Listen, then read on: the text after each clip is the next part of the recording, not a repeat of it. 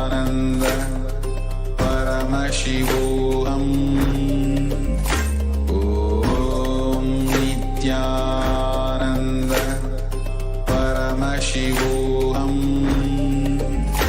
Om Nithyananda Paramashivoham. Om Nithyananda Paramashivoham.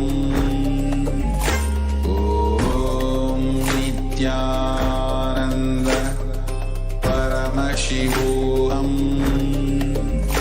Om Nithyananda Paramashivoham. Om Nithyananda Paramashivoham. Om Nithyananda Paramashivoham. Om Nithyananda Paramashivoham.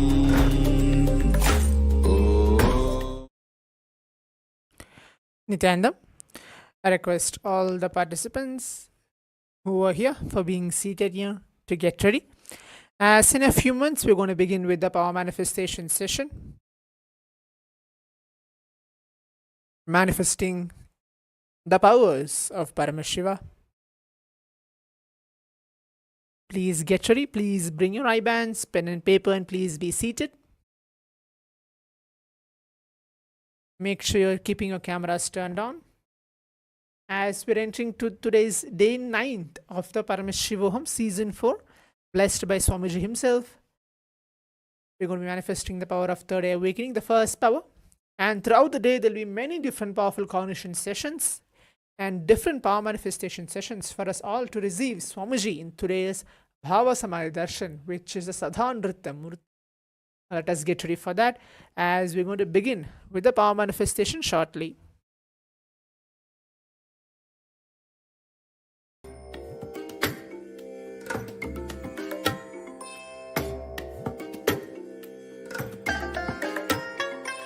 I bless you all. Let you all open all your three eyes and manifest the powers of Mahasadashiva. Om Nithyananda Paramashivoham. Om Nithyananda Paramashivoham. Om Nithyananda Paramashivoham. Om Nithyananda Paramashivoham. Om Nithyananda Paramashivoham. Om Nithyananda Paramashivoham. Om Nithyananda Paramashivoham. Om Nithyananda Paramashivoham. Om Nithyananda Paramashivoham. Om Nithyananda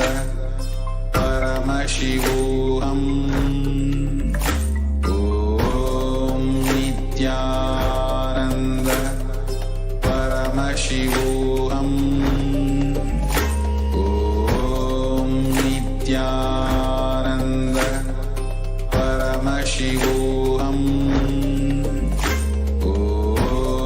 Nithyananda Paramashivoham. Om Nithyananda Paramashivoham. Om Nithyananda Paramashivoham. Om Nithyananda Paramashivoham. Om Nithyananda Paramashivoham. Om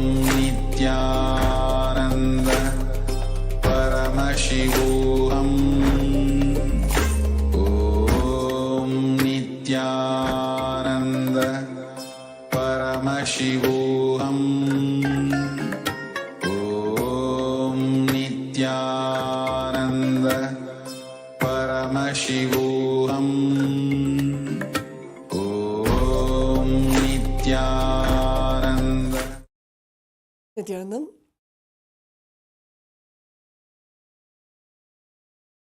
Welcoming all the Paramashivoham participants to this beautiful day of the day 9, season 4 of Paramashivoham. And after this wonderful Dvitiya Vinyasa Krama, let's all get ready to settle down to begin the power manifestation session. We'll be manifesting the power of third eye reading. Make sure you're seated, make sure you have the eye bands ready.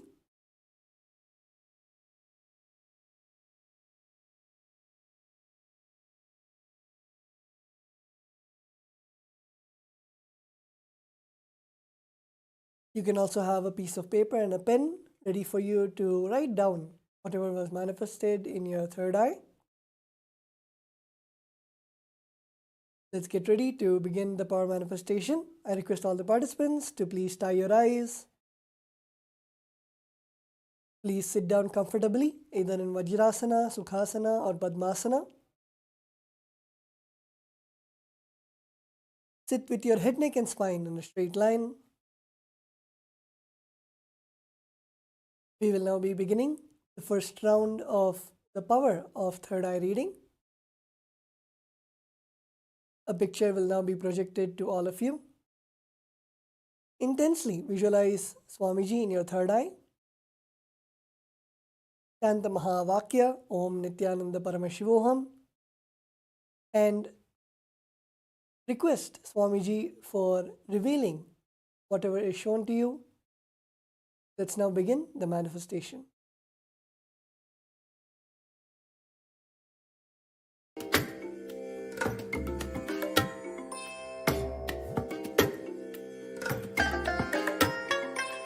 I bless you all.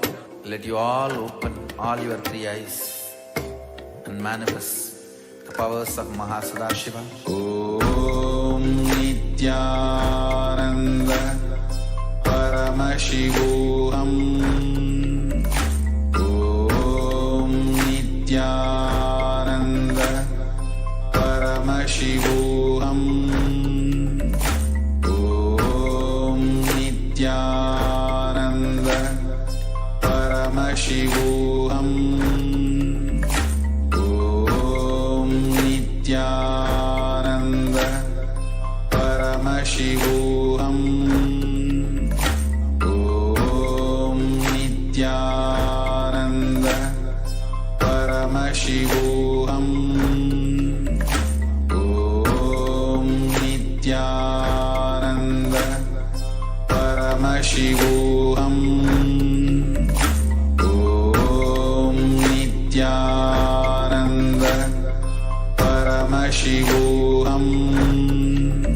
Om Nithyananda Paramashivoham. Om Nithyananda Paramashivoham. Om Nithyananda Paramashivoham. Om Nithyananda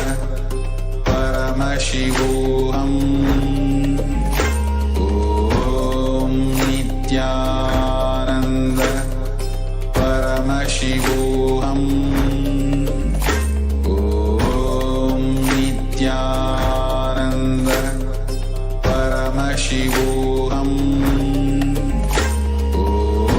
Om Nithyananda Paramashivoham. Om Nithyananda Paramashivoham. Om Nithyananda Paramashivoham. Om Nithyananda Paramashivoham. Om Nithyananda Paramashivoham.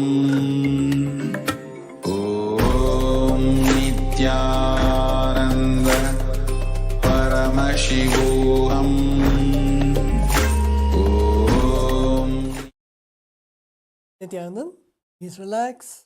You can now slowly open your eyes. Please relax. And you can start typing down in the Zoom chat whatever you are able to see in your third eye, whether you're able to see the shapes, the colors, the pictures, any letters, whatever you're able to see, start typing it down without any self-doubt, self-hatred, self-denial. Exactly whatever Bhagavān, whatever Swamiji has shown to you through your third eye, start typing it down. Yes, Zach is saying blue light.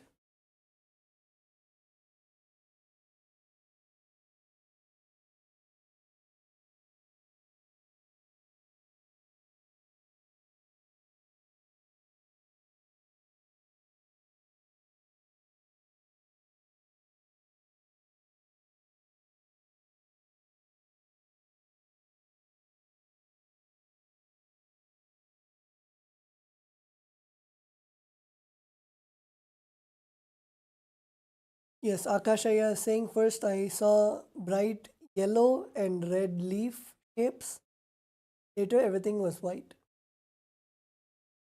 Okay, wonderful.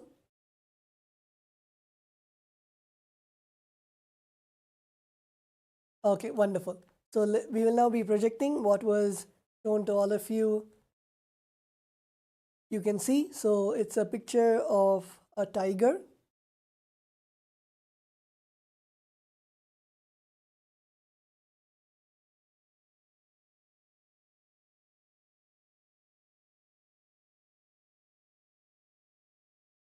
So we can see that, yes, like how Akashaya said, leaf shapes are there.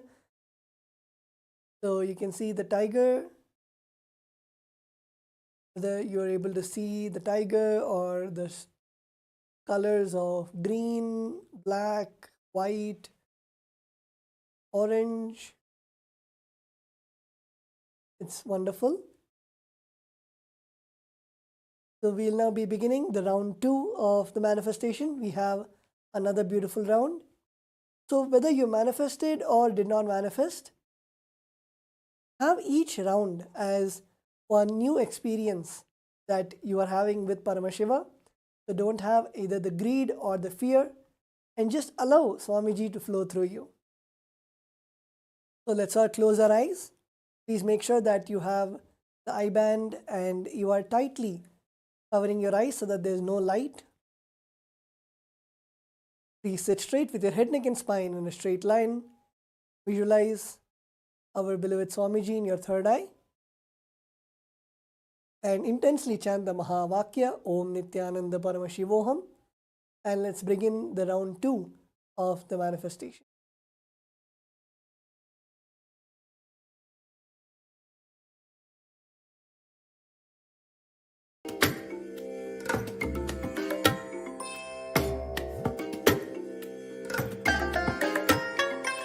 I bless you all. Let you all open all your 3 eyes and manifest the powers of Mahasadashiva. Om Nithyananda Paramashivoham. Om Nithyananda Paramashivoham. Om Nithyananda Paramashivoham. Om Nithyananda Paramashivoham. Om Nithyananda Paramashivoham. Om Nithyananda Paramashivoham.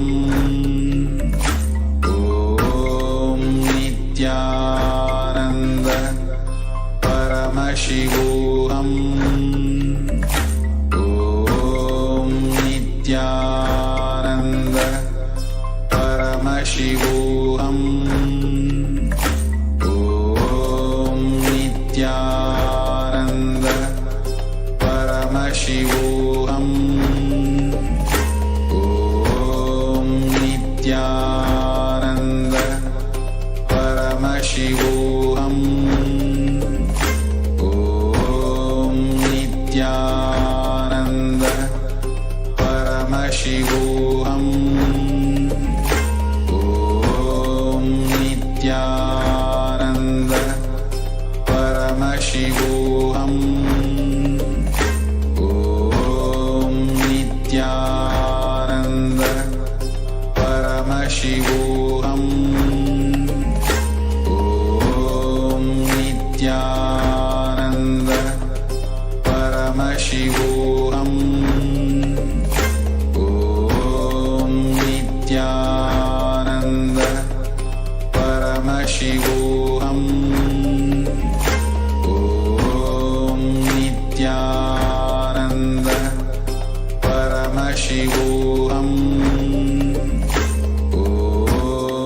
Nithyananda Paramashivoham. Om Nithyananda Paramashivoham. Om Nithyananda Paramashivoham. Om Nithyananda Paramashivoham. Om Nithyananda Paramashivoham. Om Nithyananda Paramashivoham. Om Nithyananda Paramashivoham. Om Nithyananda Paramashivoham. Om Nithyananda Paramashivoham. Om Nithyananda Paramashivoham. Om Nithyananda Paramashivoham. Om Nithyananda Paramashivoham. Om Nithyananda Paramashivoham. Om Nithyanam. Please relax, and you can now open your eyes. Start typing down what was revealed to you in your third eye, whatever Swamiji showed you, whether it is colors or shapes or pictures or numbers or letters, whatever you are able to see. Start typing it down in the Zoom chat.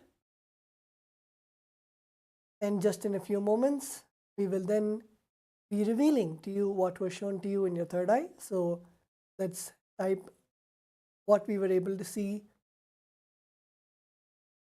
through our third eye. Anything which you are able to see, start typing it down.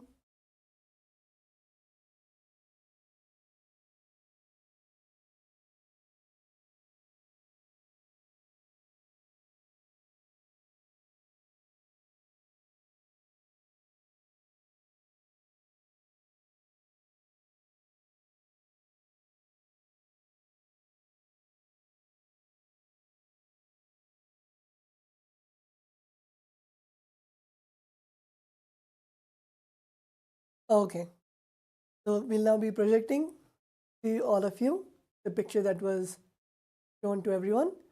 So as you can see, it's a picture of a peacock. You can see the peacock, its feathers, the different colors like blue, green.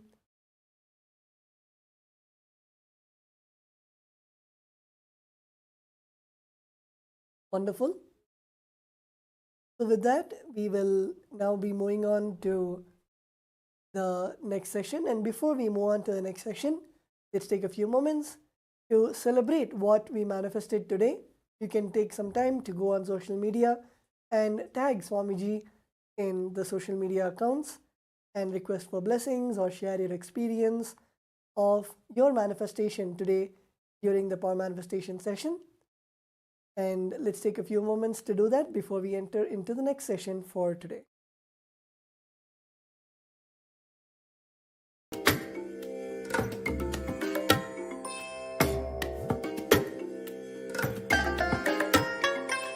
I bless you all.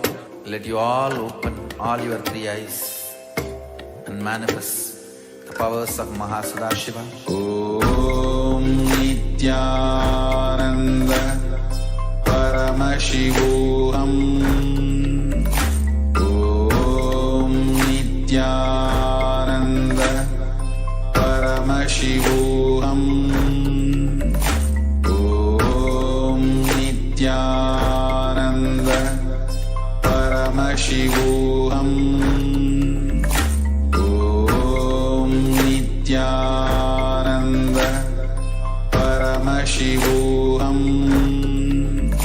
Om Nithyananda Paramashivoham.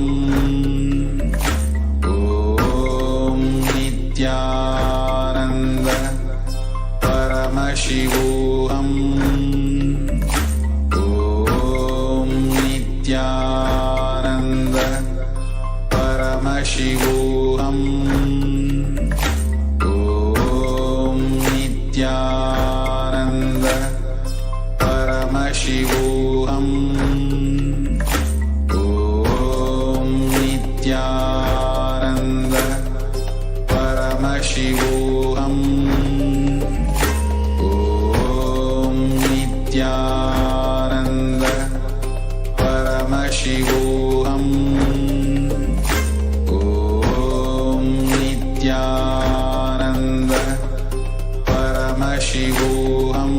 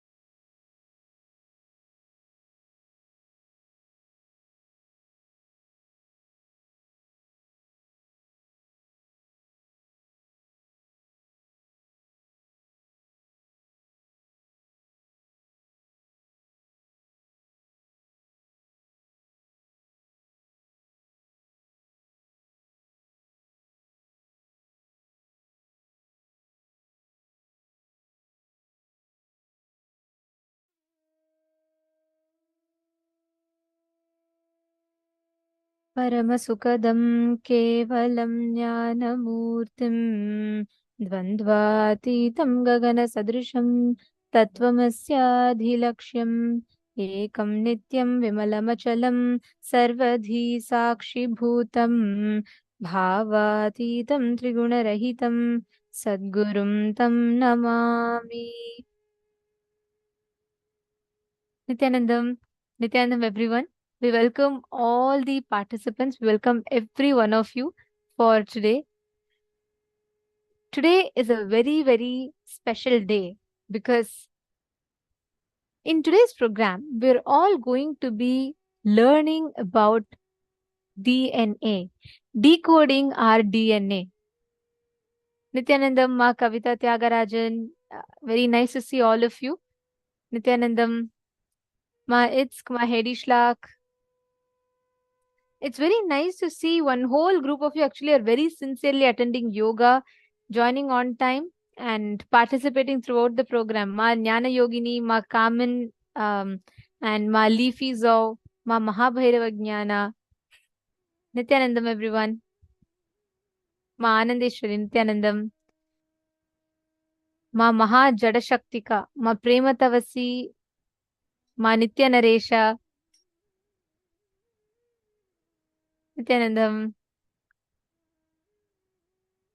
Actually, Ma Yogamalar, Ma there are a whole group of you who have been very, very sincerely attending, like Ma Prematavasi, Ma Priyatma Surupini. Just wanted to let you all know, we have the PSM continued education program that is happening as well, which means not just attending the Paramashivoham and learning, but actually living and applying these truths. And that extended program is happening. And all those who qualify as a graduates, like who's attended multiple Paramashivohams, will receive an invitation for that program. And you all can join that to live, to experientially live the Paramashivoham, whatever Swamiji is revealing in Paramashivoham. And you all can join that. And Nithyanandam, in the boys side, I say Ashok Amin, Aya, Nithyanandam, Jia Wong, Nikhil Thakurji, Nithyanandam, Aya, Keegson Wong, Nithyanandam, Robert Smith, Nithyanandam, Srinitya Krishna Priyan, Nithyanandam. Okay, today in the program, we're going to be learning one of the most unique and most important aspects. In today's program, we're going to be understanding about how you can actually manifest the experience of Paramashivoham. What does that mean? How can you awaken your DNA, program your DNA to manifest through you the experience of Paramashivoham? Every moment of your life, how do you actually apply this truth? Our DNA has a major role to play in our life. Be it in the everyday decisions you make, be it in the qualities you radiate, be it in the way that your body is, your very physical structure of the body, all of them are determined by the DNA. And it is important for us to understand how you can actually awaken this DNA completely, how you can start using that DNA, awaken that DNA to start utilizing it in everyday aspects of your life. How do you do that? Today's day, through the day, you're going to be learning the different aspects of it. You're going to be understanding, experiencing the different aspects of it. Are we all ready?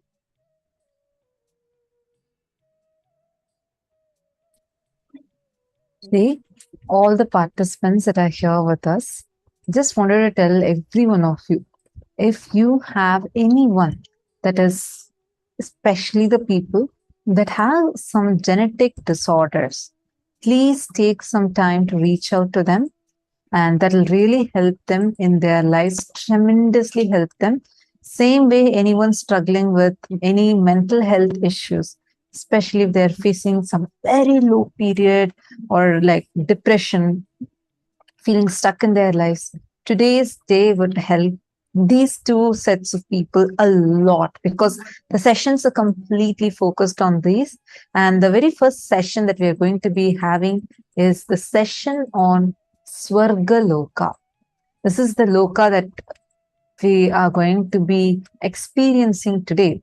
This is the right above planet Earth. Not planet Earth, I should say the Bhumandala, the Bhuloka. The Loka that is there, that we are going to be experiencing, is called as the Swarga Loka. like Bhur, Bhuvar, and Swarga Loka. And this is the Loka that we all generally call as heaven. And it's not like just what we generally understand as heaven. It's not limited to that. It's much, much, much more than that. Swamiji is now going to be revealing its secrets. So let's listen to this revelation now from Swamiji. Swarga is not the heaven ordinary human beings understand. Swarga is not given to you if you believe in some ideas and don't believe in some ideas. Swarga or Naraka is manifested by you, by your time, space, elasticity, elongation possibility. When your space behaves with elasticity and manifests your time, either by elongating it or shrinking it, you manifest Swarga or Naraka in you. The time-space shift, elasticity base on which elongating or shrinking of the time experience happens in your being. That space is your identity. Your identity, your being is experienced by you. It is rooted in your ability to elongate the time or shrink the time. That is where you experience personal freedom.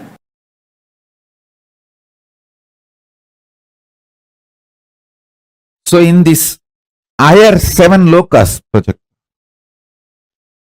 Suvar Loka, Suvar is the Amara Loka, Deva Loka, where gods live, who has gone through superconscious nectar DNA process. So now you are getting the visa, I can say permanent residency, for Amara Loka, Suvar Loka. I am breathing the nectar DNA into you. The nectar DNA breathed into you makes your complications legitimized. The legitimized complications become complements or multi-dimensions of you.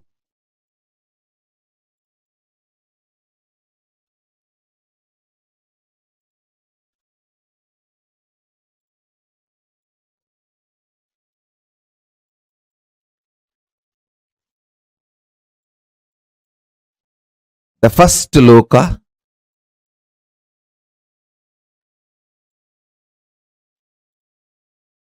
see, Jambudvipa is the known world where we all exist now. Everything science knows as the universe, and even what science can imagine as the universe is Jambudvipa. And above this is Suvarloka. A new kind of intelligence will be awakened in you, where your pleasure, making money, making relationships, health, all will be absolutely aligned. They will not be conflicting each other, complicating each other. They will just be complementing each other. You will go to gym and do yoga and gym and have your health and find your girlfriend, boyfriend there and make few millions there. You don't need to do something separately for millions, something separately to find boyfriend, girlfriend, something separately to keep you healthy and active.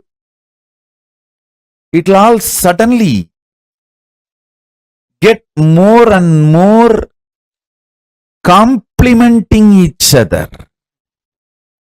Conflicts and complications drop when your consciousness is raised.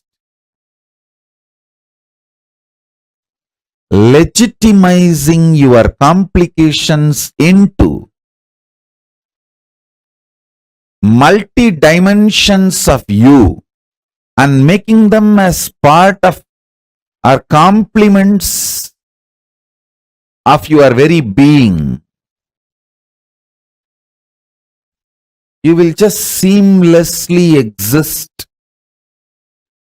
with all the core aspects of you. Absolute unclutching and extreme romance. Absolute health and extreme sensual enjoyments. Absolute completion and powerful way of dealing with all conflicts. When the superconscious DNA is infused into you, not just diseases disappear, the health in the different level happens. Amrita, nectar, is the superconscious principle with which the mutation, superconscious mutation will be done today. Listen. The first vertical time zone, Swarga Loka, it is called Amara Loka, where people who had superconscious mutation with the nectar lives. I'll define nectar. Listen. Nectar is the conscious energy. Amrita is the conscious energy when infused into you, makes all your complications legitimized. Listen to this word. Your complications are complications as long as you treat them illegitimate and you fight with them. Your complications will become your dimensions when you decide to infuse consciousness into you. I know what I am talking. I'll give you an example. You may be deeply interested in your health. You may also deeply interested in enjoying food. These two are complications, conflicts. If you don't find conscious solution for both. But if nectar principle, consciousness is infused into you, you will find the knack of eating left, right, center well and keeping you so healthy, alive, active. Your complications will become complements to each other when nectar is infused in you. Listen, nectar is a superconscious DNA principle. I am repeating it so that you will all internalize it. Nectar is a superconscious principle which eliminates all the complications in you. All the complications in you becomes complement to each other. Listen. You may be very deeply interested in enlightenment. You may be beautifully, intensely enjoying sexual, sensual experiences of life. If you are unconscious about these both aspects of you, it can become complication. If Amaratva, nectar principle, consciousness, the nectar DNA, Amrita DNA, if it is infused in you, suddenly you know both are not your intense seeking of enlightenment and your intense ability to enjoy the sex and sensual pleasures are not complicating each other. They just different dimensions of you actually complementing each other. Listen. I mean what I am saying, and I know what all the inferences you will get when you hear these words. I am talking with that clarity and responsibility. None of your core aspects complicate each other. Your fears don't complicate your desires.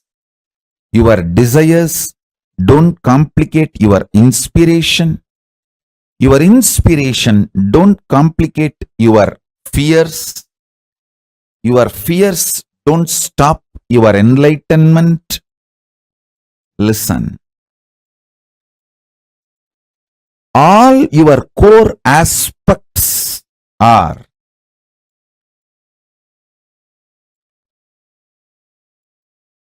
actually complementing each other. A middle class BB, stupid fellows who are not interested in life, the life negative, demonic fellows, devilish fellows, they believe the middle class morals of life.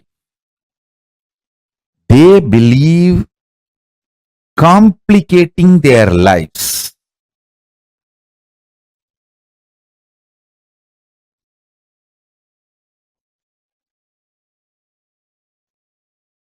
When nectar DNA, Amrita DNA is infused in you, you will realize everything in you is immortal. Your ability to manifest power is immortal. Your ability to seek enlightenment is immortal. Your ability to seek Paramashivoham is immortal. Your ability to enjoy sexual pleasure is immortal. Your ability to live forever is immortal. Your deep desire for your Bonda Vadai is immortal.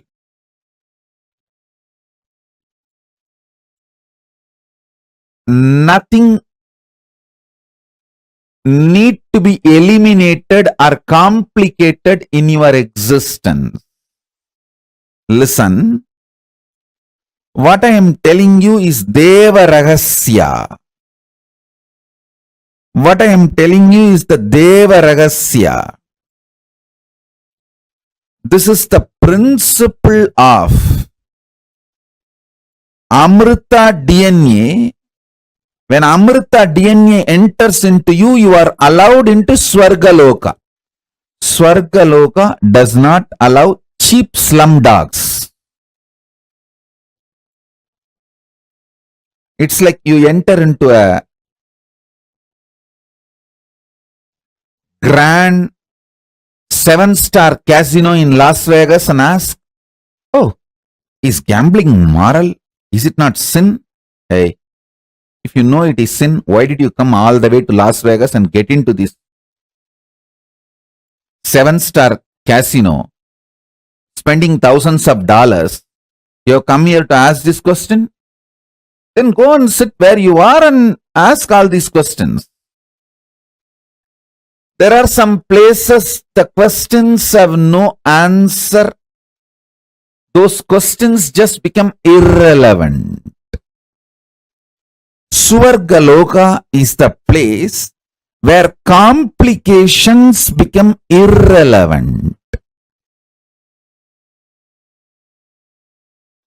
All your dimensions become immortal.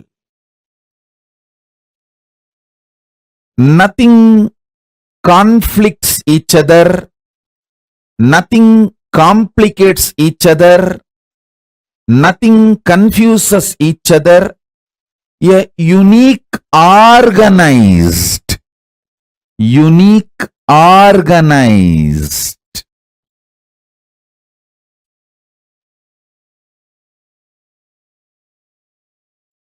multidimensional being starts opening up in you when the conscious DNA, Amrita DNA, is breathed into you. Listen, this Amrita DNA superconscious mutation suddenly will take away a lot of your complications. Don't be afraid of life. Don't be afraid of life. Don't try to hang on to your slum mind. You always feel, if I work for money, I may not be able to work for relationships, pleasures, romance. I may not have time and energy. If I focus on romance and relationships, the time to maintain my health, either I will have time and energy to go for gym and maintain the health, or to go for dance and build friends, romance, love. This is the slum mentality. Amrita DNA suddenly opens up, makes all your aspects complementary to you. All the complications in you will start dropping. You will make money with the energy which you enjoy. You will make money doing what you enjoy. You will make love, romance, friends, developing your health. You will live longer by eating large quantity of the food which you like. This whole complication or the conflicts and confusion gets burnt when the nectar DNA, Amrita DNA, is added to you. I'll bow down to Ganapati, then Paramashiva, then Garuda. Garuda is Lord of Amrita. He is the protector of Amrita. Now Garuda will enter into each one of you and add nectar DNA, Amrita DNA in you all. Understand?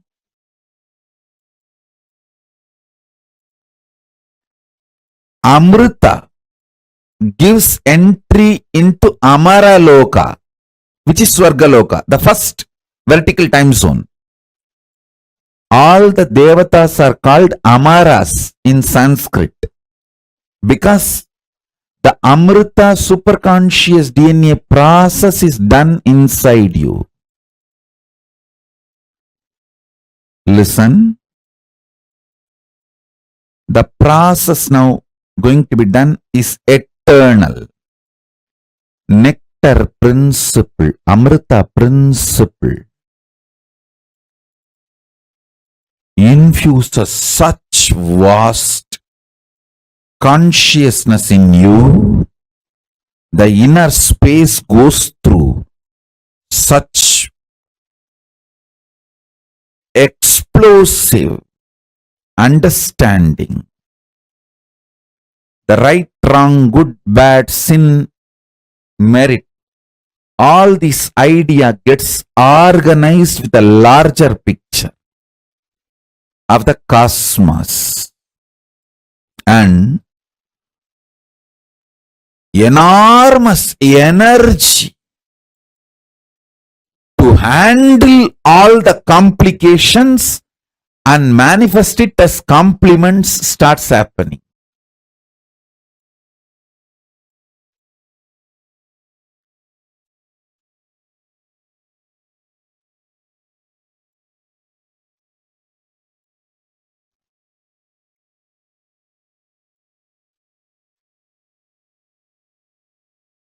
In human level, whatever you perceive as complication, all of that is blasted with Amrita, nectar DNA. And this nectar DNA suddenly makes each of your complication immortal, and that becomes complement dimensions of you. No more complication.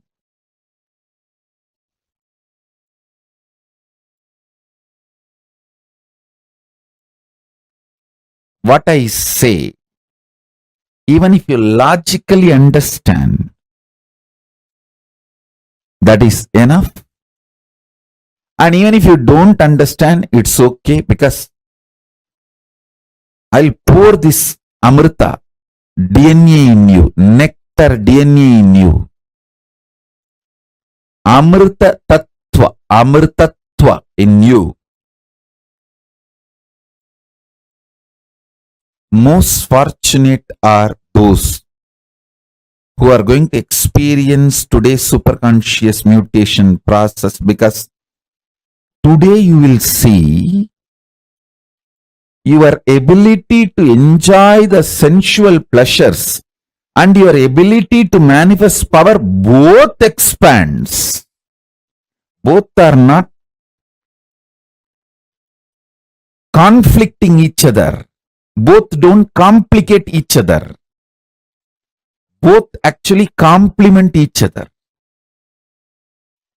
Your inner conflicts and complications will get legitimized by your own experience as Amara, nectar DNA. Amaratva, your middle class morals will leave you. Your middle class mentality will leave you. First, you need to taste Devaloka, Amaraloka, only then you will move to KAILASA.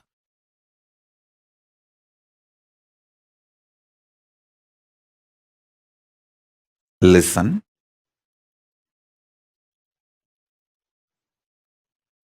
I am making simple statements. Listen intensely. The part of you which you denied due to your self-doubt, self-hatred, self-denial, SDHD. The part of you which you denied due to your self-doubt, self-hatred, self-denial. Sometimes you know you have the higher possibility, but even you have the fear, you may not be able to handle yourself in that higher possibility. Fear that you may fail, collapse, fall down again and again. Because of that fear of failure, the possibility which you deny is your identity, your self in Swarga Loka. The whole which you are denying is yourself in the Swarga Loka.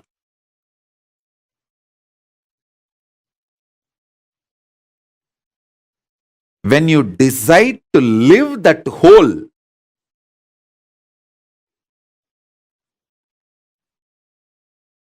by being ferocious with your self-doubt, self-hatred, self-denial, saying, hey, if I fail, it's okay. Failing is not wrong, but being in the space without trying is the real crime. Let me jump and fail, nothing wrong. Try. When you decide, you reach the Swarga Loka. You face yourself in the parallel universe of Swarga Loka.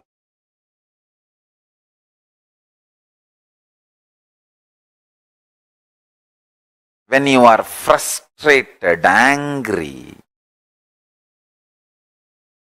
I tell you, highest renunciation, greatest tyaga is renouncing your self-hatred. See, Paramashiva worshipped in Devaloka. In Indraloka, he is called as Tyagaraja. I was wondering, Paramashiva worshipped in Swarga should be called as the Raja of the pleasure, King of pleasure. Why is he called as Tyagaraja? Musukunda Chakravarti, the Chola king of Tiruvarur, when he went to Swarga, Indraloka, understand, Hindus had a regular communication and travel to other dimensions. It was a lifestyle for us. It is a lifestyle even now for us. We used to go and come to other dimensions. It used to be very usual, regular. Till we were invaded and all the science was destroyed and demonized. Much was destroyed. The remaining left over was demonized. The Musukunda Chakravarti went to Swarga Loka and he even helped Devatas in their war with Rakshasas. Because he helped and they won the war, the Devatas head of the gods, Indra, wanted to gift him something. He asked, "O Musukunda, you are such an amazing help and support and friend for me. Please ask what do you want." And do you know funny thing? Musukunda Chakravarti did not ask, "I want to stay in Swarga." No, he said, "My Chola kingdom is much more amazing than Swarga. There's nothing you can give me. There's nothing you can give me. I have everything more than Swarga." I looked around, it looks too poor. There's nothing which is not there in Chola Samrajya, Chola kingdom in Swarga. Indra was very ashamed. He said, please ask something, because I need to keep my pride and I need to save my face. I have to gift you something. You came all the way from Bhuloka and helped me and I won the war because of your strategies and support. Please ask something and take. So it will give me a feeling fulfilled. And I showed my gratitude. Then Musukunda Chakravarti said, all right. One thing I liked in your Devaloka, Indraloka,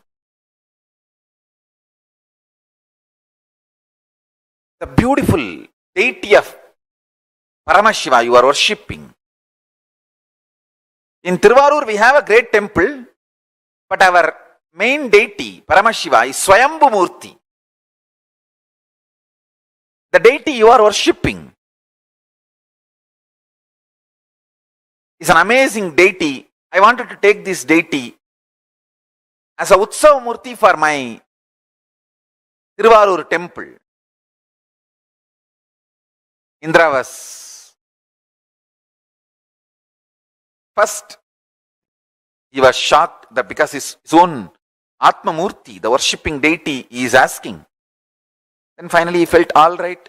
Anyhow, he asked for some gift, so I should not say no. And he gives that deity to him. That deity is called Tyagaraja Swami. So the god of Devaloka is Tyagaraja.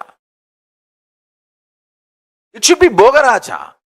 If you see logically, Mahadeva's version who gives all the Bhogas, like either it should be Swarnagarshana Bhairava or Bhoga Raja, something like that, who gives all the pleasures.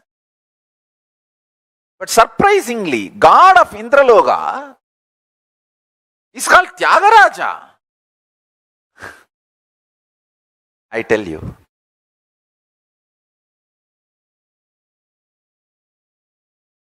if you learn Tyaga, you will be in Swarga. If you learn Tyaga, you will be in Devaloka. If you learn Tyaga, you will be in Indraloka. Actually, as per the document, it says the god of Devaloka. In Devaloka, there are 3 divisions. Swarga. Swarga is like a name of that whole dimension. Bhur, Bhuva, Suva. That whole dimension is called Swarga. In Swarga, Devaloka. In Devaloka, there is one part called Indraloka. So all the 3 words you should not confuse. It's like address. Swarga is the address of the dimension, like a nation. Devaloka is like a state. Indraloka is like a headquarters. Understand? Hindus had a clear communication, traveling, even luggage transportation. Things used to go from here to there and from there to here, with other planes of existence. Nobody is alien for us in the whole cosmos. That is why the word alien does not exist in Hinduism. Understand? I was wondering why God of Devaloka is called Tyagaraja. Either he should be called Yogaraja. If you do yoga, you will reach Devaloka. Or he should be called Bhogaraja. In Devaloka, he is the Paramashiva gives all the Bhogas to anyone who wants any Bhoga. He should be called Bhogaraja or Yogaraja. Why Tyagaraja? Tyaga is the key to become God. The most difficult Tyaga is renouncing self-hatred, because the society teaches you self-hatred is great. It makes you delude between humbleness and self-hatred. Listen. Humbleness is not self-hatred. Listen carefully. Self-hatred is thinking you are less. Humbleness is thinking about you less. Less self-remembrance is humbleness. Self-hatred is constantly thinking about you, but very cheap, very low. Understand, there is a big difference between humbleness and self-hatred. Person with self-hatred will never be really humble. Adivinayam durta lakshanam. He will show himself very humble. Ooh, ooh, ooh. But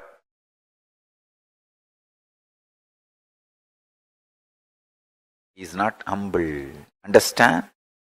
A real humbleness will be out of powerfulness. Society deludes you, makes you mistake humbleness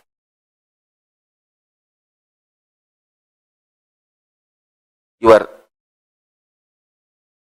humbleness as self-hatred, and as you always in the state of self-hatred so that you will be humble.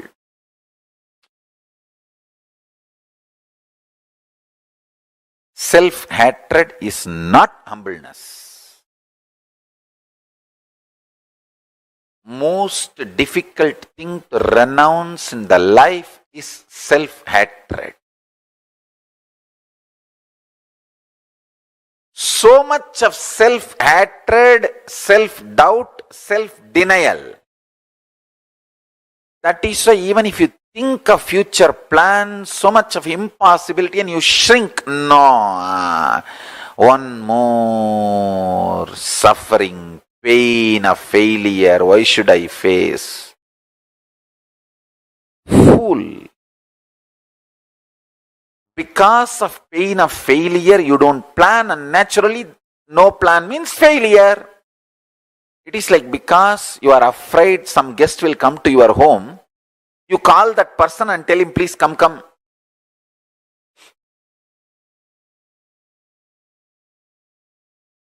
You are afraid failure will come to your life, and you stop planning and force the failure to come to your life. Self-hatred, self-denial, self-doubt. Most difficult thing to renounce in your life is SDHD. Renounce that. Dhira, courage is moving the SDHD out and having the vision for your future.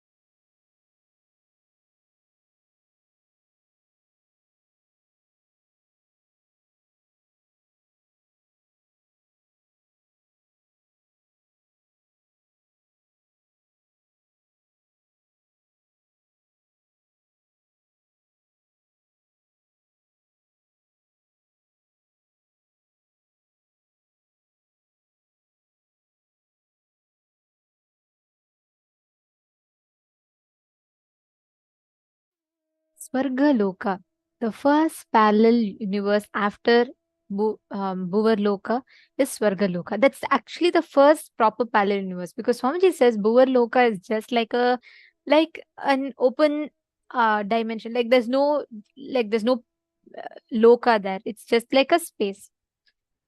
Swarga Loka, like the way Swamiji explained it, is so beautiful, because we never really understand. When we all talk about the concept of heaven, we think heaven means, oh, okay, it's all about pleasure. But what exactly is heaven? When we say pleasure, our understanding of pleasure is so filled with the limited understandings of what we experience in Bhuloka. But like Swamiji beautifully explained, Swarga Loka is the space where you can decide only for life. The place where nothing can ever go wrong. That is where gods live. Actually, our body is hardwired to migrate to these vertical time zones. When you go to Swarga Loka, it is also called as Amara Loka. You know why? Because it's absolute youth, absolute excitement, energy, power, absolute bliss, no boredom, no tiredness, eternal life. Eternal life is what is called as Amara Loka. Actually, in Swarga Loka, right, the movement of time does not tire you. Every moment that time passes, time does not tire you. So you never age. What is aging? As time passes, every time, the moment, every second that the time, the skin of the cosmos rubs against your skin, you get tired. You get, as you keep tiring, you keep aging. But in Swarga Loka, time does not tire. That is why Swarga Loka exists, where no one ever gets tired of time passing. See, most of the times you always feel constantly, oh, if I work for money, I may not be able to work for relationships. I will not be able to work for, all the other, the pleasures that I get. I may not have time, energy. If I focus on romance and relationships, the time to maintain my health will not be there. And how you will be able to go, if you focus on health, you will not be able to go for have the pleasures of enjoying the bar, the drinks, the dance. But we're always afraid of expansion in life. Some point, we all deny life due to our self-doubt or our projected fears. Many times we say, oh, just now I finished, let me live my life peacefully for some time. Then let me think about all of this. I think it's too much to cognize right now. I don't think I'm ready for it right now. How many of you experience like this, where you are afraid to make certain decisions and actions because of your doubt and fear? How many of you have these kind of incidents in your life where the part of you which you denied due to your self-doubt, self-hatred and self-denial means you have the higher possibility, but even you have the fear you may not be able to handle yourself in that higher possibility. Fear that you may fail, you may collapse, fall down again and again. And because of that fear of failure, the possibility which you took, which you denied, that is your identity, yourself in Swarga Loka. When you decide to live that whole by being ferocious with your self-doubt, you say, hey, even if I fail, it's okay. Failing is not wrong. But being in the space without trying is the crime. Listen very carefully. You may fail 20 times. You may declare the project. You may keep failing. Failing is not wrong. But if you decide you will never stand up with that failure, that is wrong. See, imagine all of you, every one of you here, you were all, when you were young, you didn't know how to walk, right? All of you here, 100% of you here, as young children, would have stood up, fell down 100 times. But thank God, society didn't teach you the concept of failure at that point in time. Otherwise, imagine no child will be able to walk. Human beings will be crawling, only crawling. Why did we start walking? Because when we are young, our consciousness expresses itself. We do not put that blockage called failure. Because you don't give up, you keep doing. That's why you start manifesting. Otherwise, this concept of failure, this concept of, oh, this is not happening, it is a failure, comes in and just disrupts the whole inner space. Otherwise, Ma, Melanie is saying, Ma, that is such an astounding thing to realize. Isn't it so true, Ma? Like, imagine, otherwise, all of us would have by now only been crawling, correct? Imagine the first time you fell, if your mother told you, oh God, it's a failure. You're a failure, you're not being able to stand. If the concept of failure was introduced to you, the whole humanity would be like lame. Nobody will be able to walk, will be crawling. Or probably never realizing a potential even to move. Because you did not know, first time when you fell, you thought it's okay. Again you stood up. It was not second time you worked. 100 times you would have fallen. Luckily, fortunately, kids don't know failure. That is why Swamiji tells, failure is a crime. means labeling things failure. You can fail, things may not happen, but stopping at that without trying is the real crime. That means some details that's worse than suicide, because you're destroying your own possibility, you're denying your possibility. How many of you are catching this? See, for example, you may be in a situation where 5 years you try to earn money, but you're not able to make money. Again, being afraid of trying is the crime, is the atmahatya, is a spiritual suicide you commit. Because just by you deciding not to further, you are denying a possibility of yourself. Actually, I request every one of you here to take a few minutes, pen down what are all the decisions you made where you denied because of your self-doubt or self-denial.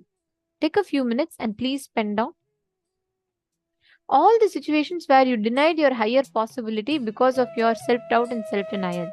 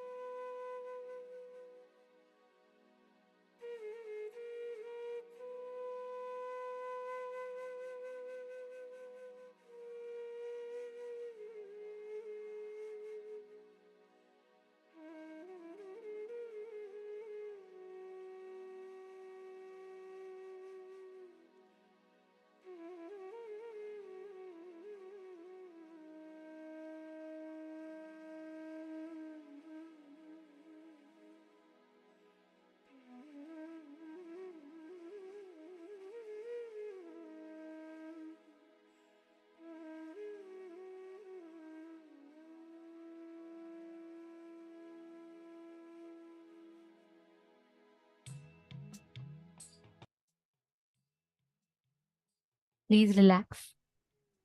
See, whenever you experience the space of completion, whenever you manifest inside of you the space of completion, you literally manifest the ability to connect with nature. Today, we're all going to be manifesting a beautiful power called the power of Bhutajaya, the power of oneness over the elements. Every one of you that are sitting here right now, whenever you tune yourself into the space of completion, right, you actually start manifesting the ability to connect with nature. You start manifesting the ability to experience that space of oneness. See, this is not power over nature. You can never have power over nature. If you try to have power over nature, then you will never, nature will simply just show you its reality. It'll just one tornado is enough for you to be finished. You can never try to conquer something. This concept of conquering is completely westernized way of thinking. This power is power of oneness with the elements. When you connect yourself from the space of oneness, this power manifests in you. Take a few minutes. I request all of you to connect with wind. Just sit, experience tremendous friendliness with wind. Just connect to it and play with it. Just play with the wind energy and try using that wind energy to move a curtain, to turn off a flame. Try using that for something, but intensely sit and do it. You will immediately actually see the way the manifestation will start happening. Just remember this one powerful cognition. This Mahavakya puts me in Samadhi. This is spiritual lullaby for Samadhi. And Suprabhatam, wake up song for Paramashiva in me. For Paramashiva to manifest. With this one spiritual powerful cognition, chant this Mahavakya.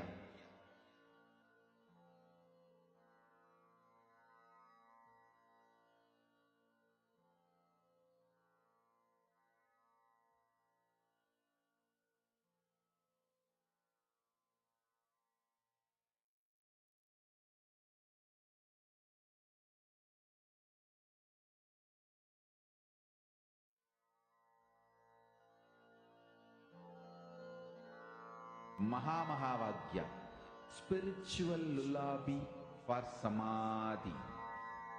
And Suprabhatam, wake up call, wake up song for Paramashiva. For Paramashiva to manifest. With this one spiritual powerful cognition, chant this Mahavakya. Om Nithyananda Paramashivoham. Om Nithyananda Paramashivoham. Om Nithyananda Paramashivoham.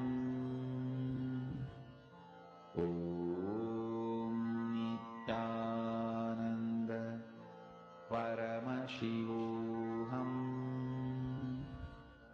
Om Nithyananda Paramashivoham. Om Nithyananda Paramashivoham. Om Nithyananda Paramashivoham. Om Nithyananda Paramashivoham. Om Nithyananda Paramashivoham. Om Nithyananda Paramashivoham.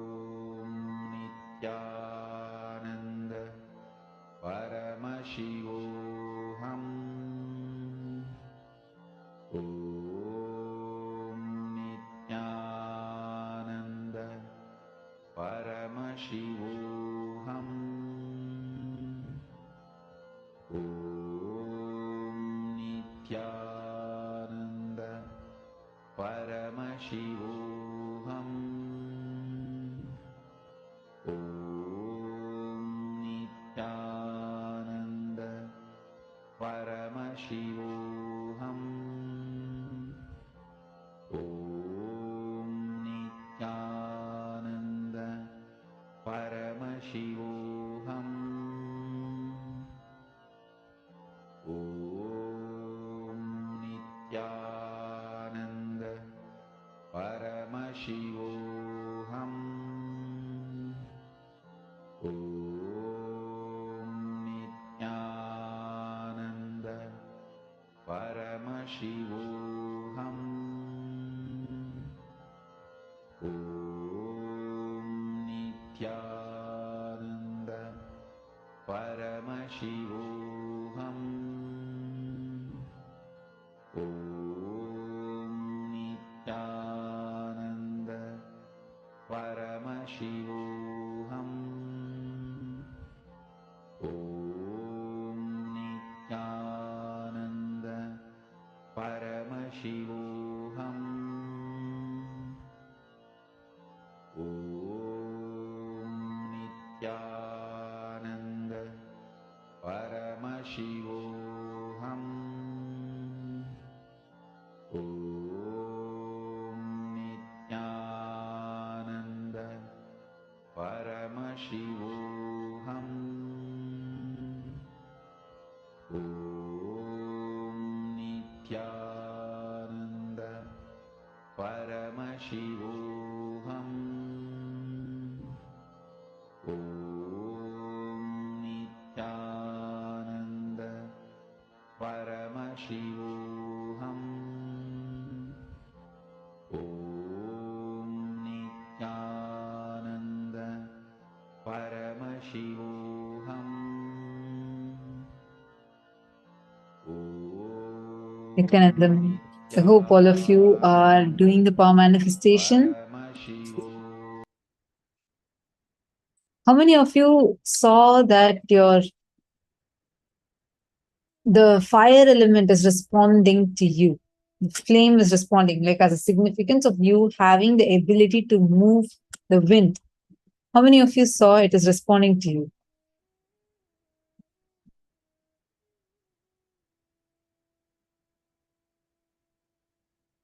All right. Now we are going to enter into a very, very important session. In this session, we are going to be learning about who is Bhagavān Nataraja, the cosmic dance of Paramashiva, and the secrets behind this cosmic dance. Why is this cosmic dance? What does that signify? So let's learn the revelation now from Swamiji. Listen, I am in such a state now. I am going to make too many important revelations. The multi-dimensional logic of the cosmos I will reveal. Surely the binary logic cannot understand what I am trying to tell. Binary logic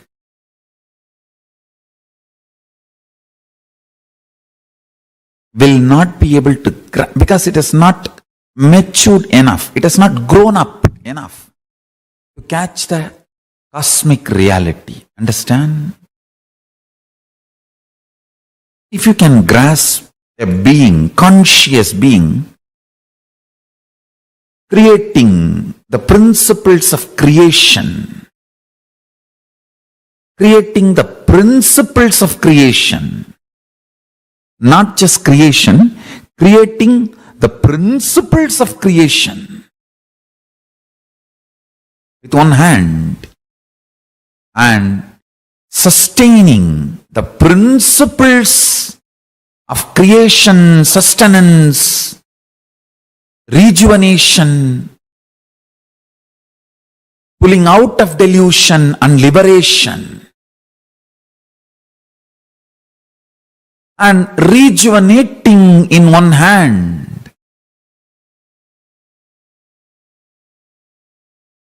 The principles of creation, principles of sustenance, and principles of rejuvenation, and principles of pulling out of delusion, and principles of liberation.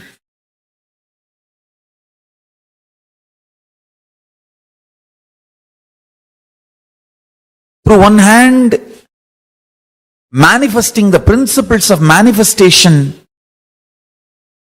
manifesting the principles of sustenance, principles of rejuvenation, principles of pulling out of delusion, and principles of liberation. Through the other hand, sustaining, not just sustaining what is created, sustaining principles of creation and principles of sustenance. The other hand, not just destroying or rejuvenating even the principles of rejuvenation. And through the thrown up leg, liberating, and the leg which is pressing the demon, Muyalaka, pulling beings out of delusion. Not just pulling beings alone out of delusion, pulling even the principle of creation, maintenance out of delusion. And with the leg which is thrown up in the air, giving liberation not just to the beings, even to the principle of creation, maintenance, rejuvenation.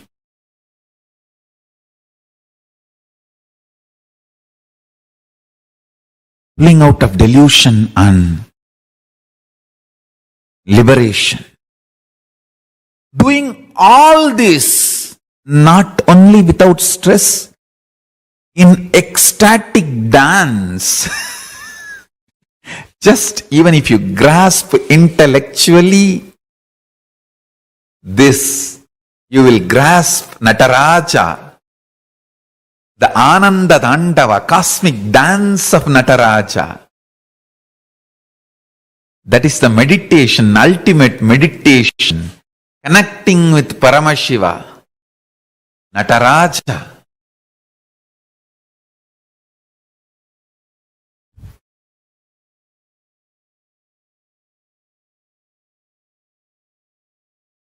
Ananda Tandava, bliss dance, Nataraja, who manifested from Ishana space of Ishana face, Phase, face, space. Listen carefully. All the other four, Satyojata, Vamadeva, Satyojata, Agora, Vamadeva, Tatpurusha, all these other are FACES, faces, and PHASES, spaces of Paramashiva. Ishana is face, space, space. FACE, PHASE, SPACE, all three. Chidambara. From the Ishana space, Nataraja manifests. Nataraja is the liberating principle. Mukti Tattva. Understand?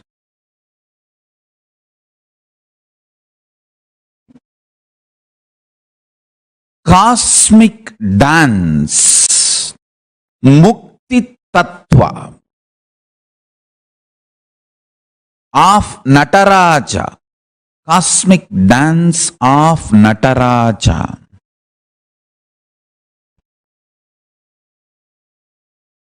Is the ultimate liberating principle. I will map it to your prajna now and support you and make you manifest this as a reality. Listen carefully. I'll bring it down to my prajna and manifest it in all your prajna and make it into vijnana. Listen. Paramashiva, when he was dancing, suddenly one anklet falls, but he is not stopping the dance. He doesn't feel stuck. He doesn't bother about the so-called perfection. Understand? He is an absolute perfectionist. But when he is dancing, perfectionism does not stop his action. Perfectionism does not put him in inaction. If you lived around me, you will know exactly the meaning of this word. I am an absolute perfectionist, but my perfectionism will never stop me starting my projects, starting my work. I will not even miss putting the jewelry on the throne, but when I started this whole Sri KAILASA project, I did not even have my own land.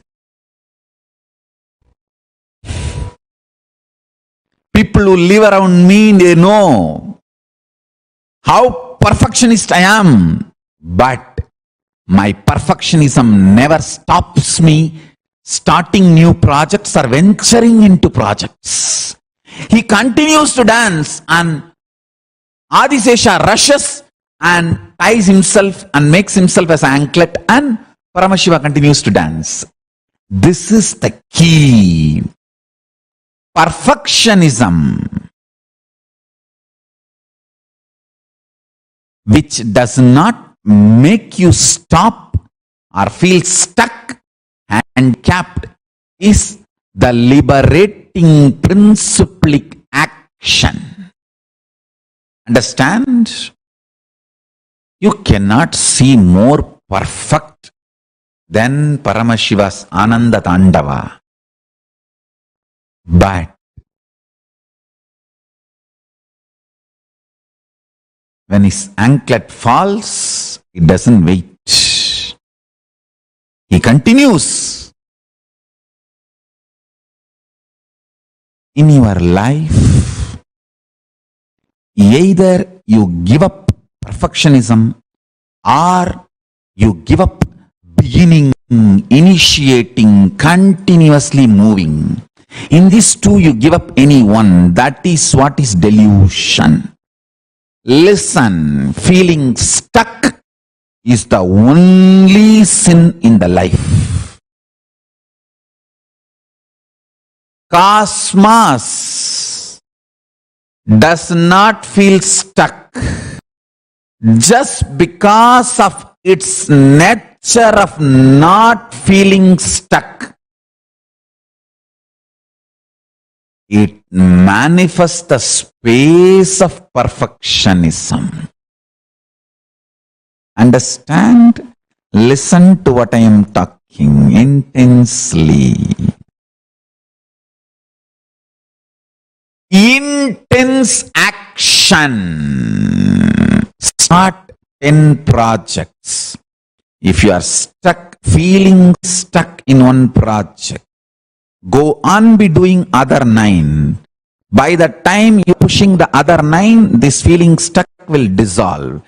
Understand, there is no such thing as stuck in reality. It is always only feeling stuck. Eschatology does not exist in Paramashivam Jnana. Everything is ontology. There is no end. Understand that. There is no end. Paramashiva Tandava of cosmos.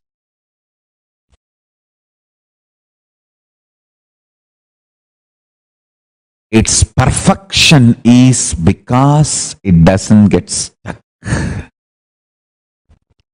Stop feeling stuck. Stop being stuck. You will manifest perfectionism. Understand?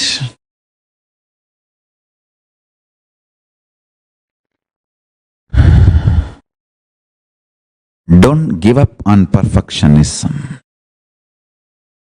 but don't stop actions. Binary logic teaches you, if you want to be perfect, start late after preparing everything. Multidimensional logic teaches you, only by your action you will reach the perfection. You will manifest the perfection. Do not give up on perfection, but do not stop acting. Understand? Enlightenment is ultimate, not final. It is constant happening.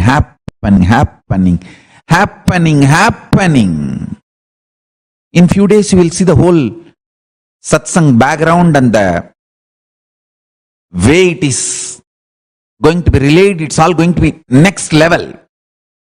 The whole background, LED screen or the high definition or the volume quality or the different mics, all that thing set. It's going to be next level. But I don't wait for all that to get set and then start the satsang. Then I'll never be able to start. I know the great Shiva Bhuta Ganas work around me. I just start the dance by its intensity. Perfection to perfection to perfection to perfection manifests. Not imperfection to perfection. No. Perfection to perfection to perfection to perfection to perfection to perfection manifests. Listen carefully. Always be like Nataraja doing Ananda Tandava, not bothered about one anklet falling.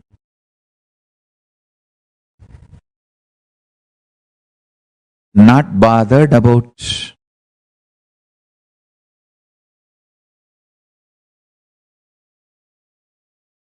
some musical instruments less. Let Ananda be your fuel. Nithyananda be your fuel. Start the cosmic dance. Start the cosmic dance. Start the cosmic dance. I tell you,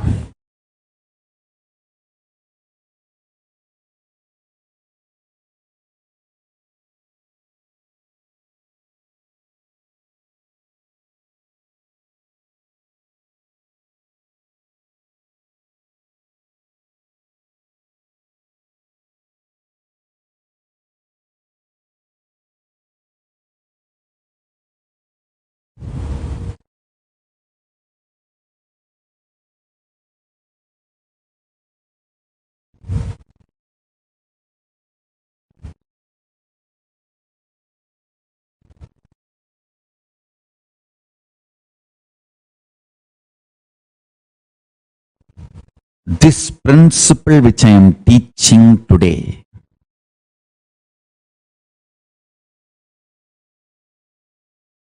always manifest ultimate. Don't feel stuck, but know it very clearly, it is not final.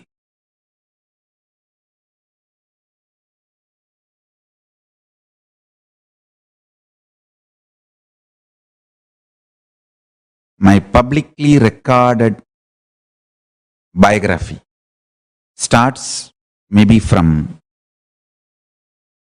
1990, because that's when the first evidences and records, earliest records of my gurus initiating me or giving me the mantras and those books, papers, notebooks, write-ups, all that we are recovering, retrieving.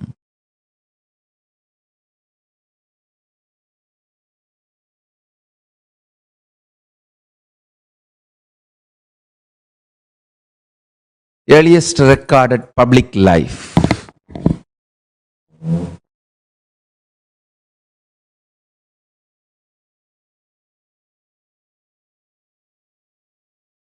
We are also getting all the more detailed evidences, documents, thanks to autobiography team.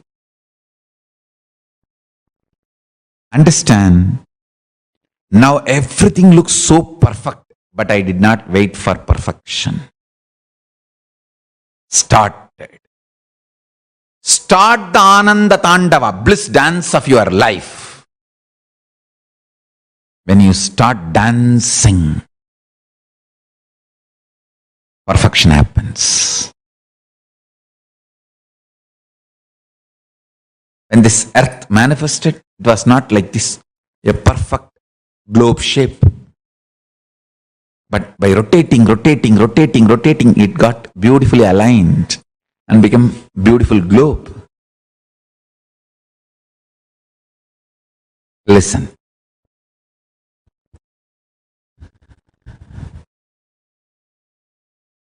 When I look back into my life, how Arunagiri Yogeshwara has installed this powerful cognition into my system.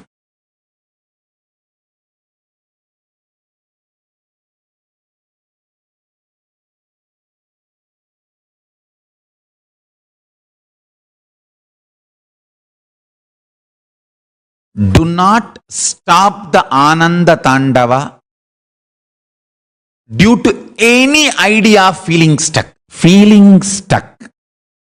If it does not stop your Ananda Tandava, it is only feeling stuck. If it stops your Ananda Tandava, you are stuck. This is the essence of today's satsang. Listen. Feeling stuck.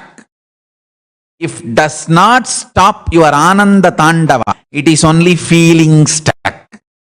If it stops your Ananda Tandava, you are stuck.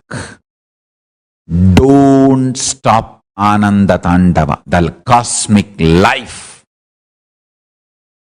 Whether your actions to manifest the state of Paramashiva, space of Paramashiva, powers of Paramashiva, being of Paramashiva, superconsciousness of Paramashiva, KAILASA of Paramashiva, whether your actions to manifest health, wealth, beautiful relationships, career, success, enlightenment, mental health, happiness, whatever you think as your cosmic dance.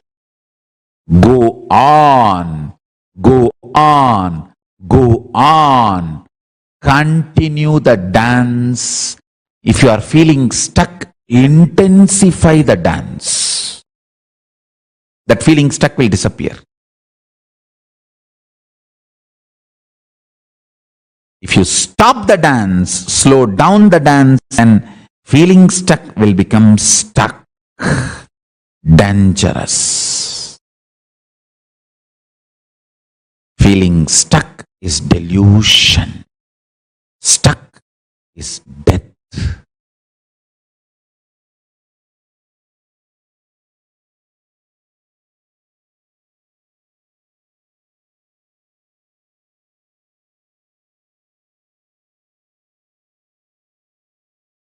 Don't stop.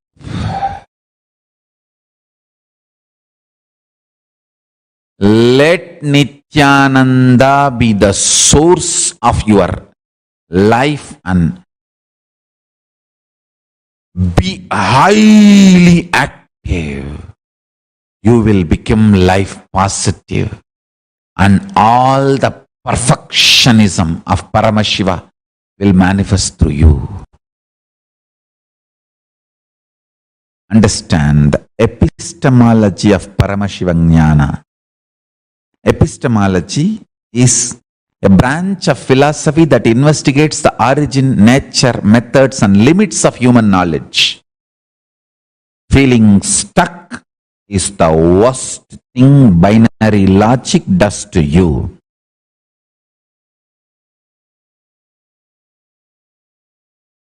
Even if you feel your whole life is a chaos, don't stop the cosmic dance. Continue to dance. Manifest, manifest, manifest. Continuing to dance. Nitya is the brand of Nithyananda. Understand one thing. Do not be stuck in anything.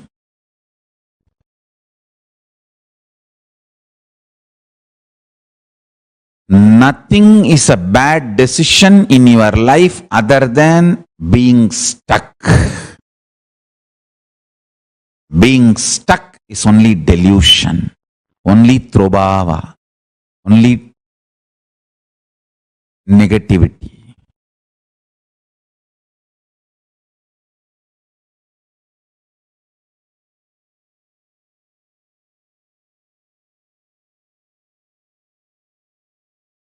Epistemology of the human nature. Understand? The origin, nature, methods and limits of human knowledge. I am teaching you the epistemology of Paramashivam, essence of epistemology of Paramashivam. Be like Nataraja, continue dancing.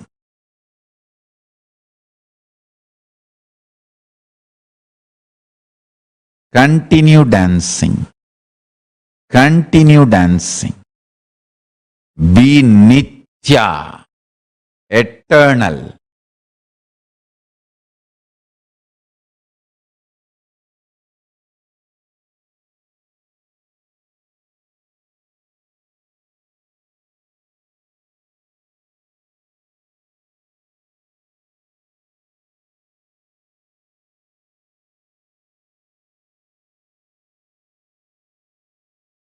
Nothing is wrong decision if your whole life is seen together other than feeling stuck or being stuck. Nothing is wrong decision. As long as you are flowing, flowing, flowing, flowing, flowing.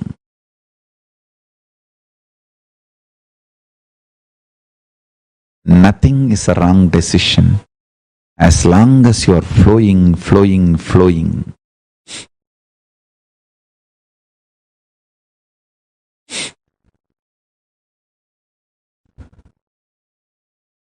That is the beauty of life.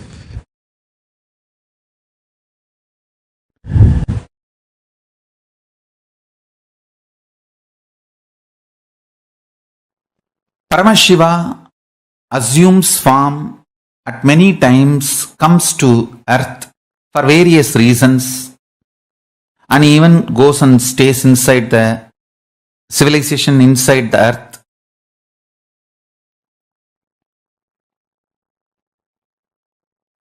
Six times planet Earth, all life completely got extincted on the planet Earth. Planet Earth became empty.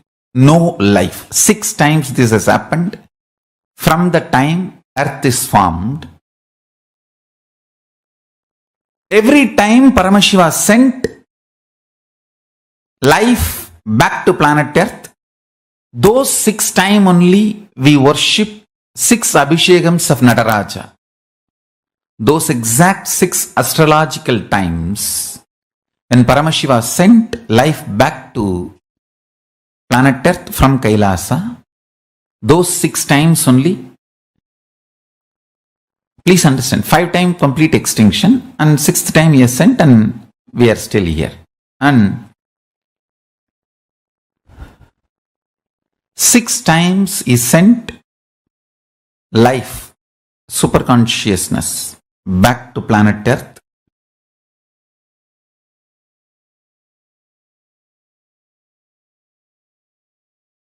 whatever level it is, prayer is the most powerful, ultimate way of connecting with Paramashiva. Intense prayer, intense prayer, intense prayer, intense prayer. Connect with Paramashiva. Today, great day. Nataraja's first Abhishekam. So in all the Kailasas, Puja, Abhishekam, Arati to Nataraja is getting done. Nivedyams are offered.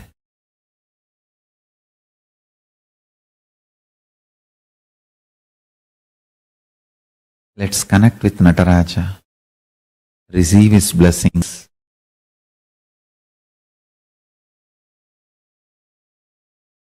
So nice to have wonderful Nataraja Abhishekam, Nataraja's Puja.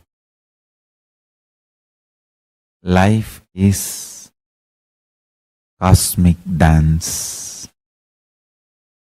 Life is cosmic dance.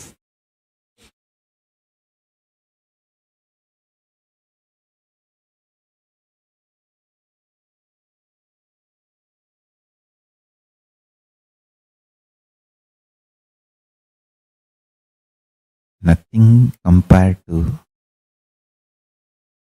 the beauty of cosmic dance, the highest, most powerful principle or most powerful manifestation of Paramashiva is Nataraja. Literally doing Panchakritya with bliss.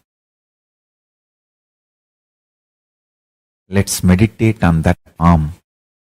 Nataraja. Connect with Nataraja. Paramashiva himself in the form of Nataraja. Let's connect. And this is the boon for all my disciples. You will experience Nataraja now. First, let us connect with him. Nataraja is real. He is the cosmic dance. And he is the cosmos. Connect with him. Let's connect with him. With the Mahavakya. All my disciples will experience Nataraja now.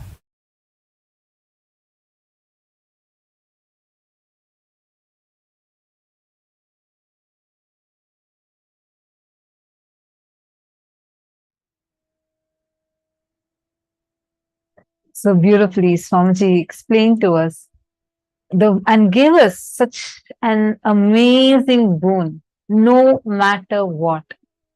Even if you're feeling stuck, do not stop your cosmic dance. The Ananda Tandava of Nataraja, Paramashiva. What did each of you understand from this? See, let's understand a little more on how Bhagavān Nataraja looks, what he signifies, what he stands for. May I request all the participants to intensely listen.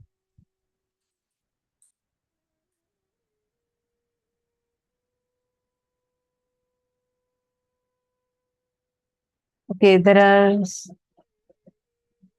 someone named, okay, I see that there is someone unmuted in the female room. We're checking on it. I sincerely apologize for it. I hope now all of you are, all the other participants are muted.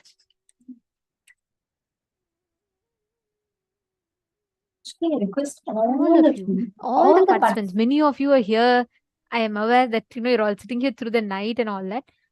I have a request to all of you here. I request all the participants to Be continuously sharing what you're understanding and everything, because that will really help us learn further. These cognitions are not, the way Swamiji told, never wait for perfection.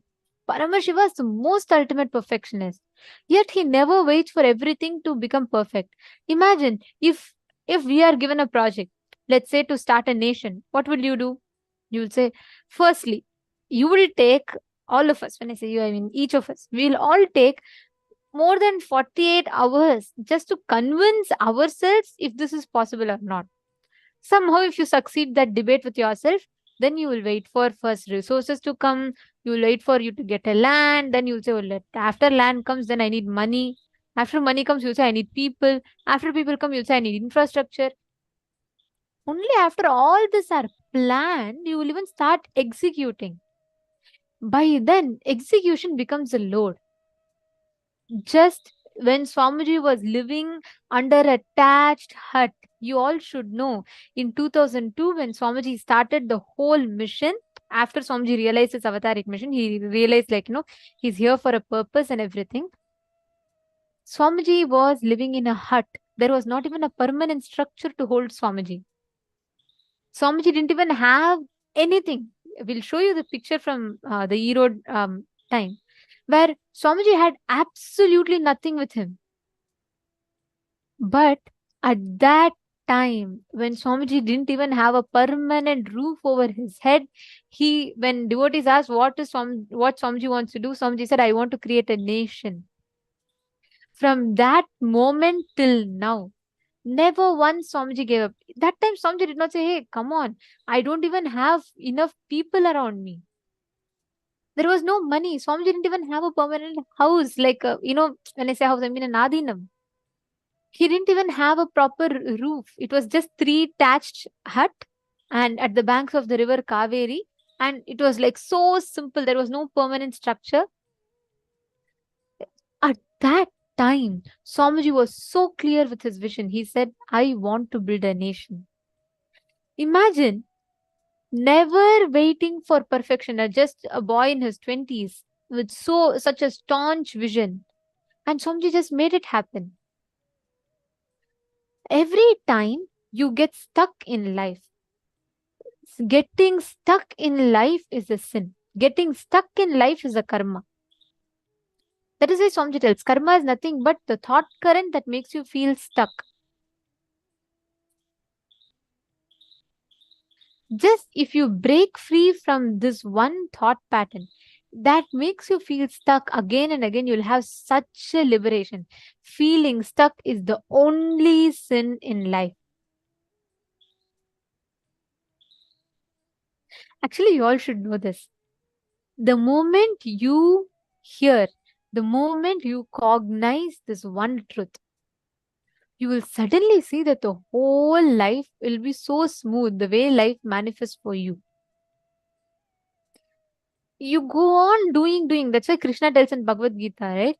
He tells, Karmanye vadikaraste mapaleshu kadachanaha. He tells, just go on doing your action. Leave the results to the divine. If we constantly wait for perfection, you will be waiting. There's a very funny story that I remember Swamiji always tell. There was one old man, okay, he's almost in his 90s. He is sitting by the beach and he's just looking at, every woman that is crossing by. So the friend is very curious and he asks, what are you doing? He says, I'm waiting for a perfect woman. Then he's saying, I'm sitting on the beach, I'm waiting. He asks, waiting for whom? He says, a perfect woman. He says, what? Perfect woman? And the last so many years you didn't get it? He said, no, I got one. Then what happened? The friend asked. He said, she was searching for a perfect man. We all will forever be looking for perfection outside, which will never happen. Row your boat as you build your ship. Whatever that you are doing, never be stuck for perfection. Life doesn't happen that way.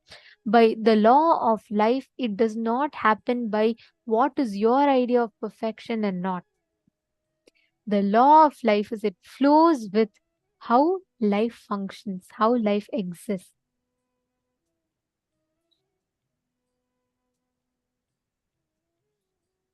So if you just understand every moment, look where all in your life are you stuck? What are the cognitions that you are stuck? See, Nataraja, actually you all can see this form. This is the form of Nataraja, and this is the form in which Paramashiva performs the Ananda Tandava, like Swamiji was describing the session, right? It is in this form that Paramashiva performs the Ananda Tandava, and continuously he is performing the cosmic dance. He keeps making himself available to the whole world, and he performs the cosmic dance. As you all can see here, this particular form consists of all the Panchakrityas: Srishti, creation; Sthiti, maintenance; Samhara, rejuvenation; Trobhava, pulling out of delusion; and Anugraha, liberation. All of you should see this form, okay? This whole form depicts how Swamiji was continuously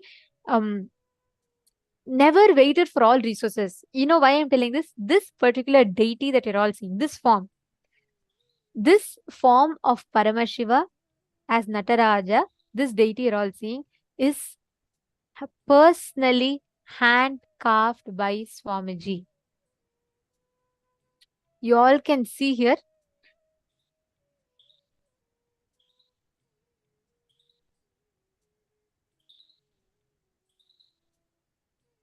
Actually, this is called the Chidambaram of the West, Nithyanandeshwara Hindu Temple, Seattle, USA. And it was inaugurated on 24th February 2008 by the Supreme Pontiff of Hinduism. The 15 feet tall Sri Ananda Nataraja is the largest living deity of Nataraja in the world. Swamiji blessed this temple, saying, since the skies are always celebrating, let this temple radiate Akasha, the ether energy, and bless this Nataraja. This is in Seattle. The Bhagavān Nataraja deity is personally carved by Swamiji himself. Yeah, Swamiji was chanting the mantras and carving the deity. The deity actually, when Swamiji used to carve the deities, like literally whole time, full night Swamiji will sit. Like how Swamiji shares, I'll sit the whole night and carve in Biddi. And the workers, they have to support me, like they help me by turning the deity, and it's too big. Sometimes you have to turn to do the side shaping of the face, side shaping of the body. So the workers have to be there supporting me and helping me. Understand, Swamiji himself personally used to sit and he used to carve the deity. This Nataraja fully is hand carved by Swamiji. And this is after starting the mission. This is after starting the public life. This is like in 2004. Swamiji himself used to go to the place where the workers are sitting and carving. Swamiji will go sit amongst them. And he would take, it will become very late in the night. And Swamiji will have 2 idlis. That's all. The whole day and night, Swamiji will be sitting there. Sometimes the workers will take turn to help Swamiji. And throughout, Swamiji will be sitting. There'll be one person holding the lamp, night, right? So light will not be there. So they'll have this lantern and hold and sit over there, or sometimes torch and sit there. And Swamiji himself used to sit and carve, chisel, do the chiseling, do the entire carving process. And this is that Nataraja. There were like days when there was no electricity in the Adinam. So this happened after the Bidadi was established, after the inauguration, and like Swamiji had already started his mission. And the first world tour was done around that time. So there was no there was no electricity, but that time it was still a starting struggle period, right? Like there was no electricity at that time. So they used to have this lanterns and lamp torch and launder lamp. So in the launder lamp, Swamiji will keep a paper, the original Dhyana Shloka, the exact agamic description, how Bhagavān Nataraja is described. So that Dhyana Shloka, Swamiji would keep that paper, and every moment that Swamiji is carving, Swamiji used to chant the Dhyana Shloka and carve. And this is the first ever life-size deity that Swamiji carved. And this was in 2002 when Swamiji was just 24 years old. Swamiji carved his beautiful deity of Bhagavān Nataraja. You know, it's just so sweet to even listen to this, right? Swamiji himself used to be, he'll not wait for anything. See, we all can say resources, let me have my resources ready first, let me have, I mean, this is something that stops us in experiencing multiple things in our life. How many of you see that you wait for your resources, you wait for, let things happen, then I'll start. But just look at this grand deity. Swamiji himself sat through day and night, and he himself personally hand carved this deity and then built the temple in Seattle, USA, inaugurated the temple there in 2004, 2 years after carving the deity. It's like, wow, I'm just so amazed at how many things at a time Swamiji does, and without feeling stuck. Like, forget about even feeling stuck. No question of even thinking to wait for resources. Let this all come, then I can start. You would never see that in Swamiji.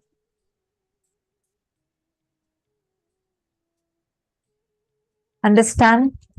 Like, actually, there's a beautiful quote here from Swamiji. All of you can see.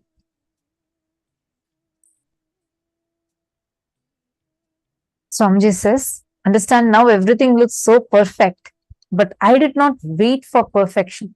I started. My publicly recorded biography starts maybe from 1990, because that's when the first evidences and records, the earliest records of my gurus initiating me, of giving me the mantras, books, papers, write-ups are available. Start the Ananda Tandava, bliss dance of your life. When you start dancing, perfection happens. Always manifest the ultimate. Don't feel stuck. You all can see this image. The left one that you're seeing is a box of Rudraksha malas and Rudrakshas used from childhood by Swamiji. And when we say childhood, it's not just like from the age of 10, 12, like that. No. From Swamiji's birth, literally, Swamiji has been having all of these from his very young, when Swamiji was just 2 years old, 3 years old. These records are available from that time itself. The right side, what you're seeing, is a traditional mala, necklaces that Swamiji wore on his spiritual tours to Sabarimala and just a shrine in South India dedicated to the Hindu god Ayyappa, energy of Bhagavān Paramashiva and Mahavishnu, which are worn by the yatris during their spiritual practice and pilgrimage to Sabarimala.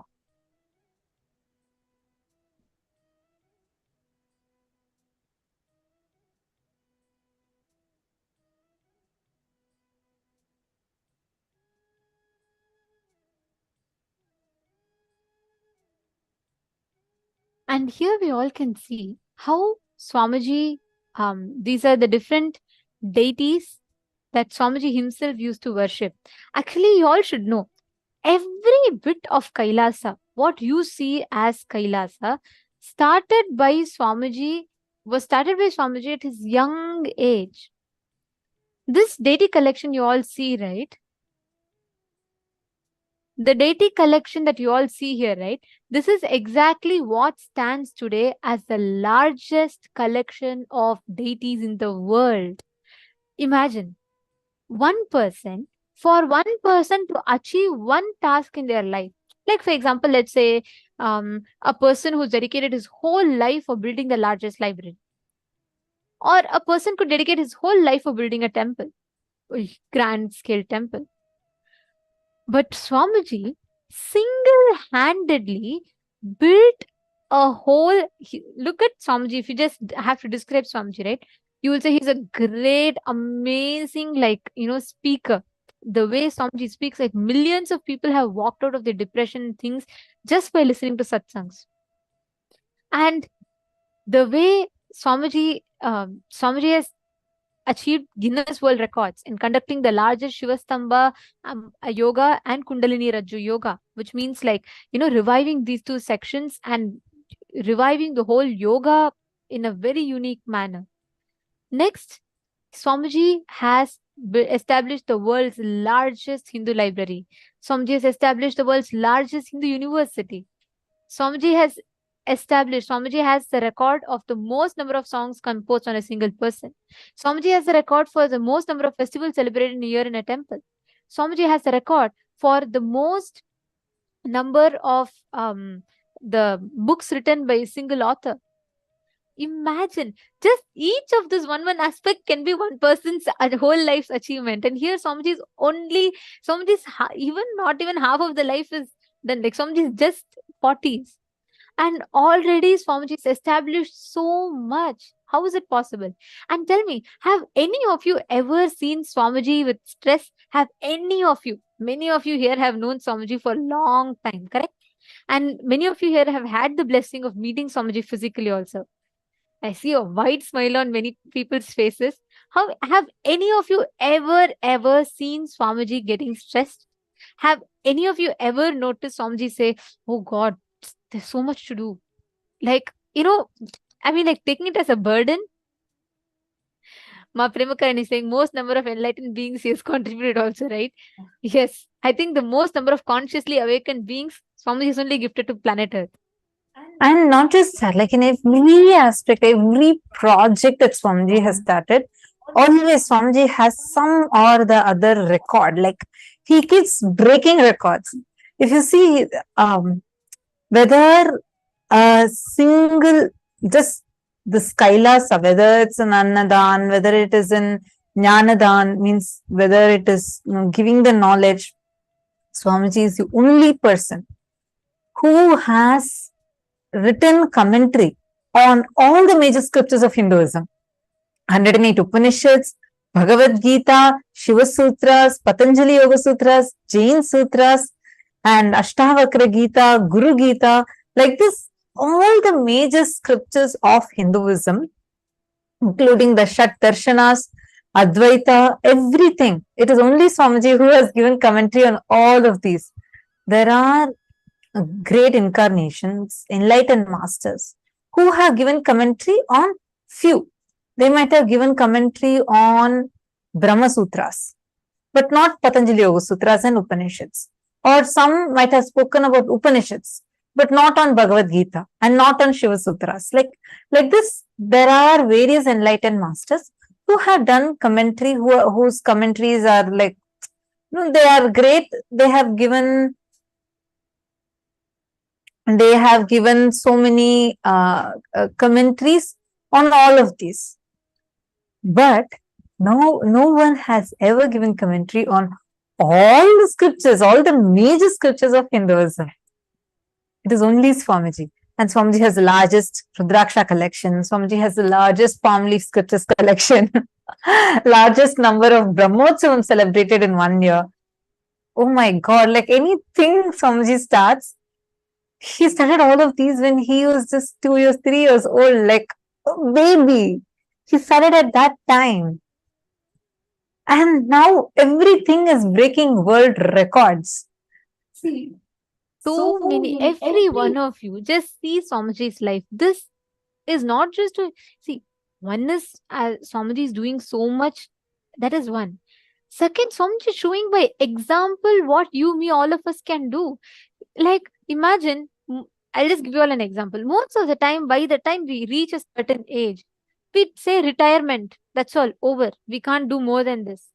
But look, Swamiji makes so many of us, even I have seen so many people who, even after a certain age, where typically people retire, they still actively participate in the Sangha, take up so much of responsibility, and they're all actively doing. And I've never seen them, not have energy. Like, for example, Ma Virupaksha, all the programs that I have conducted so far, every single program I've seen her sit and do the French translation. And not a single day I've seen her get tired. And even before, from the time I met Swamiji the first ever time in 2013 till now, I have seen Ma Virupaksha sitting and doing the translation of every single satsang. And I wonder, it is only around Swamiji that people gain so much of energy. Their age never becomes a barrier. There is no limitation whatsoever.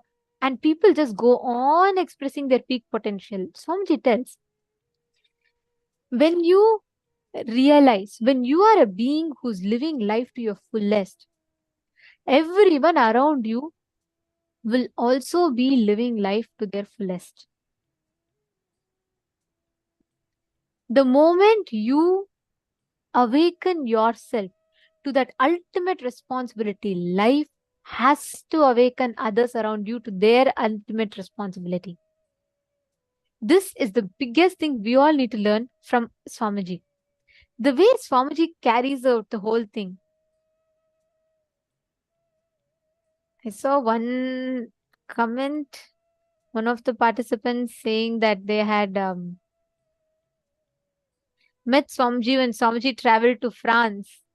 Sorry, I saw the message, but I missed the name. So I'm not able to pick up. One of the participants had shared. I wanted to tell Ma, actually, Swamiji, when Swamiji achieved like the whole, Swamiji manifested that avataric mission realization, right? Swamiji had one vision, okay? Swamiji got in his vision a banyan tree. But Swamiji, at that point, Swamiji got two words. Swamiji, one got that the Biddi banyan tree in his this thing, and Swamiji got the word Los Angeles for Western headquarters. Swamiji didn't even know what Los Angeles was. Swamiji asked the people around him, what is Los Angeles? It was there. Swamiji didn't know English. Swamiji knew nothing. I remember one very funny incident when Swamiji had first time when Swamiji went to US, okay? Swamiji said, Swamiji went to the airport and Swamiji was landed in the US. The person who was, checking all the visas and everything, the immigration officers, they looked at Swamiji. Swamiji is just like, a young man in his 20s. Like he could just be like any other college going kid in the US, right? Swamiji was just in his 20s. And Swamiji was, wearing saffron robes, and Swamiji was like having this curly hairs, big kumkum with turban, everything. And he looked so not normally dressed, like as normal people would dress. There was no jeans, there was no cool t-shirt, nothing. So these immigration officers, when they looked at Swamiji, they were like, he's just coming for the first time. Their stereotype of what Indians are. So they had their own judgments about it. And especially when they saw Swamiji in like saffron robe. So they looked at Swamiji, a young boy all by himself who's coming to the US. And Swamiji, at that time, Swamiji was not even so proficient in English or anything. So they looked at Swamiji and they thought like, okay, let's read this thing. And they said, are you very confident that you can come into this thing with this kind of clothes? You're coming to this country with, this type of clothes and everything. So they were just trying to ask Swamiji very subtly like that. You know what was Swamiji's reply? Swamiji just looked at the immigration officer. Swamiji is coming for the first ever time to US. Swamiji looked at them and he said, give me 1 week. I will make this as a fashion trend in America. Today, look at it. Half of the US. How many people wear our saris, Trinetra Tilak so proudly? Every time I see people of, who have come from a completely different background, and when I see so many people wear this saris, Trinetra Tilak, Kandi, Rudraksha. We went to United Nations wearing our sari, Kandi, Kotumala, Rudraksha, Trinetra Tilak. That is Swamiji. Actually, I just wanted to add to what you're saying. Especially when Swamiji went to the US the first time, right? It was not just going to US for the first time. We need to understand the background a little more. First of all, Swamiji was from a village boy.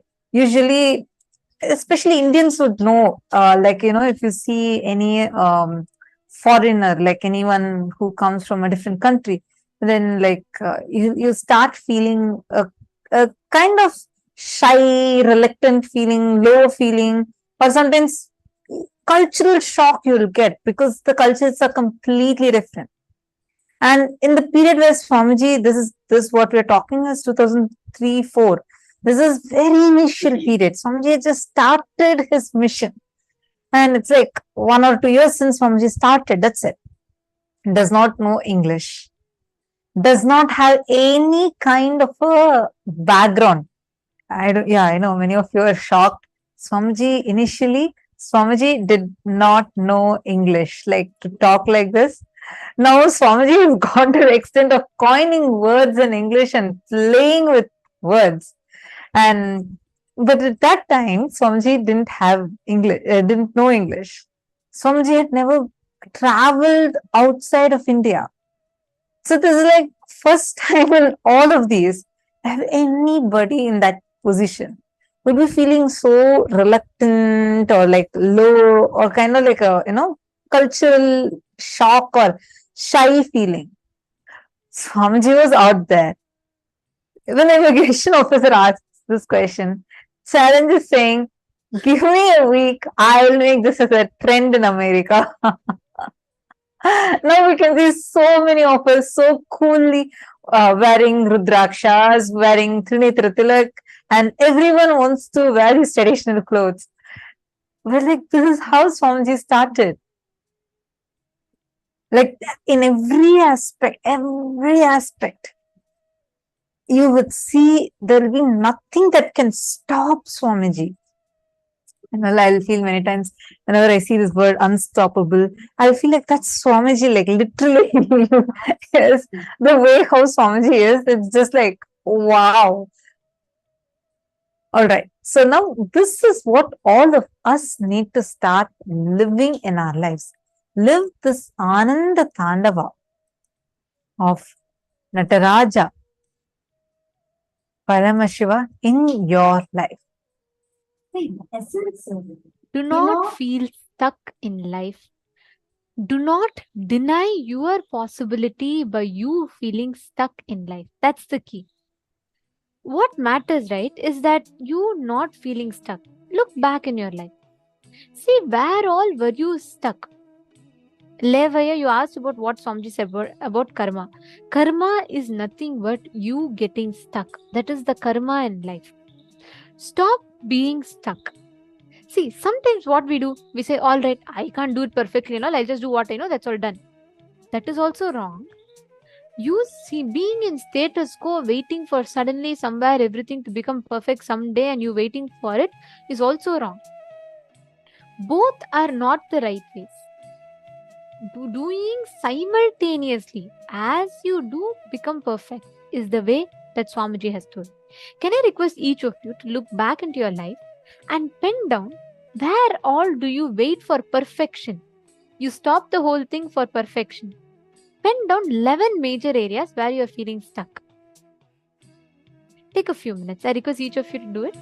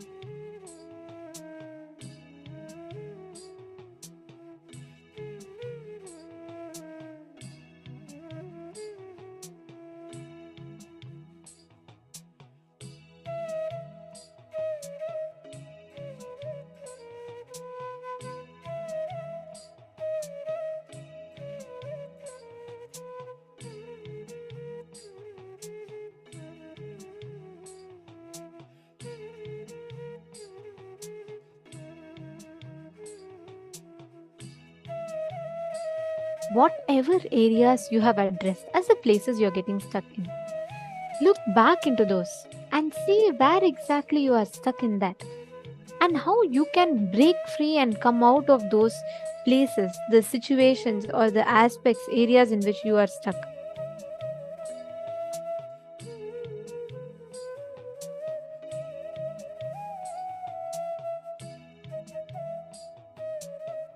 Now, I request each of you, in all the areas that you have penned down, decide consciously to come out of that feeling stuck pattern.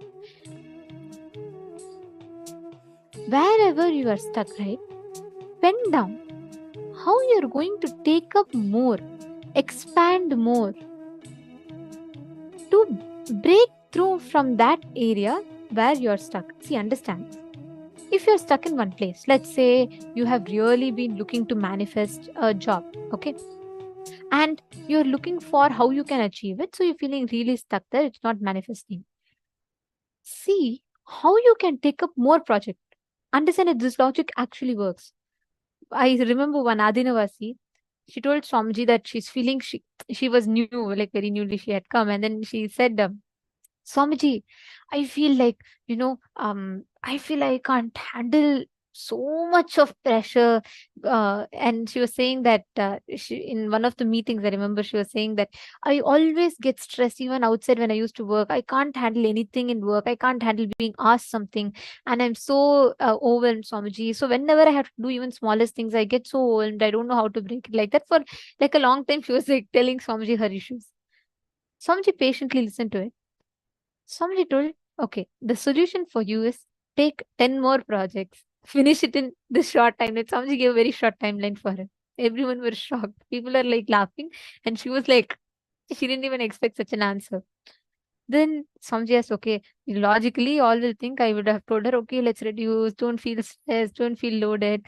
Samji said, only the society, which is the Samji, like in a very strong way, Samji said, only people who are mentally not matured, like Samji, only those people give these kind of solutions.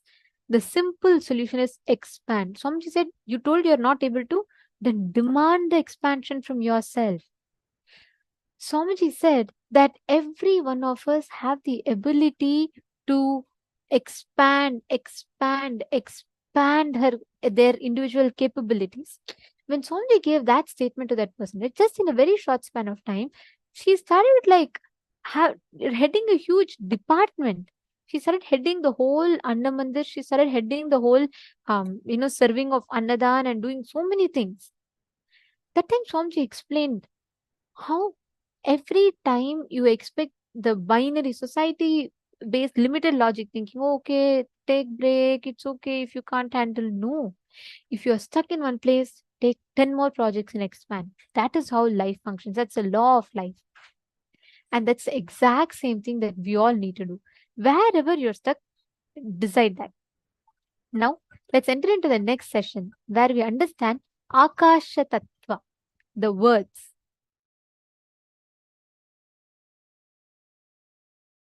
Space, kasha. Let me use exactly the word Mahadeva uses. Akasha is modern Sanskrit word. In original Agama, the word kasha only is there.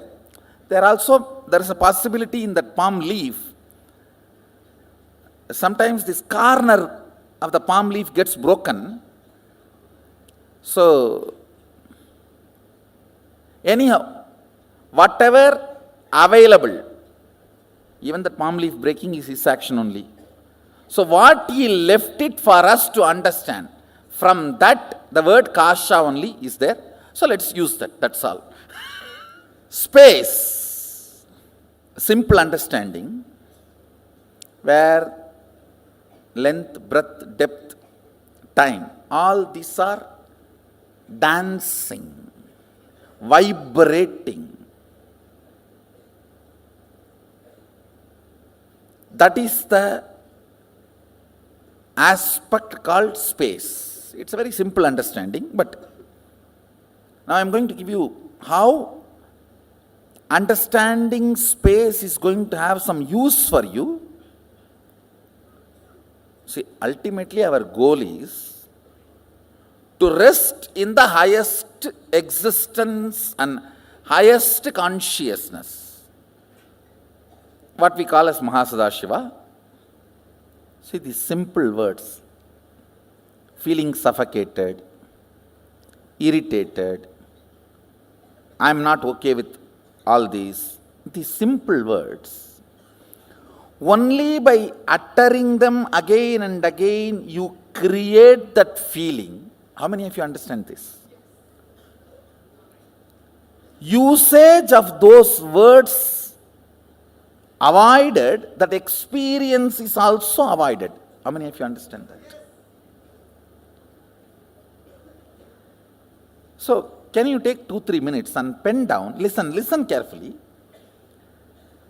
Usage of words in your space, becoming experience, few incident. When you started using these words, cherishing these words, and manifesting those experiences in your space. Just for you to understand, listen, please listen. If two objects are stuck, sound is generated. If a thought is stuck on the space, reality is generated. That's all. Thought, idea, depression, irritation, simple words. How you teach to these teenager kids, how they pick up between when you guys are fighting, I cannot tolerate this, I can't digest this, hell with it, better to die than living like this. All these words, they pick up while both of you fight. And when they use that word on their space, they generate that as an experience. You yourself have done this crime against you. First time when you did this crime, try to remember and pen down. See, where you could have avoided the word and avoided the experience, that is called freedom. You chose the word and chose the experience. After that, even if you don't choose the word, experience does not leave you, that's called marriage. Bondage. Understand?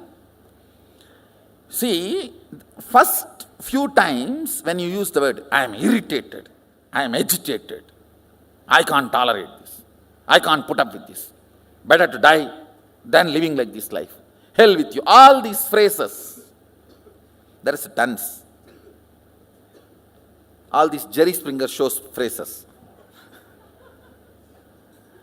All these words, listen, when you are using first time and manifesting them as reality, you had a choice not to use them and manifest those experiences and reality. How many of you understand that? So, but after continuous usage and those experiences produced, when that become your normalcy, that is what, I can't understand this word normalcy. What is common? What is normal? Most abnormal thing is normal. Most stupid things are common. Sometimes people question me, why our kids are taught so much of importance for the language is given. Our balasans are not supposed to even utter the word no, not, all that. Avoid knowing. So much importance is given for their language, because when the language is stuck in the inner space, the reality is generated. Understand the Damaru of Mahadeva, dancing in the space of Chidambara, generates the cosmos. So the language we use inside is the Damaru of Mahadeva.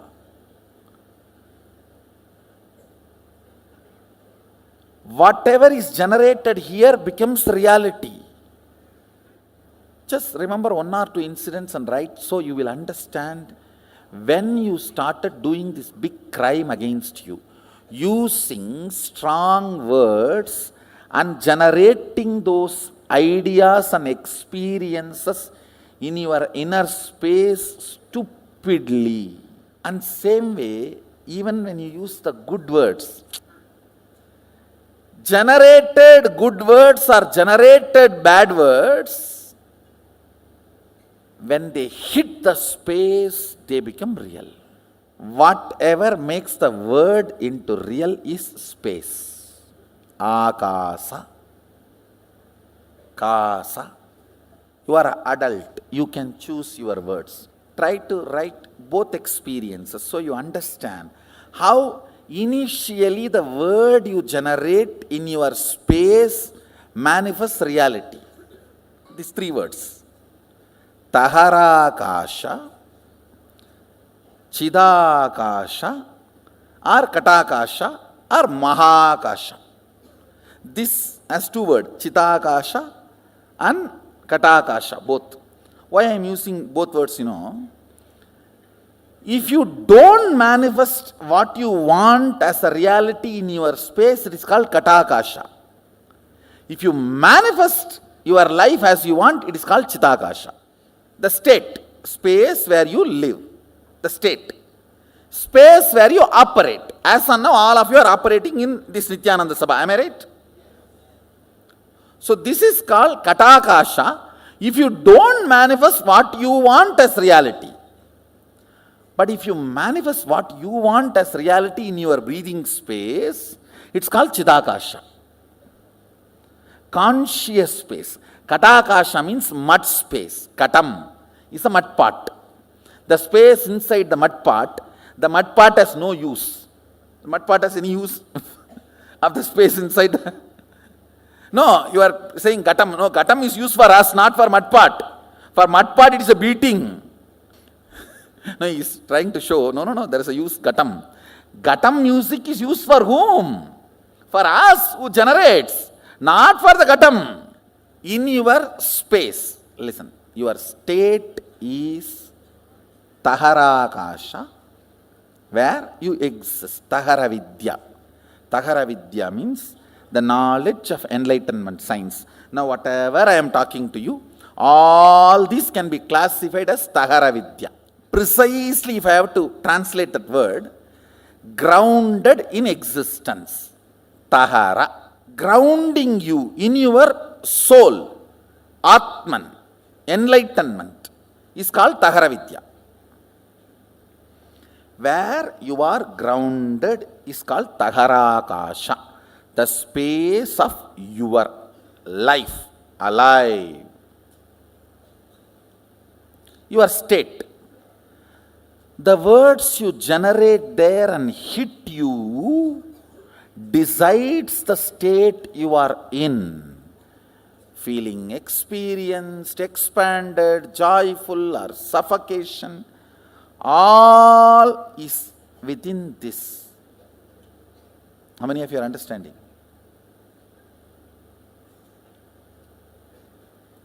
Having the whole world open for you and feeling imprisoned can be there. Sitting on one small cave, feeling enlightened can be there. Because it is on Tahara.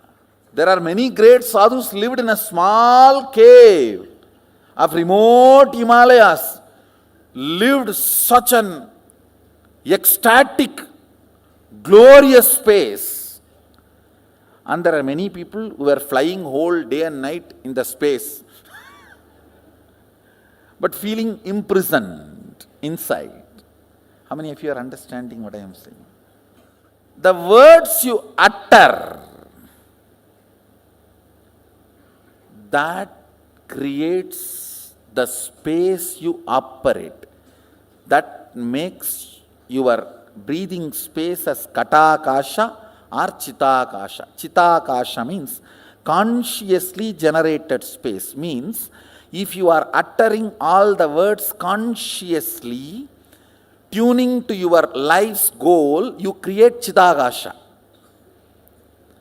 If you are uttering why without knowing why you are uttering, or because of compulsions, and manifest default reality by fault, That is called Katakasha. Listen. Default reality is Katakasha. Conscious reality is Chitakasha. These three words, Taharakasha, Katakasha and Chitakasha and Mahakasha. Mahakasha is whatever exists that you don't know anything. One good thing about Akasha is it can never get corrupted. It can be easily programmed. Like electricity cannot be corrupted. It may be helping you for last 100 years, but it will not bother to kill you in 1 second if you do something wrong. Same way it may be killing so many people in so many places if something wrong is done. It will not bother to help you if you do it proper circuit. No qualities acquired, no favoritism and no corruption. That's the quality of space. No favoritism, no quality acquired. It is all about what you want to do from now. That decides the whole programming of the space. That's all. See, only when you are initiated, you use your will. With that will, you manifest something consciously in your space. Only then soul enters into your system. Till then, soul means the jiva is not operative in your system. Your body is alive and functioning because of the Vatavarana, not because of the individual soul. He calls it Pratyagatma Chaitanya Jakratam. I will be using this word many times in the satsang also. Individual conscious will awakening and declaring its existence. If you know, yes, I exist and I have this as a problem, this as an inspiration. Even if you have a problem, it's okay. But your individual will should perceive the problem, only then it will start cracking the code. Understand? The Katakashic existence is called accidental existence.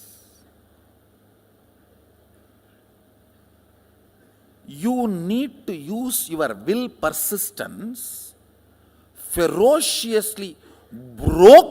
You need to break the laws of Katakasha, that is called tapas. Breaking the chains of your Vatavarana by will persistence is called tapas. More tapas, more alive you will feel. That is why in Hindu tradition, if somebody wants to become a king, he will not enter into politics. He will retire to forest and start meditating for 12 years. When he becomes alive and walks into the city, the elephant comes and puts the garland and carries him and puts him on the throne of the king. Whether conquering infrastructure or internal structure, breaking Katakasha by your will is the only thing any human being need to do in the life. Katakasha is the accidental ambience you are breathing, which gives the illusion or delusion you are alive. Your existence is given a delusory idea that you are alive because you are breathing. You are made to believe you are alive. like ups and downs of the wave, gives the feeling as if the ocean is alive in that area, even though there is no independent individual energy exists. Listen. Will is not astra, it is shastra. I'll explain these two concepts. Astra means a weapon loaded, pre-planned, pre-programmed and operated. Shastra means power is generated and immediately released is Shastra. Will cannot be programmed earlier and kept unused. No. Now you generate and you release. The good news is, does not need training. Will. To manifest will persistence and will. You need not be trained for 12 years. Person who has tried to have will for 22 years and who is beginning today, both will have the same will. Because will is the weapon from the space which cannot be programmed. Listen carefully. Subtler and subtler you go, they can only be less baggaged, programmed. When you are going in bullock cart, you can carry the whole city. When you go in bus, you will have to reduce. When you go in train, you have to reduce more. When you are going in the flight, it has to be reduced a lot more. If it is jet, you can only carry pills. The subtler and subtler you go, baggage, the past patterns, compilations, judgments, concepts are not allowed. Understand, Mahadeva very clearly says, state, space, manifestation, all the three does not need pre-training. Because it is fundamentally based on the space, will power, will persistence is enough. Means you deciding now, from now what I want to do only matters. Till now what I have done does not matter. Understand, past, the good news I have for you. Past is irrelevant when you are working with the space, Akasha. Present is too relevant when you are working with Akasha. Clear?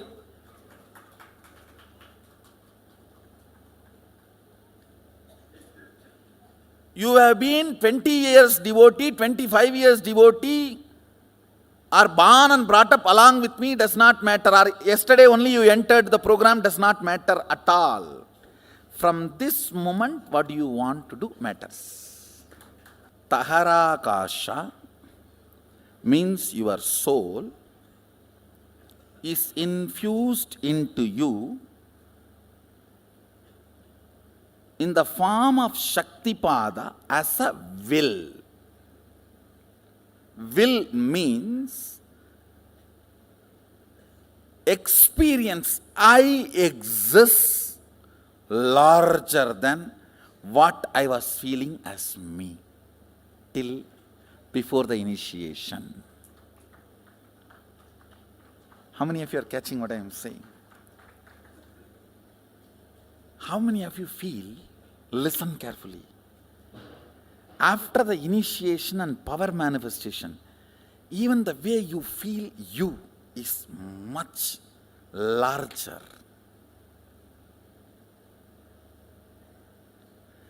That only manifests into Katakasha and makes it into Chidakasha. If you don't manifest power your Nithyananda Sabha is Katakasha. If you manifest power, your Nithyananda Sabha is Chidakasha. Signs of initiation. Diksha. This word Diksha need to be understood. The word initiation is too superficial for Diksha. If I have to translate exactly the word Diksha into English, breathing life, infusing life, the frequency of your will existence raised to the level of frequency of will persistence to become the realization of will, reality, realization. Understand? Tahara Akasha, breathed, Guru breathes life into Tahara Akasha. With that you start that will persistence. With the will persistence you start manifesting. Not only powers, even the life as you want. Kata Akasha becomes Chita Akasha.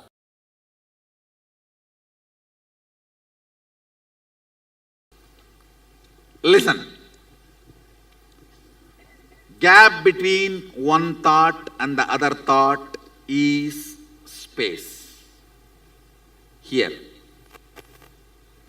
Gap between one Big Bang, another black hole is space here.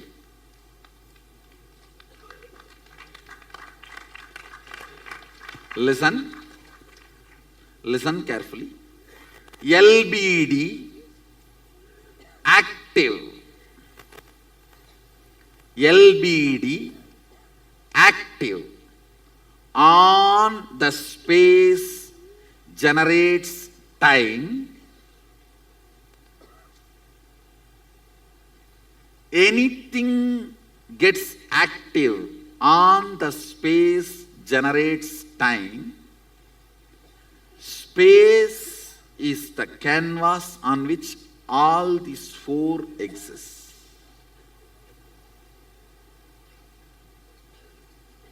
Listen.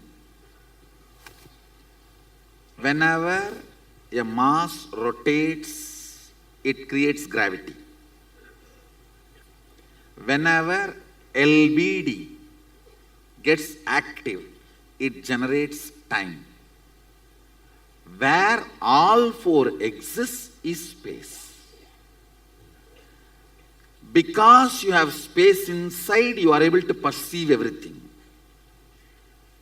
Because there is a space in the cosmos, all the generation, maintenance, destruction, delusion, liberation happens.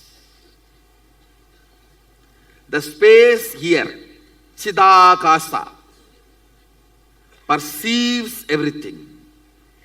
Space here, Parakasha, allows everything to happen.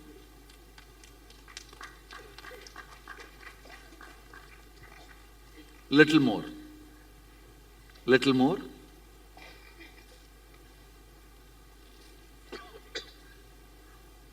Eyes receive information, digitize it, I should call bio-digitizing.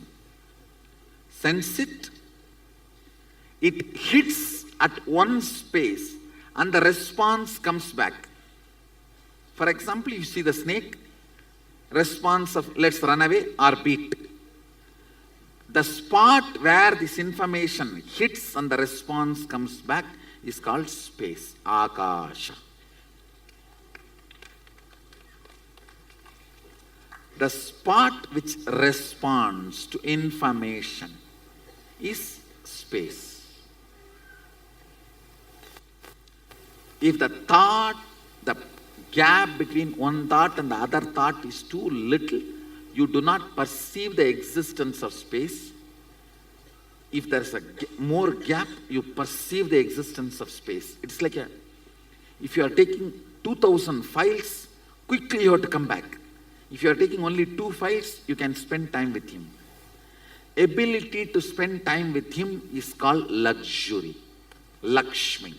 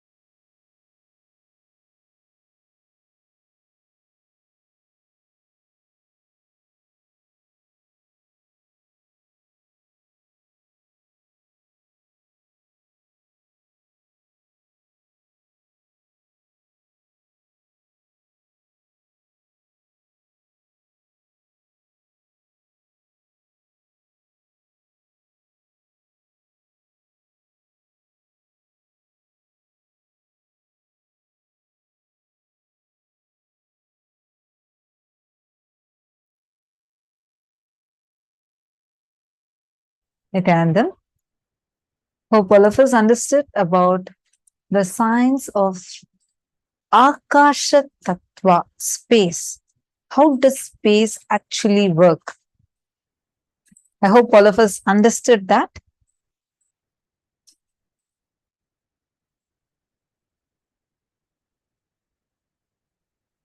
Actually, like how Swamiji was mentioning in this, that's the way we all talk in Gurukul. In Gurukul, we avoid using I, me, my, and no, not. That's for now for the programs. That's the way we are talking. Otherwise, our normal language that we talk would be avoid knowing, avoid wanting, zero. Like we avoid saying no, not. Because even in that level, negativity should avoid entering us. So it's actually a different language. It'll feel like it's called a Sat Bhasha. And that's the way how we talk in Gurukul. See, how many of you understood how the space actually operates? How many of you understand that how Akasha, the inner space inside of you, operates? The words, why are the words so important? Why do you think that the words that we use inside ourselves are so important? I request you all to take a few minutes and post your understanding from this session. Like, actually, I just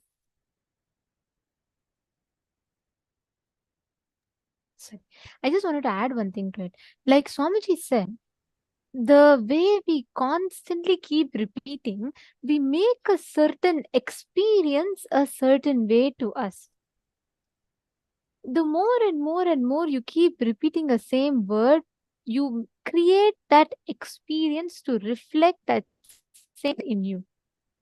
What you utter again and again. How many of you are understanding this? Could you all put yes in the chat? And all those who are listening, can I request everyone to please put yes in the chat? If you are listening, you can put yes, I am listening in the chat.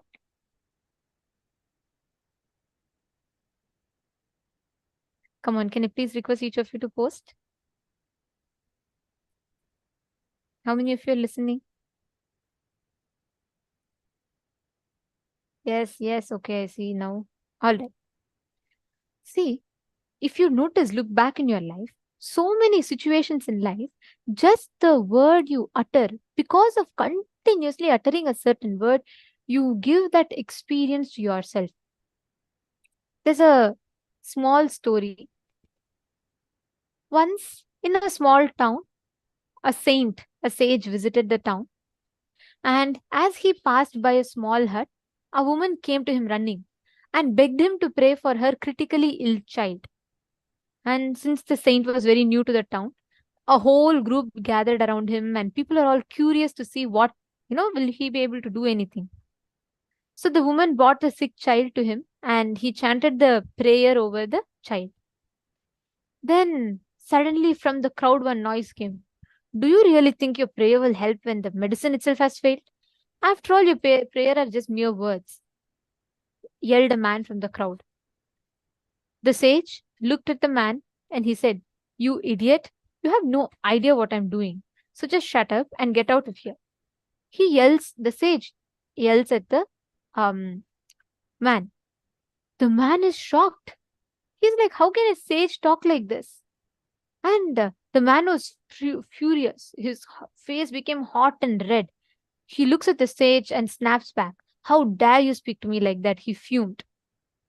The sage smiled calmly and responded, Well, if one word has the power to make you so furious, why can't another word have the power to heal this child?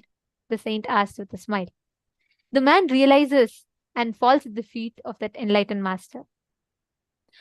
Understand, be careful what words you use, because what is the height of your anger and the depth of your guilt are one and the same. Understand, listen to this very carefully. The height of your anger and the depth of your guilt are one and the same. Swamiji tells anger is a double-edged. How much ever, like whatever is the height of the anger, the depth of the guilt will be the same. That's why after you hurt another person, that anger turns as guilt inwards. So many times we very casually utter words. We say, oh God, I can't bear with all this. Hell with it. All these words that you keep uttering. Many times we say, oh, just I want to go away from all of this. I just want to escape and get away from all of this and sit with myself. I can't bear all this. Then understand that is the experience you are giving. The more and more you utter that word, that becomes an experience. If you keep uttering a certain word, you will actually experience that as a reality. Every moment in word, life reflects that only as a reality to you. Many times I have noticed, whenever I carry a certain word, which will not even be my original experience, but I'll keep on repeating it so many times, and I'll end up having that as my incompletion. The words have power over you. What words you give, what words you utter towards a certain experience, how it will become. That's how the experience will be. Are you all catching it? How many of you have had this experience where you utter some word for a certain experience and then you end up having that as your experience in life?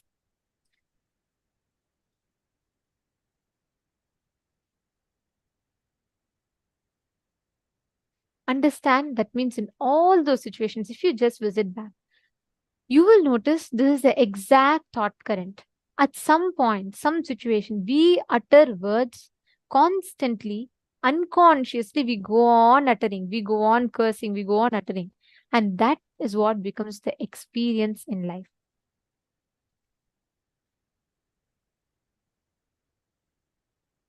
Every time we consciously create the experiences like this. Are you all understanding? This is what Swamiji revealed as Akasha Tattva.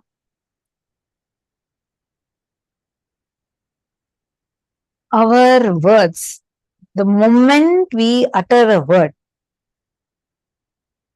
two objects strike, sound is generated, right? Take your hands, clap. What's happening? Two objects strike each other, sound is generated. When thought hits the space, reality is generated. Understand, every thought you carry matters. Every thought you carry matters. You can impact, influence, change this space and change your reality by changing the space. You have that power. Okay, see a question. How does the cognition that words create our experience to the cognition that we create what we believe? Actually, Akash Geronimoseya, the words you cherish inside you directly influence and impact what you deeply cognize inside yourself. If, for example, you are trying to avoid a particular situation, let us say deep inside you, you're believing strongly that something is not going to happen. But you go on uttering in your inside you as words, and just outside to encourage people or to encourage yourself, you keep uttering, oh, this will definitely happen, this will definitely happen. But at the same time, you're also cherishing the words inside you that it is not going to happen. When we say words uttering to yourself, it's not just what you talk, it's also what you hold inside of you. So what kind of belief you have is the type of words you will be cherishing inside you. Otherwise, you'll be cherishing two conflicting thought currents at the same time. Only confusion will be your reality. Understanding? So, the words that we cherish inside of us is going to be from what we have as a belief inside us. Okay, now all of you, before we continue further, I request you all, take a few minutes, and I request every one of you to choose at least 5 of your friends. Tell them, share with them this understanding you have received. Any 5 people. What understanding and click you received from this session about how your words, the words we cherish, is the reality you're going to generate. Like it directly influences the reality you're going to generate. Can you take any 5 people and send them this understanding you got just by sharing with them that I'm attending this program. I just want to share with you a click that I got. 5 people. Because once you send them a simple WhatsApp message, they would start asking you. Sometimes they may react to you. Sometimes they may ignore your message. Sometimes they may ask you some questions. But through any ways they do, you are going to be having, through the power of your space, see, you will very clear, because this is going to be a conscious action. You will also see how whether their reactions are going to trigger another reaction inside of you. Then when you're sending a message to them, the words you are going to carry inside you matters, because the words you generate inside you is exactly what is be the response from outside too. So can we try this? Can I request all of you? Just 5 people. Can you all choose? Any 5 people. You can invite them. Please invite them for the program. Let them also come and join. This is a free program. Swamiji has made this program available for free.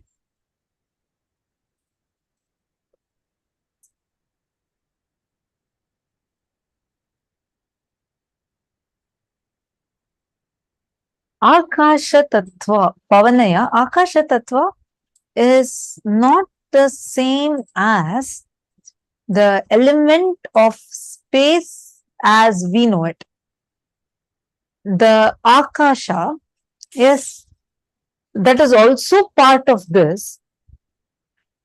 Vyoma is different. Akasha is different.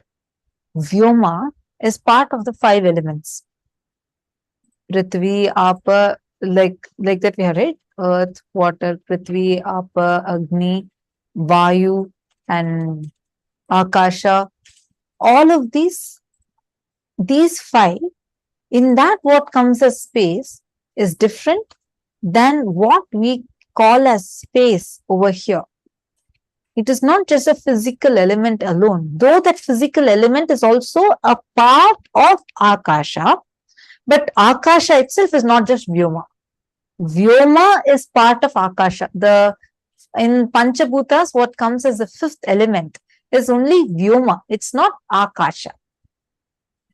We use the words interchangeably, but that is only an element. It's not consisting of the whole Akasha. It's one element of Akasha. Why I'm saying this is, you had mentioned saying, it's like Akasha Tattva is the element that makes this possible. Akasha Tattva, what we are learning, is the principle of space. How exactly, like unit of space. Swamiji is just expanding to us about unit of space, how space functions. So when you understand the unit, you will understand how the whole Akasha functions. Knowing that, you will be able to manifest powers like ability to influence the situations, ability to play with the space dimension. All that will become a part of your, like a power that you will be having and radiating. Actually, just I wanted to add another answer to Akash Chiranamasaya's answer. Actually, see, Swamiji tells what we are, how you cognize yourself. You are nothing but a bunch of words. What words you cherish about yourself? All of us carry certain words about us. Good, bad, right, wrong is different, but we all carry certain words. We all think, we all have different words or way we cherish inside ourselves. Based on the words you cherish, you cognize you, and based on the words you cherish towards others cognize you the same way. There's a very beautiful story for this. Once King Akbar and his enlightened It minister. was a famous story. Once King Akbar and his enlightened minister, they're walking, okay? And there's a sandalwood seller. So what happens? Suddenly, Akbar looks at this sandalwood seller and he tells Birbal, Birbal, you know what? The moment I look at him, I just feel like I have to hang him to death. I feel so furious towards him. I feel so much of hatred towards him. I don't know why. I don't know what is even happening. So Birbal patiently listens to it. They walk by. And about a week or two later, again Akbar comes. Akbar and Birbal is walking, and then again Akbar happens to see the same sandalwood seller. He looks at that man. He says, "Birbal, it's so strange, isn't it? This time I feel so happy. Like I feel like I just want to go give him a hug. I feel so much of love towards him. I don't know why." Then Birbal laughs and he tells that last time when Akbar had told this, Birbal actually went to inquire about that person. He went to find out. Then he found out that the sandalwood seller had his sales were very, very bad and low. So the moment he saw Akbar, the sandalwood seller thought that if the emperor dies, then surely they'll buy a lot of sandalwood. At least that way my sale will increase. So let the emperor die soon. That thought had triggered the response of hatred from Akbar. After that, Birbal said, he went to him and for making some furnitures in the palace, he bought a lot of sandalwood from that sandalwood seller, which made him very wealthy and which made him very, his business very prosperous. So the next time when Akbar was walking, this sandalwood seller felt so grateful to Akbar. He felt so thankful to Akbar for buying things, and that is why Akbar felt so much of love back. Understand, your thoughts have the power. Your thoughts have the power. Your words becomes thoughts. Thoughts becomes thought currents becomes actions becomes life. Your words manifest as the reality around you. If you constantly keep saying, oh, life is inauspicious, things don't happen the way I want, then what will life tell? Life will say, tathastu, so be it. If you keep saying, oh, I don't want this, life is so bad, hell with life will say, tathastu. Constantly, life happens as per your declaration. This is a very important understanding to have. I request each of you to pen down 5 negative statements that you commonly use in your life. For example, you feel, I feel so suffocated. I can't handle so much in life. I feel, people are all they all dump things on me. Or I feel like this, I feel like that. Write down 5 negative statements that you commonly use, which started making you experience more and more negativity in that inner space, in your inner space. And pen down 5 positive statements that you use in your life, and experience of those statements have actually deepened since the first time you used the statement. For example, you would say, I feel very peaceful after doing puja. Whenever I do some seva for KAILASA, I feel so fulfilled. Write down negative and positive statements. Take a few minutes and pen down.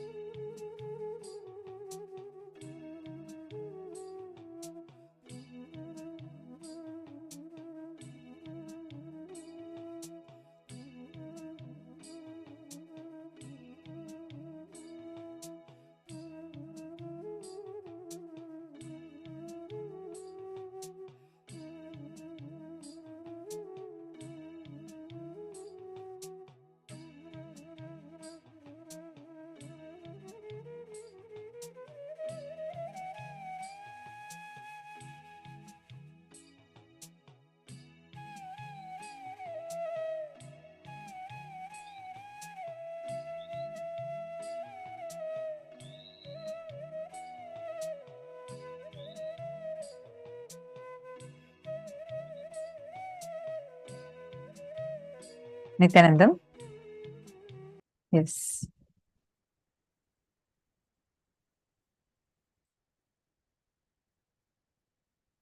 Okay, I read your question. Pavanaya, you have asked a pretty long question.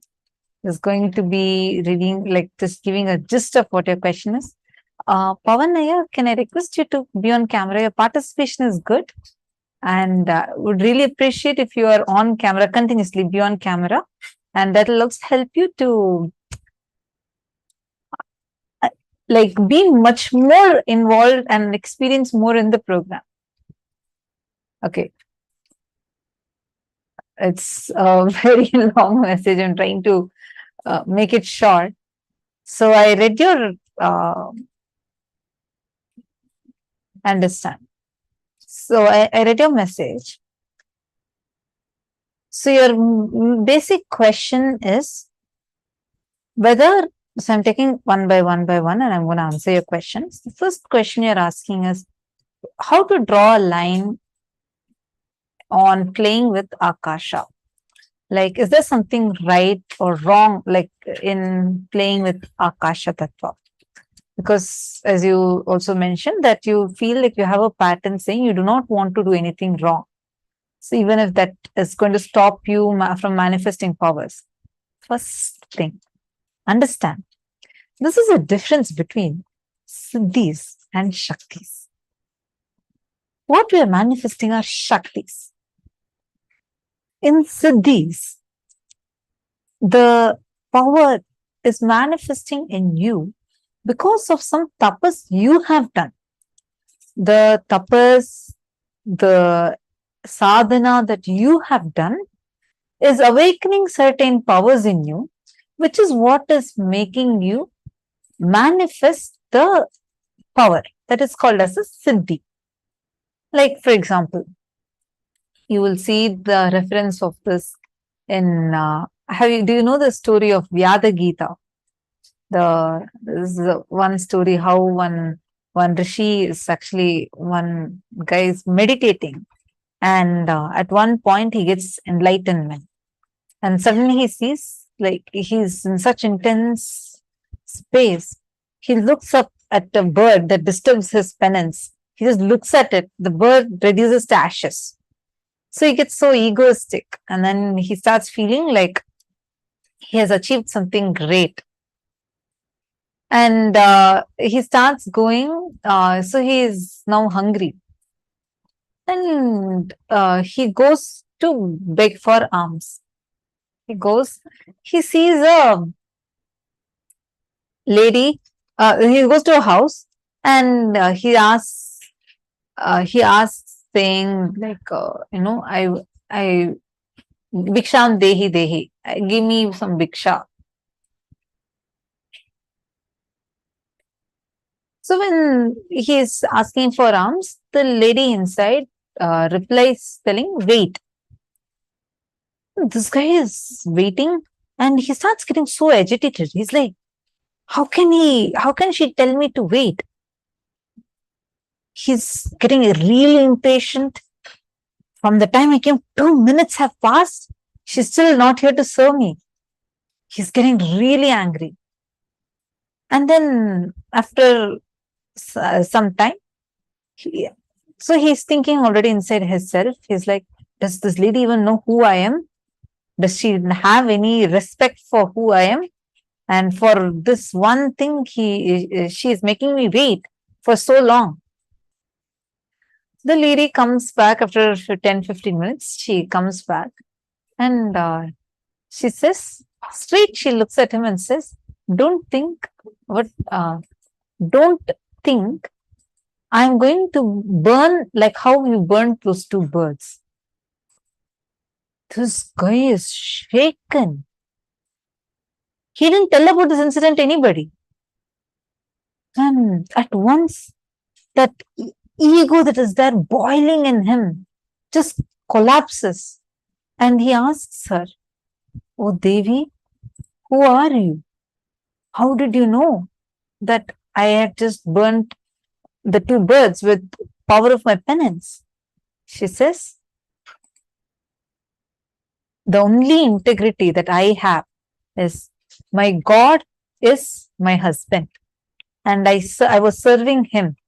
And because of that chastity, the power had automatically awakened in me, and that's how I know. And she actually says that to know exactly how I know about this, you should meet someone, you should meet my master. He will give you this experience. This guy is delighted. He's like, okay, it's master. And he asks, who's your master? Where he is? She says, she shows the pathway and she says, go there and you will see a butcher shop. Go and ask there, and that guy who is there as a butcher, he will give you the enlightenment. He is shocked. How? What? A butcher? I have done penance for so long. I've done so much sadhana. A butcher is going to give me enlightenment? See, and then he goes, he meets there, and then that person tells how he's unclutched with the action he's doing, and how because his very dharma is to serve his parents, because of which enlightenment itself came to him. So it's a very beautiful story, and the Gita he gives is called as Vyada Gita. In this, if you see the power that this person, when he is meditating, the Rishi, as he is meditating, the power to burn the birds that manifested was a Siddhi. Siddhi does not come with intelligence because it is in the path of your enlightenment. You are doing your sadhana, whereas Shakti is different. Shakti comes with the fundamental cognition of oneness. I am Paramashiva. When that I am Paramashiva manifests, it's not out of your ego, arrogance, none of those. Power manifestation does not happen with that. It is when the power manifestation happens inside of you in a very powerful way. Because of the initiation from the Guru, he transmits his very enlightenment to you. And from that space of enlightenment you are manifesting, that is called as Shakti. Here, you are not manifesting any power as a Siddhi. You are understanding here. So you don't need to worry about doing something wrong. Moment you start manifesting a power, even if you think that something is wrong is going to happen, you will automatically have the intelligence not to do it. So you just focus on doing the power manifestation, automatically you will have the right intelligence to do the right thing and manifest it the right way. Are you understanding? Second, now all that you're putting about your patterns, I just want to tell you one thing. Inside you, you have your consciousness. Use your conscious capacity to ferociously decide to not entertain, cherish any of these patterns. Patterns are dead snakes that are sitting inside of you. They do not have a life on their own. Your consciousness is what is giving life to them. The words you cherish in your inner space, you go on saying, I'm violent, I'm violent, I'm violent. That is exactly what you are going to be manifesting. But just try changing the word. When I say change the word, changing the word inside of you. Like even the word, when you're sitting all by yourself with you, in the secret corner of your heart, what words are getting cherished? Change that. Then your inner space will become Chidambara, where Nataraja dances. Your inner space can either be filled with the words like violence, anger, all of that, or it can become the Chidambaram, where Nataraja dances. What do you want your inner space to be is in your hands.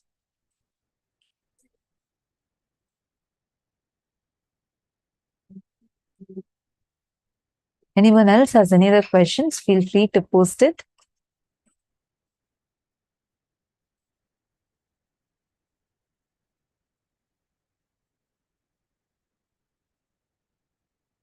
What if your thoughts clashes with someone else's negative thoughts? Swamiji had actually answered this in one satsang. Nobody's space can influence you if you are establishing your space in consciousness.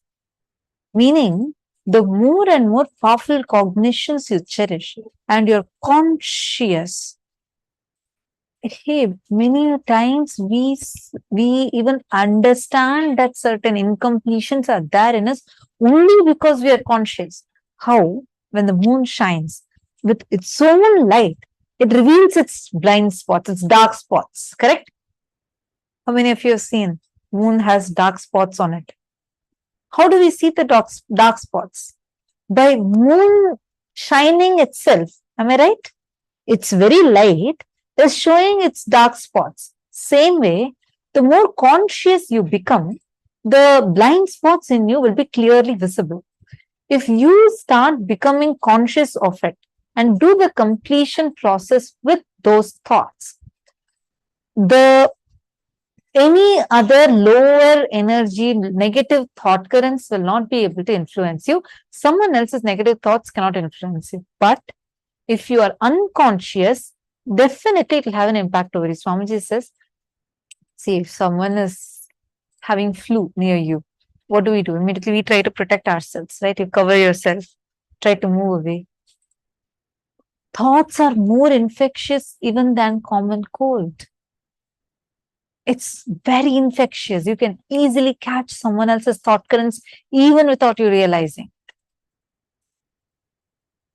So you need to be conscious of it. Completion process really, really helps you a lot with it. And also, see, in addition to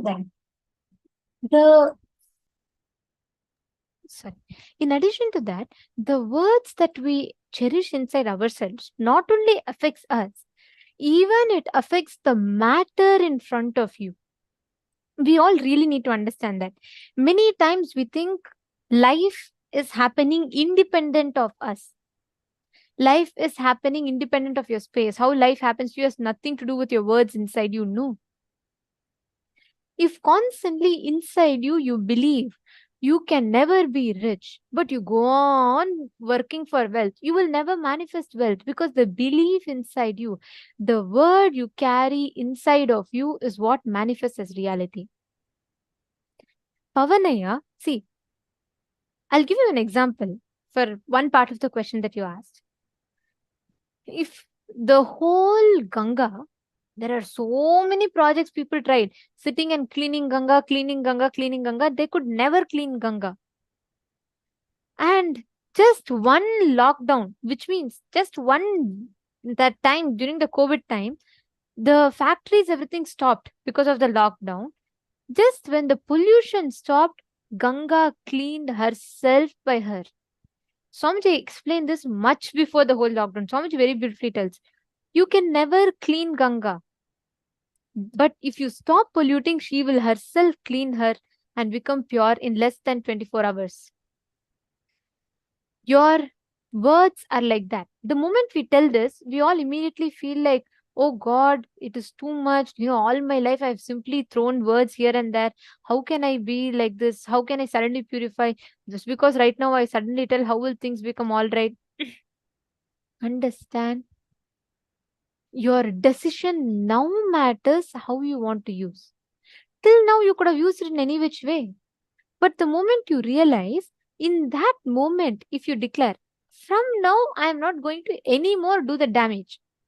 I am not going to simply utter the words here and there.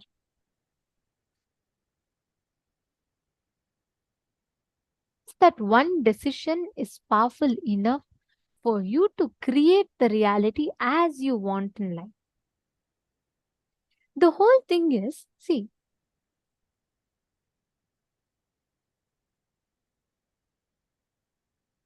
okay, Pavana, I'm just reading the different messages that you have put. Just if you cognize this with one awareness, one decision, if you decide, okay, I am not going to entertain any more non-integrity with my words. Right now, that one decision can change the way you relate to reality itself. the way life occurs to you itself will completely change. Constantly, because you are giving that label to reality, you perceive life like that. See, Vinuta Nagaraj, the same answer applies to you also. You're saying, Ma, I'm feeling agitated, irritated, and angry since I started program. Is it because I'm releasing something? Any tips on what I can do to manage this effect? Two things. One is when your pattern comes out, actually it's the deep cleansing that is happening. If you notice, you will suddenly feel so relaxed every time after you do the completion. All these patterns are removed from you and the whole completion process will happen. But again, once again, for you and for Pavanaya both, if you look at life, let's say, for example, I give you a purple specs. You wear a purple frame specs. You go and look at a white wall. Will you see the white wall as white? No, right? You will see the white wall with the shade of purple. The whole reality in front of you will be purple. It'll be with a shade of purple. Because nothing is wrong with reality. You are looking at the reality with the lens, the purple frame. What do? You know, you put a purple glass, but you go and see a red rose, you say, oh God, why is the red rose not red? It's supposed to be red, why is it purple? Then you declare, life is wrong. All this while I have been cheated. People told rose is red, but to me it's appearing purple. You go to the white wall and you see even that is purple. Then you go on thinking people are conspiring against you. This is how all of us fall back into this vicious cycle in life. The reality has nothing to do. It is just a reflection of what you are seeing it as. The same situation, for some people, will be like a joy. They'll be like, oh my God. For some people, the same situation will be like a curse on their head. What word you go on repeating, that is what reality will reflect in front of you as. Nothing else. This is the law of life. What is a constant word you go on uttering, go on repeating?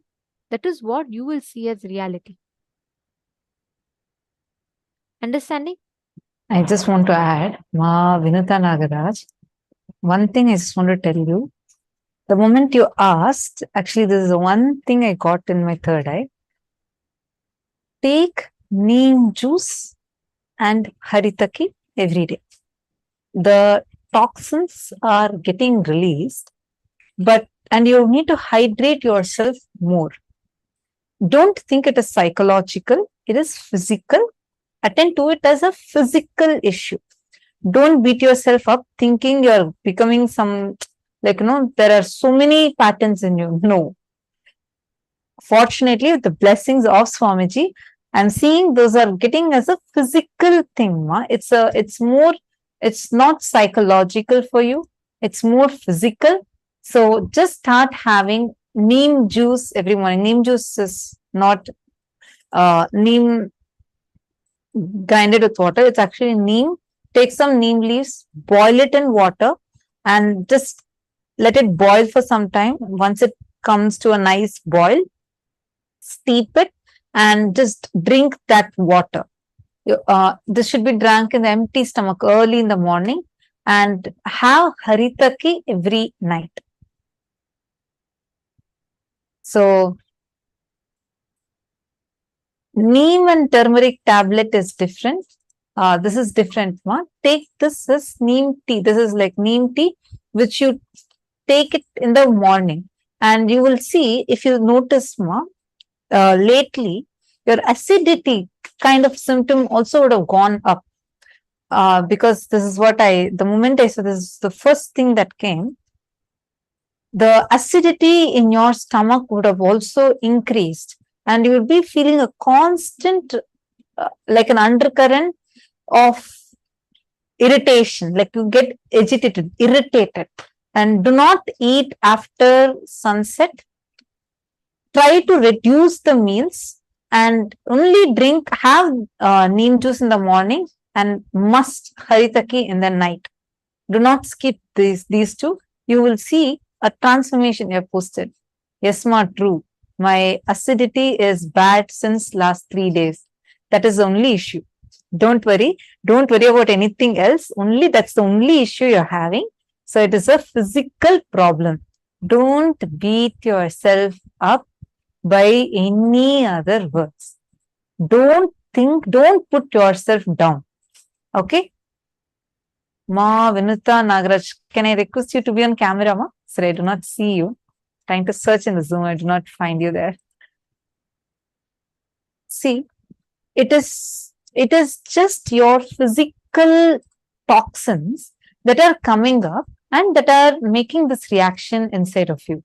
So that is why if you see, you might get irritated to things that are not even how that like if you are normal, you might not even be that reactive to them, right? So all that is because of the physical issue.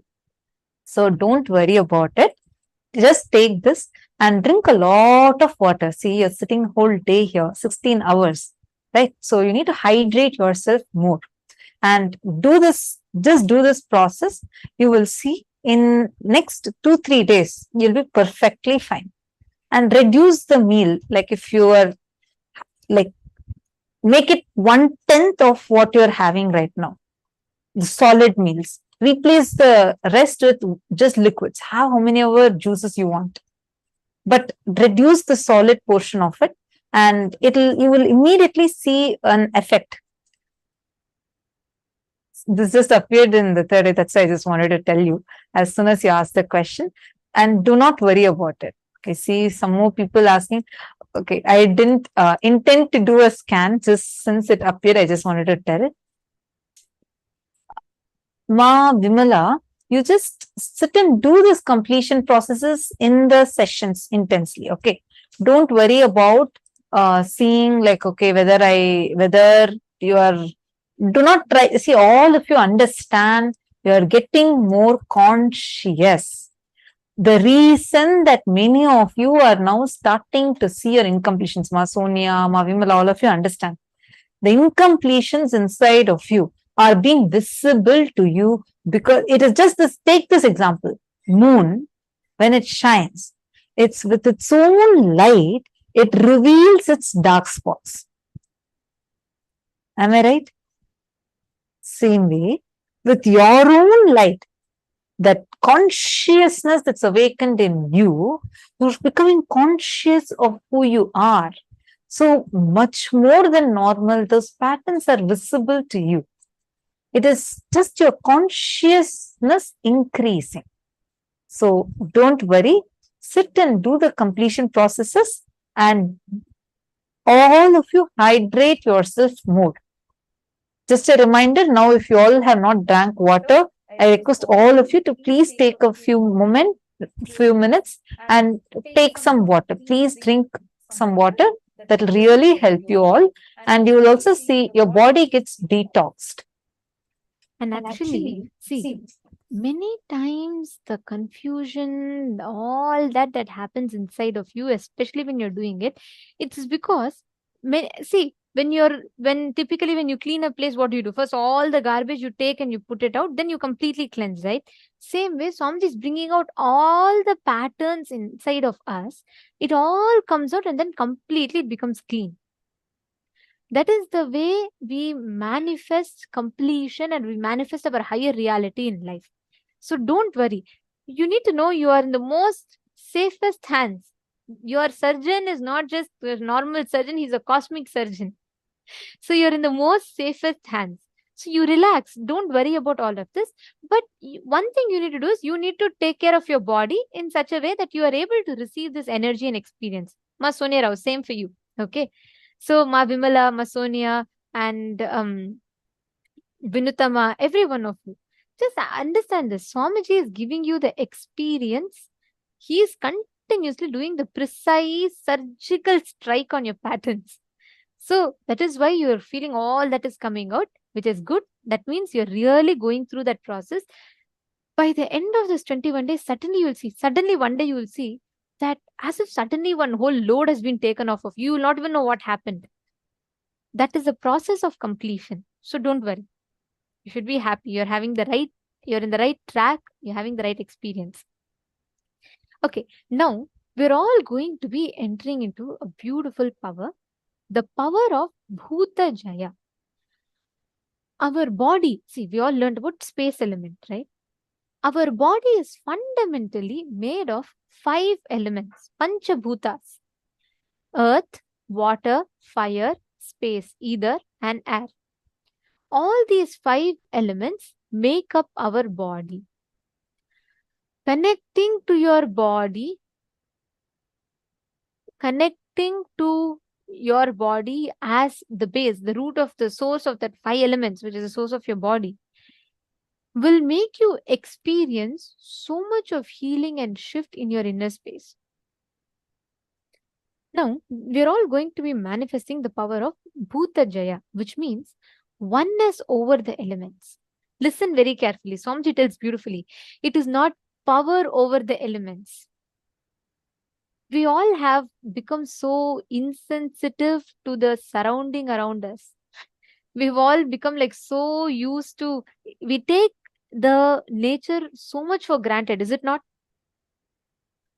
When you wear your belt, the hip is forgotten. When you wear the tie, the neck is forgotten. When you wear the shoes, the leg is forgotten. Only when your belt becomes tight, you remember the stomach. Understand, same way, we have all taken the nature around us so much for granted. How many of you every day actually connect? How many of you are noticing we actually don't connect? We don't relate to the wind. Every moment wind is gushing. There's so much of wind around us. There's so much. We are so much in constant inner chatter. Only when you take a break, when you go to a vacation, even when you go to a vacation, you're only still thinking about, oh God, my boss will call me. Oh God, I need to go back and catch up. Or even when you're enjoying the nature, you go and you're too busy trying to capture that moment. So you try to click selfie, how you can edit and post it on your Instagram. We do not connect to the nature that is abundantly available to us at all times. Is it not? Ma is saying, Maherleen Gomez is saying, I agree on taking nature for granted. Actually, all the pollutions we do, Swamiji told this, it's a very important revelation. Swamiji said, whole humanity is trying to run around giving trying to resolve climate crisis. It will never happen till humanity is taught not to live in harmony with the nature and all. Till humanity is taught to connect with nature as their source.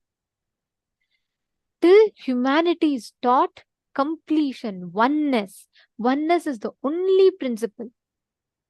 Just this one concept, oh, as long as I live, let me take as much as I can from planet Earth, that's all. After I leave the body, who cares? It's someone else's. The planet Earth is someone else's. Because this concept of only one life is taught, we exploit planet Earth. But in Hinduism, see, everything is worshipped as God. To add sacredness to anything, we just declare that as mother. That's all. To make water sacred, we just call it as Ganga Mata, Devi Ganga. To make food sacred, we just declare food as Annapurani, Devi Annapurani. To make fire sacred, we declared fire as Agni Devata. To make cow sacred, we declared as Gomata, mother, cow.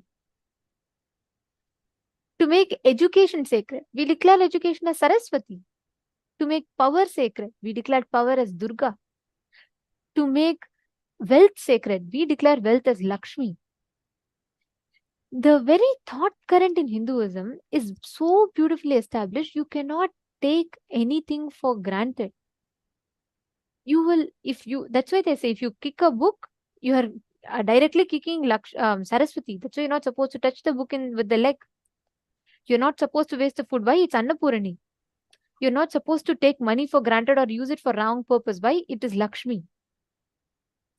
Everything is taught so beautifully. Bhumi, you can never take Mother Earth for granted because she is Bhumi Devi. But somehow we all lost touch. We all got this disconnect. And now we're all living in a place where even to enjoy nature, people go to Google and see nature and watch nature pictures. We are so busy. Even when you go for a vacation, you're not enjoying that. You instead try taking selfie, try making reels, try doing this and that to capture that moment. Swamiji very beautifully tells, you can never have power over the nature. your ability to express oneness over the nature, your ability to express oneness with the nature. That is the way reality manifests. As long as you try to grab the nature, you will never have nature manifest what you want for you. Understand, first and foremost lesson to manifest any power is not power over others, power is oneness over others. Unfortunately, our unconscious mind always tends to think naturally you will be pushed to manipulate, to control. Manipulation is not manifestation. That is the difference between black magic and white magic. Black magic is manipulation. Power is not black magic. Power, you can never manipulate something. Try. You can never manipulate anyone with powers. Power comes from ultimate non-violence.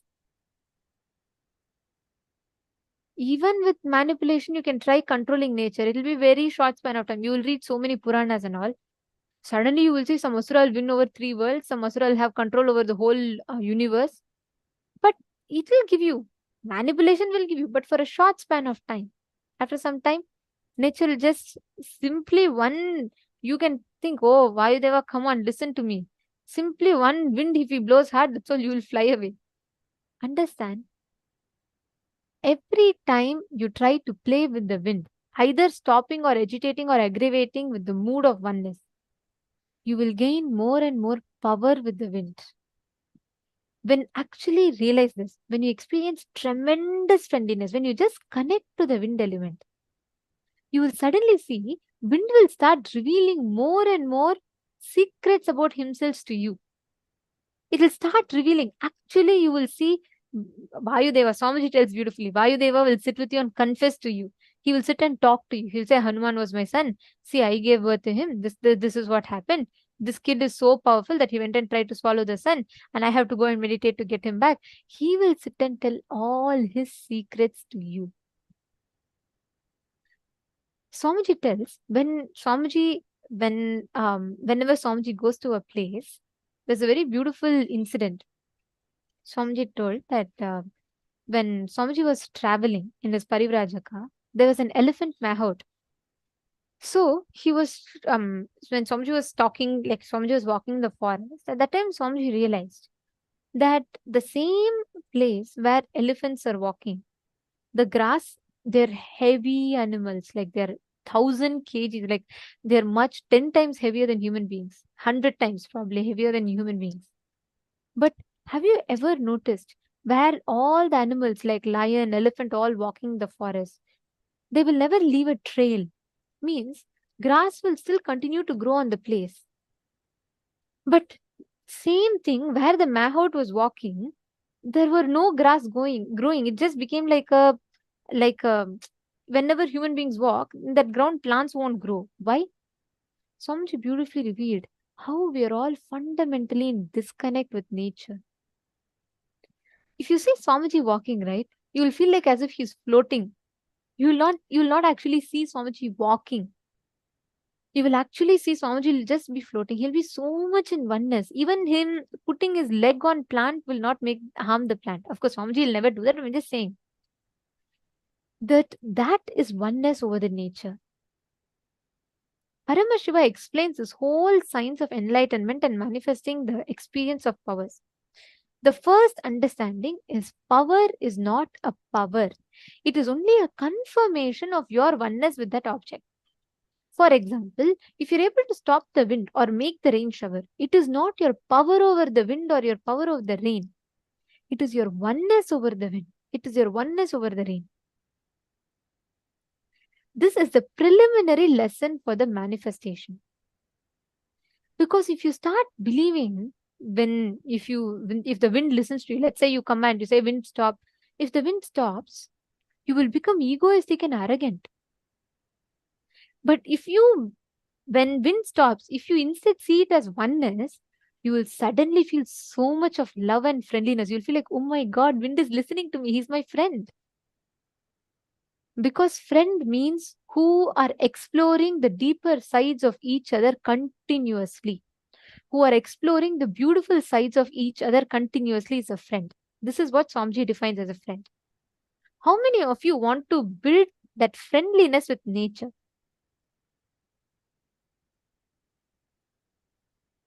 How many of you want to build that tremendous oneness with nature?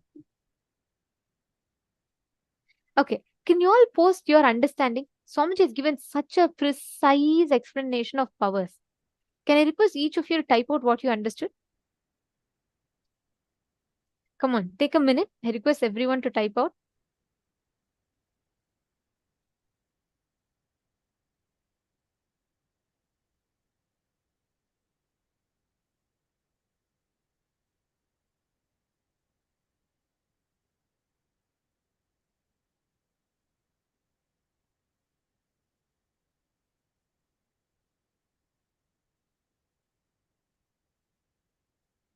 What did you all understand? Because this is very important. Having this right understanding is very important for us to manifest these powers. Vinutha Nagaraj has posted, when you are one with universe, the creation, you can make things happen just like how you use your hand. Beautiful.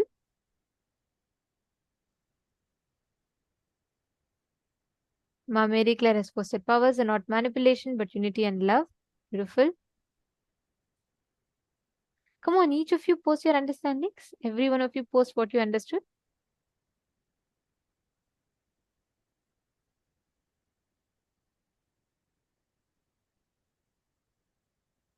Oneness over others is a Mahavakya, I feel. Pavanaya has posted. Beautiful.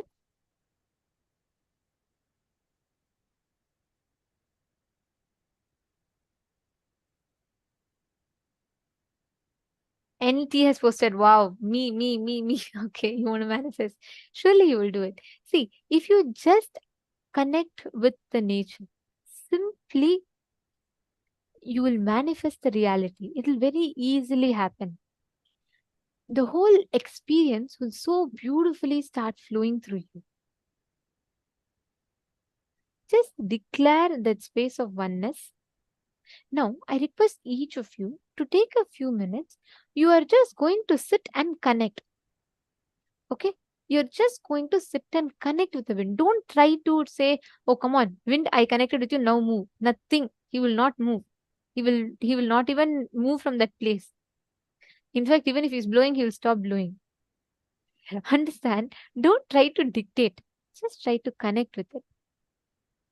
Just experience that sweet friendliness. Suddenly experience how that whole space opens up. Experience, just connect with it. Karin Shivnadar, you're asking what if people don't want to be friends? No, I'm not even talking about people. First, start connecting with nature. Start connecting with the nature around you.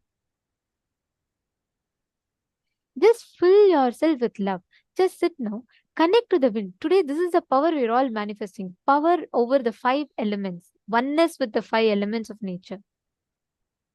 Connect intensely to it and beautifully see how the whole manifestation starts happening in you. Sit now. I request every one of you to actually, if your daytime or nighttime is also fine, just go see the sky, connect with the wind, take a few minutes and really become one. Establish oneness over the wind.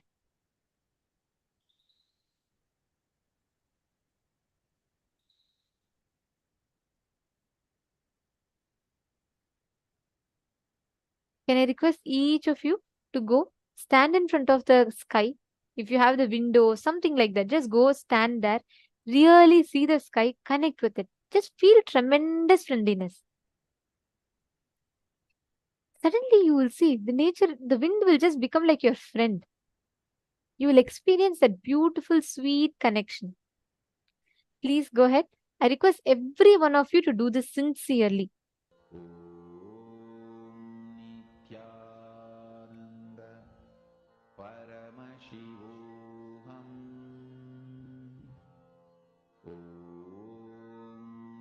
Nithyananda Paramashivoham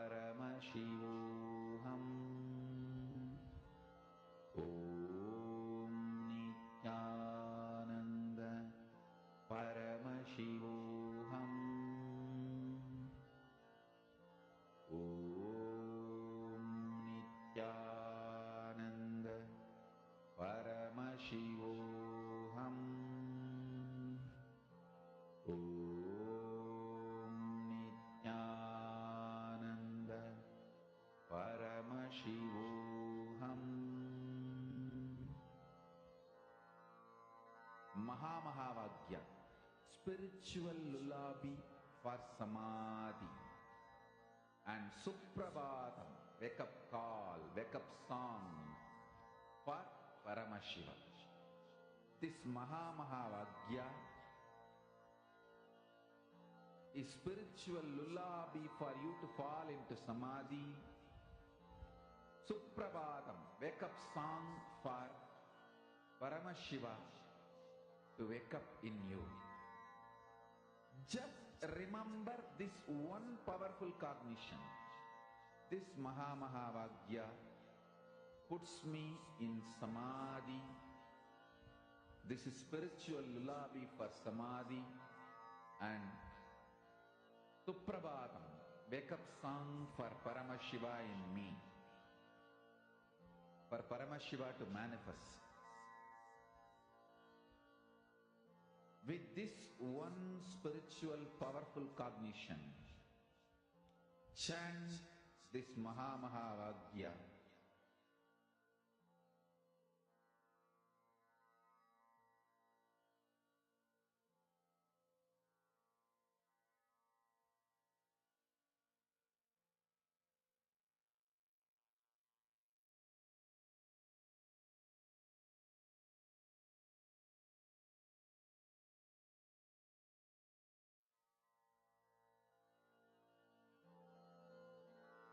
Mahavakya, spiritual lullaby for samadhi.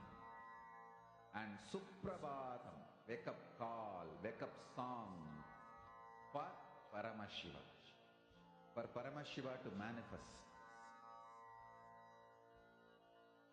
With this one spiritual powerful cognition, chant this Mahavakya. Om Nithyananda Paramashivoham. Om Nithyananda Paramashivoham. Om Nithyananda Paramashivoham. Om Nithyananda Paramashivoham. Om Nithyananda Paramashivoham. Om Nithyananda Paramashivoham. Om Nithyananda Paramashivoham. Om Nithyananda Paramashivoham. Om Nithyananda Paramashivoham. Om Nithyananda Paramashivoham. Om Nithyananda Paramashivoham. Om Nithyananda Paramashivoham. Om Nithyananda Paramashivoham. Om Nithyananda Paramashivoham. Om Nithyananda Paramashivoham. Om Nithyananda Paramashivoham. Om Nithyananda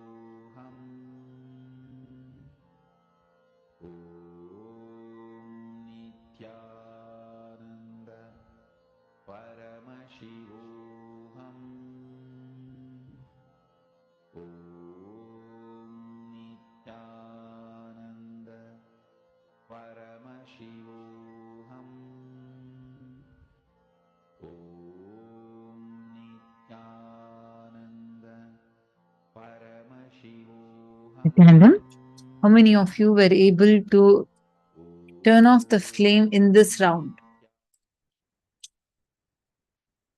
Now, last session, all of us learnt about What is space? Many of you had so many questions and how the space operates, etc.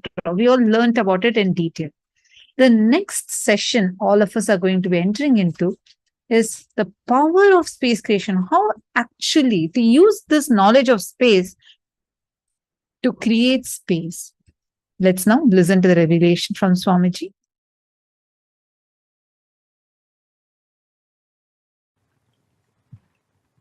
In E equal to mc square, Einstein is trying to maintain the speed of the light as a constant.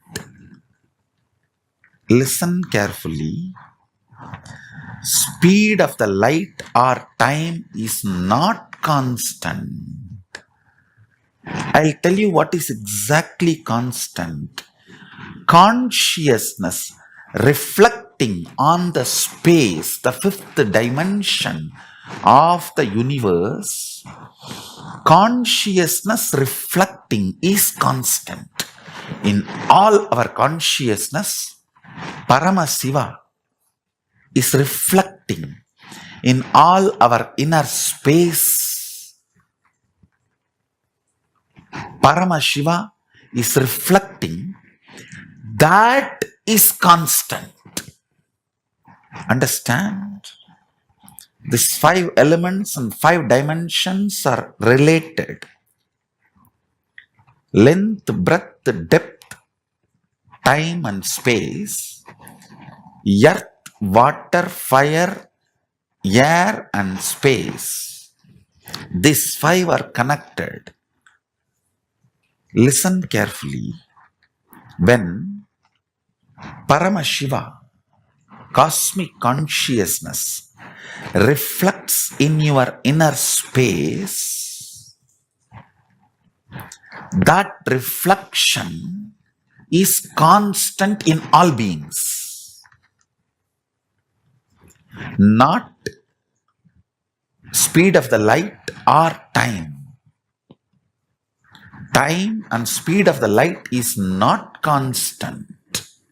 But the way superconsciousness, Paramashiva, reflects in your inner space is constant. Means the way cosmic consciousness dances, reflects in your pure inner space. The way Sadashiva dances in your Chidambara is constant. All the beings who feel aham, he exists in that. That is the only constant. Understand?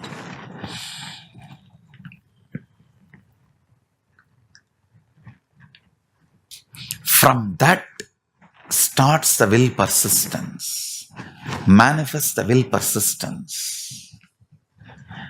Whoever gets back to that source from which he is reflecting, all of them fall into that space called oneness, which is constant. Paramashiva is equivalent to the will persistence decision to look at the source by the reflection. The constant in the cosmos is feeling of aham. There is nothing in the cosmos which does not feel the aham, including stone, stavara, jangama, everything feels the existence of aham. When Mahadeva, Paramashiva says, Vyapakam, anything which feels aham, he is in that. Listen carefully.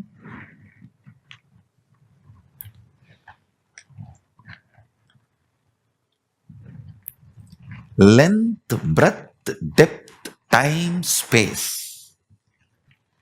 The pure consciousness reflects on the space. That reflection is individual consciousness called aham. The frequency of that reflection is constant in everything. But the side effect of that reflection, will persistence, is not constant in everything. Reflection is constant. Will persistence is not. So based on your will persistence, your life is decided. Are you going to spend 80% of your time in time related, or depth related, or length related, or breadth related existence of you? Neither length nor breadth or depth or time is low or wrong, but you not knowing the source vision, your reality, which is constant and playing in these other dimensions, there is every possibility you will get lost.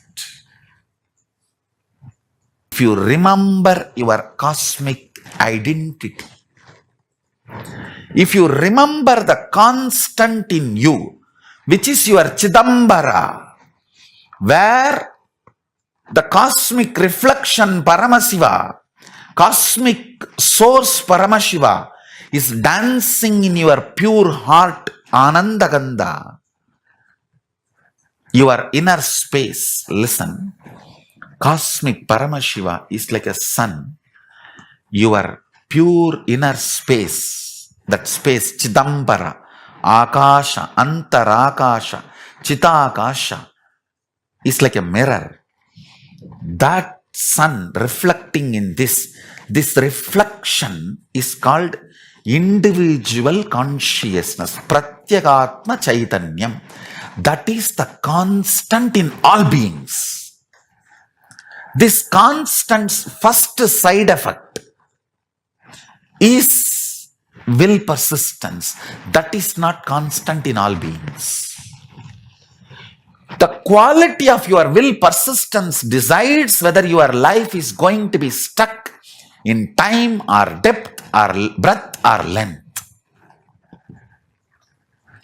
You remembering which is constant in you and which is not constant in you will not put you in a delusion where you make permanently damaging decisions of your life due to temporary mood swings. Guru is the person constantly resides in the constant and supports your will persistence to get back to your constant.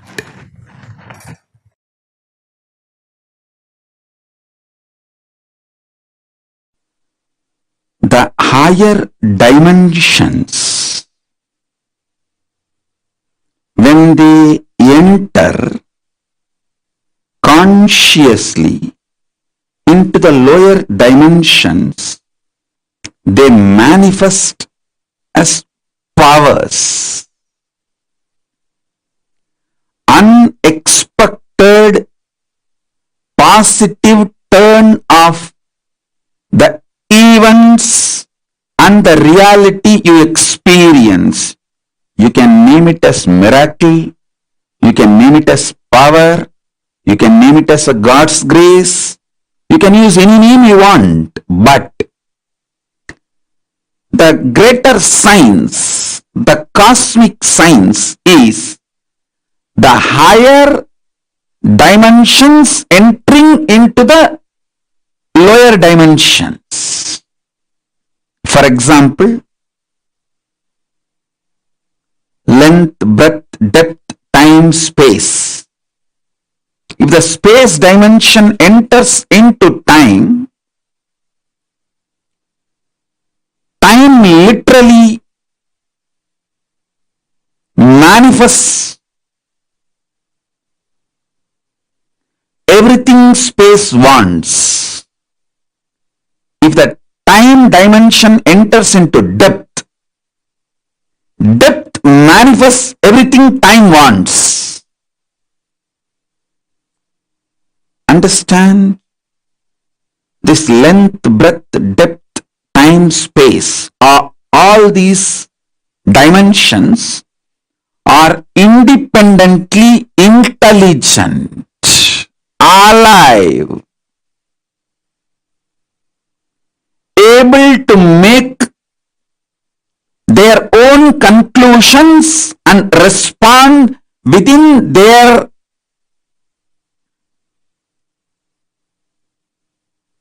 frame and working zone. Please understand.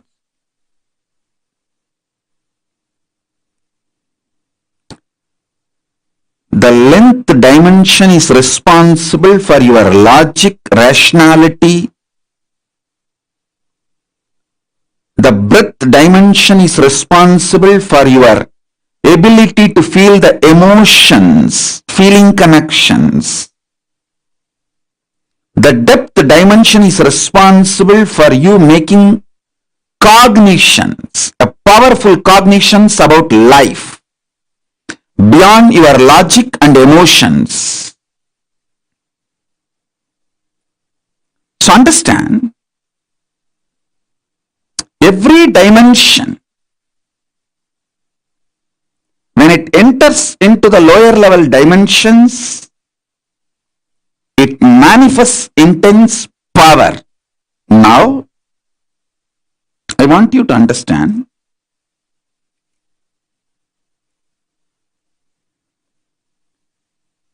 time and space is independent intelligence and power. I'll give you simple understanding, very raw, crude, down to earth.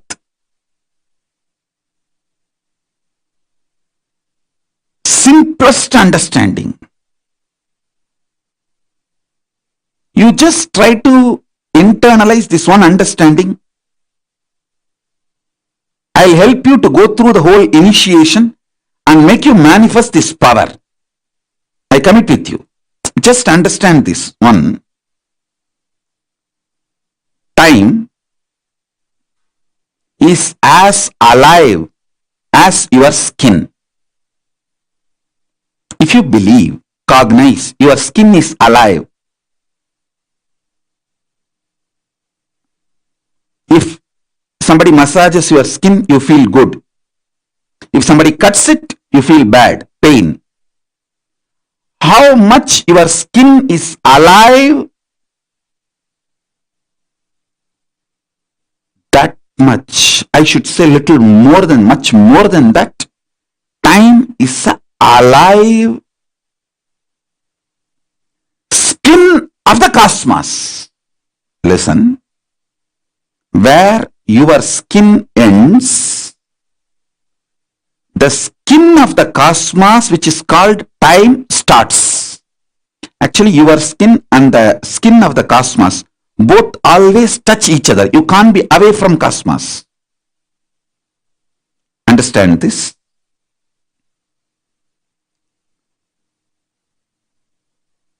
Where your skin ends, exactly that is the spot time starts. Time is the skin of the cosmos. Time is the skin of the cosmos. How you have a nervous system which passes the thought currents inside you, same way the cosmos has a nervous system which passes its decisions and thought currents, that is the space. Your skin is alive. Your nervous system keeps you living. The equivalent of your skin for the cosmos is time. Equivalent of your nervous system for the cosmos is space.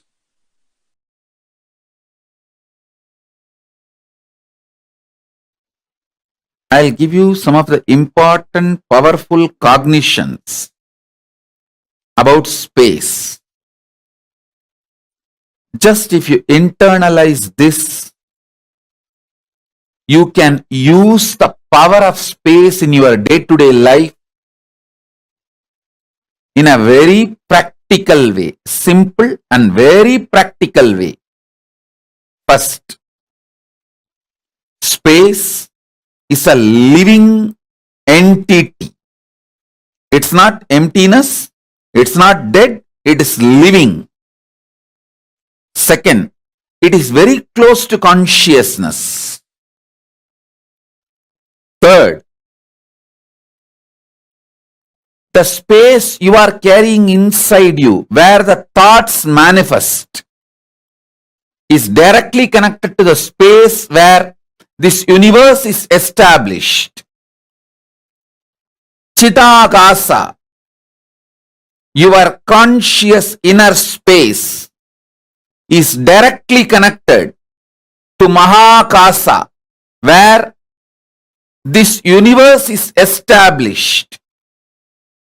The space where this universe is established is directly connected to the space, your inner space where you are established.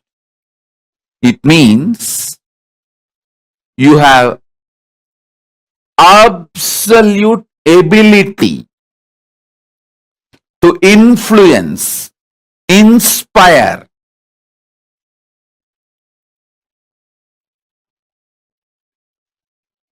directly intervene with the outer space on which the world is established. Any mass has a power to influence the space. When you are able to influence space through which you can influence anything which is established in the space, and just by sheer power of thoughts, you can raise, lower your mass, through which you can influence the space, through which you can influence anything established in the space. Please understand,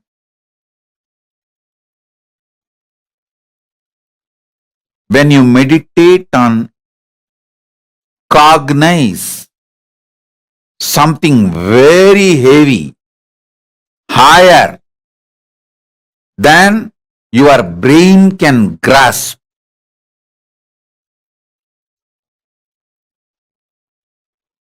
your space becomes powerful,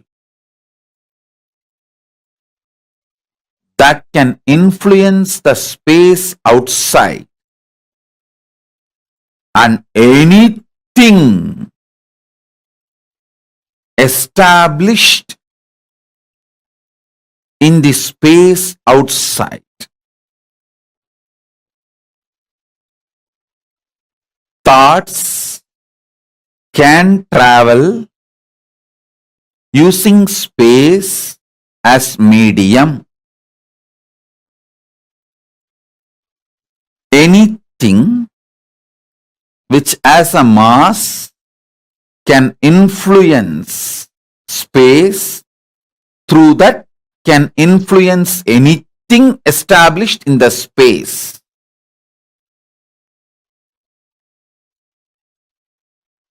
Let me be more clear and straight. Just through your thought, power of cognition, the power of your inner space, Chidambara, you can influence anything established in the space, whether sun or the moon or the universe or the black hole or the Big Bang, anything established in the space can be influenced through the power of your inner space.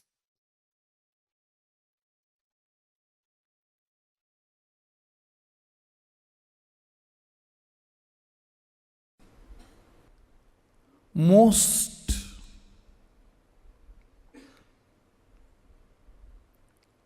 powerful, greatest sacred secret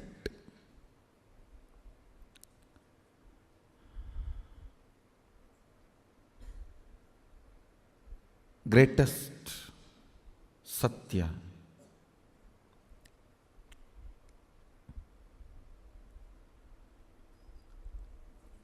I should say this is the greatest alchemy I can contribute to all your being. So please listen. The logic, length, dimension of your existence. In that, if you understand about oneness, it is imagination. Breath, the heart dimension of your existence. If you are able to grasp oneness in that level, it can be visualization of oneness. The depth dimension.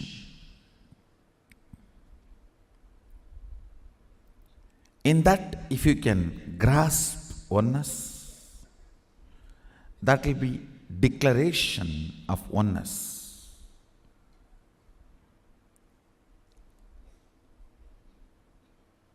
In time dimension, you just need to manifest ferociousness. So, this imagination about oneness, visualization about oneness, declaration of oneness gets into your space, your Akasha.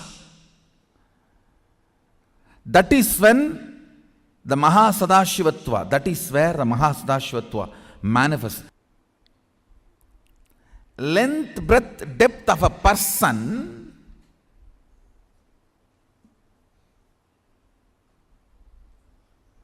is not he. The space he carries is he.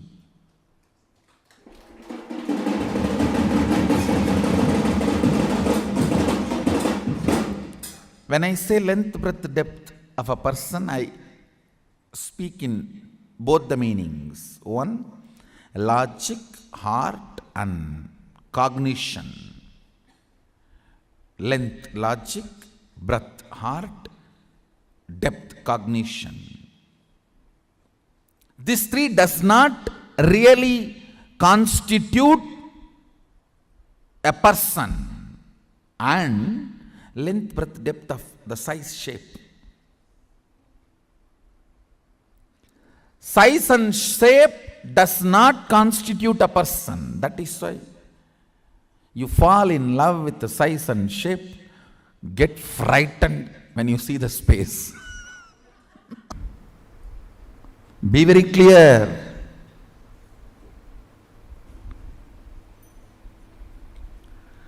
The space you carry, its smell, its flavor comes out of you like energy.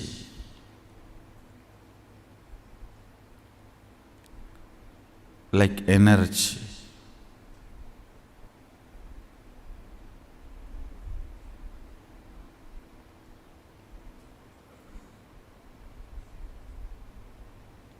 Many of the Indian restaurants use this as a tactic. They release a certain masala flavor. That whole area will have that masala flavor. The moment you enter that zone, you will feel like eating. That is also again like a marriage only. You go to the restaurant and you order what do you want. Then when you see what the other person has, you always wish you had ordered for that. And the other person is feeling the same.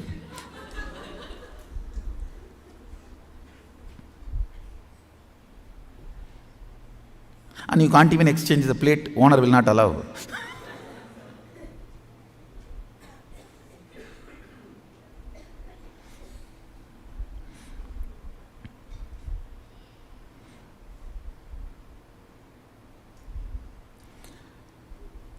the smell, the flavor of your space. The flavor of your space is what I call Shakti. Understand? The explosion happening in your inner space is Shakti. Please listen. This is the good news for you.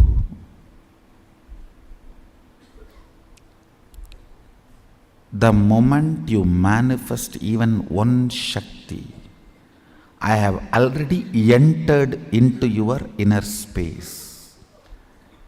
If I have not entered in your inner space and made the connection, you will not be able to manifest Shakti, because all power manifestation has to start from space, not from depth. Understand that time is a non-existence power layer. It has no existence, like a length, breadth, depth. It is only when the space collides with the length, breadth, depth, the dust created is time. See, the length, breadth, depth is a mass. Space is a energy. When these two collides, the dust generated is the time. I can roughly compare it to the Vatavarana, the layer around the planet Earth. Listen. No power can manifest in you if I have not entered into your space. Even if you manifest one power once, be informed, I have drilled you already up to your space. Kailasavasi celebrates the manifestations of his space.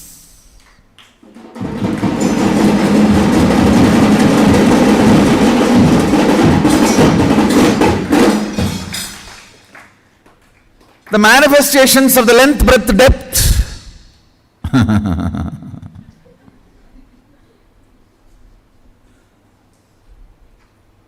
Manifestations of the length, breadth, depth is so superficial. So superficial.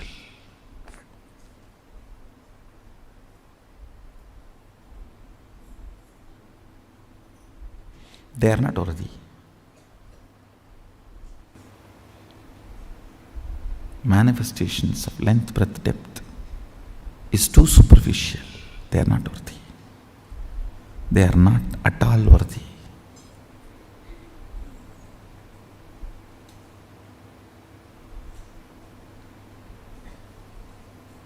Manifest the space.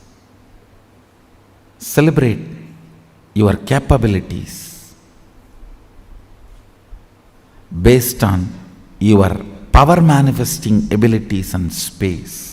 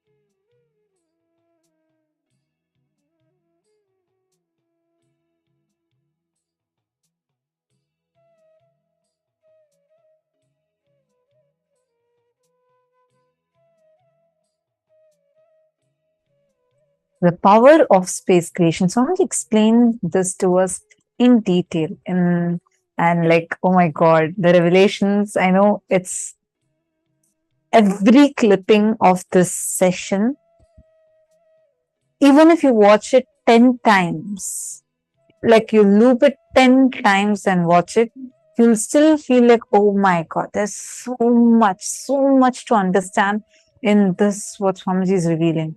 Like, I feel like every single clip, every time I listen, especially that last clip as Swamiji is explaining, anything that has a mass has an influence over everything that is established on this in space. So it has influence over space and has influence over everything that's established on space. That amazing revelation. I remember I had watched this one satsang clip. The total satsang's duration itself is only 10 minutes. It was on a Brahmotsavam, Chitra Brahmotsavam time. I think 7th of April last year. Yeah. Where Swamiji was, there was this celebrations going on, and Swamiji had sat and gave the darshan where Swamiji was seeing Devi Meenakshi's procession. And then Swamiji said that I'm in such intense samadhi. And Swamiji revealed this. It was, the satsang duration itself was only 10 minutes. But wow, you could listen to it in loop. Every time you listen to it again and again and again, you will have new clicks.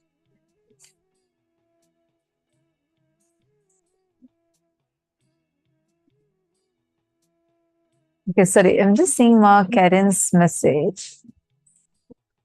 But what if people don't want to be friends and just stay stuck with their own fear without wanting to talk about it or to see it? Individual will, nothing can be done. It is their choice, it is their individual will. All you can do is you can enrich them. Oh, okay. Yes, you can play with nature, but as well as, like, I'm just seeing as you can enrich them and play with them. Yes, that's right. When was this amazing satsang given? As I was saying, I think it's either 7th of April 2022.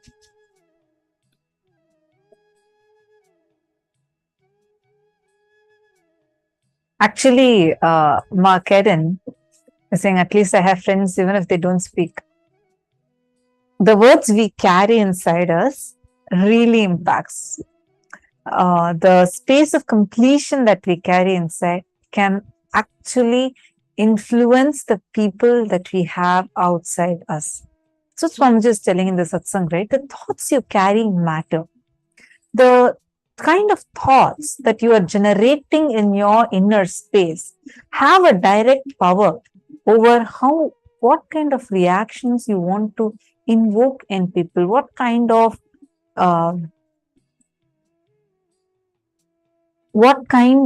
cognitions do you want to invoke. You will see this. It's like it has a direct impact. I'll just share one incident with you. I shared this earlier. This is like the first time I got introduced to the science of completion. I wasn't aware of the science of completion when I joined Gurukul, because like literally the day I saw Swamiji, I joined Gurukul, and I had no introduction about Swamiji or the teachings of Swamiji before that. And the day I joined Gurukul, there were like a lot of new kids that had joined Gurukul at that time. So when I was there, so many kids were there. We all were like, many new kids had joined. There's this one girl who was like, I think a year younger to me or 2 years younger to me. And she kept coming and annoying me. And I also started feeling like I started calling her like, oh, you're bullying. I used to keep telling her that word. 3 days passed, 2-3 days passed by, and we both started like like literally fighting with each other. I was 14 years old at that time, and she was, I think, 12 years old. And like we both are completely new. So in Gurukul, otherwise this is not tolerated in Gurukul. You cannot do it. So we both were like, like I was constantly trying to move away from her. She used to go away from me. And so I had just joined Gurukul, and I felt so bad that she's behaving like this. So 5-6 days passed, and then one of the Balasans noticed this, and she came and asked me what happened. I said, look at her, she keeps fighting with me, she keeps coming and annoying me, and she does this, she does that. So she asked me, do you know the science of completion? I was like, wait, what is that? So she explained to me what is completion, how to do completion, and she told me that just do this when you're about to go to sleep. Just do this completion process, relive the whole situation and complete inside you. You will see that this whole incompletion will stop. So I was about to fall asleep anyways at that time. So I just went and I lied down, and I was sitting and doing the completion within myself. Next morning, we had Rudrabhishekam that morning. And Rudrabhishekam, so we all go to the hall to get some flowers. So I was really getting late and I was rushing. It was early in the morning we have Rudrabhishekam. I think it's about 5 a.m. or something we have Rudrabhishekam. So we all were like getting ready for it. And I was trying to get some more kids also along with me to go to the hall. Usually till that, and I had not spoken to her. Till that point, she was still fighting with me. So we both were in a fighting mode. So we both like not talking to each other. So we went and to the meditation hall, like where the flowers and all were kept ready for the puja, etc. So I'm going there.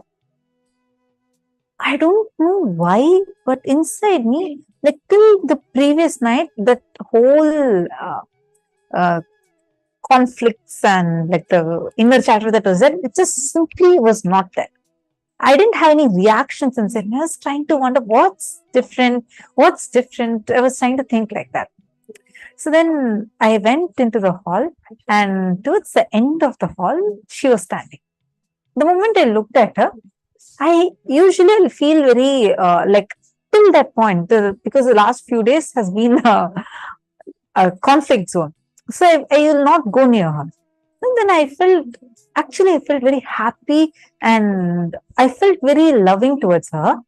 That kid, the moment she saw me, I had not spoken a word to her. I did not go and complete with her. I didn't tell her anything. She just ran and came and hugged me and gave me a plate full of roses. The exact flowers that I love to offer for puja, she had collected, and she said, this is for you. I was like really shocked. I thought like maybe did the person who spoke to me, did that Balasan who spoke to me, spoke to her. I asked her, what happened? How come you're suddenly coming and giving me this? Like till I said we both are fighting, no? How come suddenly it changed? She said, I don't know. I asked her, did anyone speak to you? She said, no. I don't know why, but this morning when I woke up, I just felt so complete with you. And I felt like so much of love towards you. So I came first and I collected your favorite flowers and gave to you. I was like, wow, that was my first experience with the power of completion. The thoughts we carry, I didn't have to go talk to her at all. The thoughts that changed inside, when the incompletions inside changed, immediately it influenced the outer space. Its influence was so immediate. The next morning, there was a difference. Nagaraj, at what age kids can start completion process? They can start right away. See, whenever they are able to understand, you have to start teaching them this process of completion. Actually, the Swamiji has given a very powerful, beautiful science of parenting. It's called as N parenting. We used to have this as a program conducted. There are a lot of this N parenting videos available on YouTube. It's called as EN parenting. So you can actually search for those. And because the way we teach completion to kids is completely different than what generally we all learn.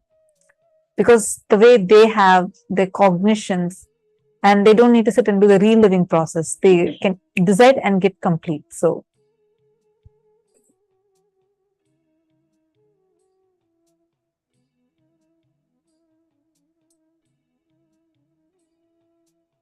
all right. I hope I answered your question.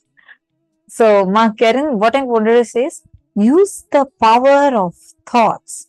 The conscious declaration you generate inside you can directly influence the things outside of you, whether it is people, objects, things, situation, anything. It will make you such a conscious person, conscious being, that the kind of things you gravitate towards you. Understand how?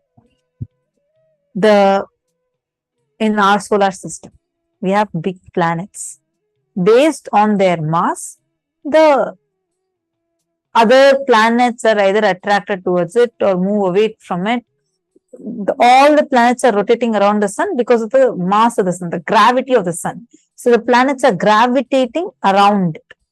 Same way, Jupiter, because of its huge mass, it has a much higher gravitational power than compared to Earth or Mars or Venus, etc. Correct? Same way, the thoughts, what are you empowering yourself with? The cognitions that you're empowering yourself with. Those kind of situations is what you are gravitating towards you. What you're cherishing, that has a direct influence outside, as well as situations you're manifesting outside. All those kinds of reactions, situations, everything will be gravitated towards you. And just to see, all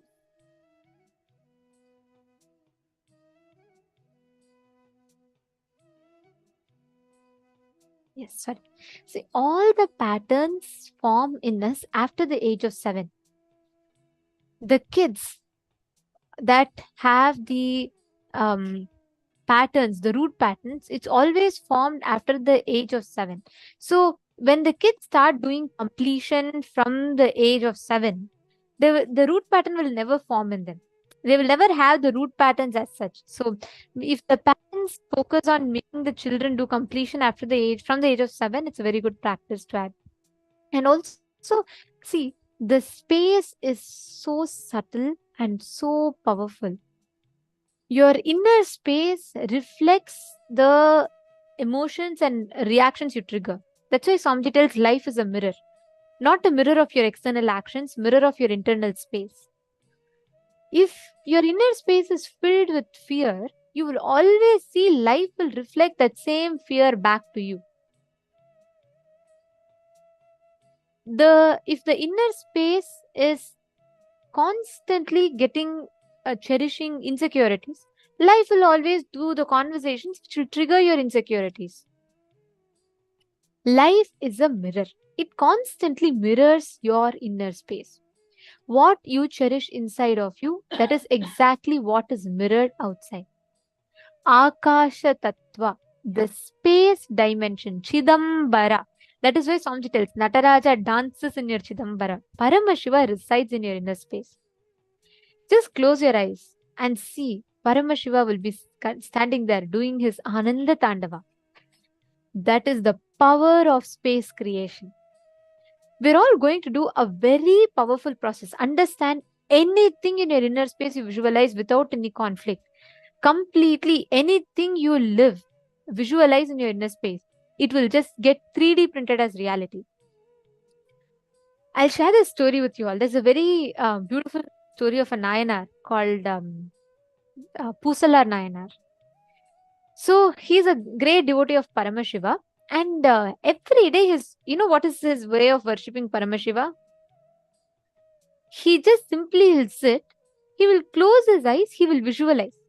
He will visualize the temple, But the way he will visualize will be so detailed. He'll visualize as if he's building a temple. So every stone, the design of the temple, he'll visualize to such details. At the same time, the king of that temple, the king of that kingdom, he's building a huge temple for Paramashiva, and he plans an inauguration date for Paramashiva. That night, Paramashiva comes in the dream, and he comes in the dream of the king, and he tells the king that, listen, can you postpone your temple opening date by some more time? Because on that exact same day that you have fixed, one more important person has fixed.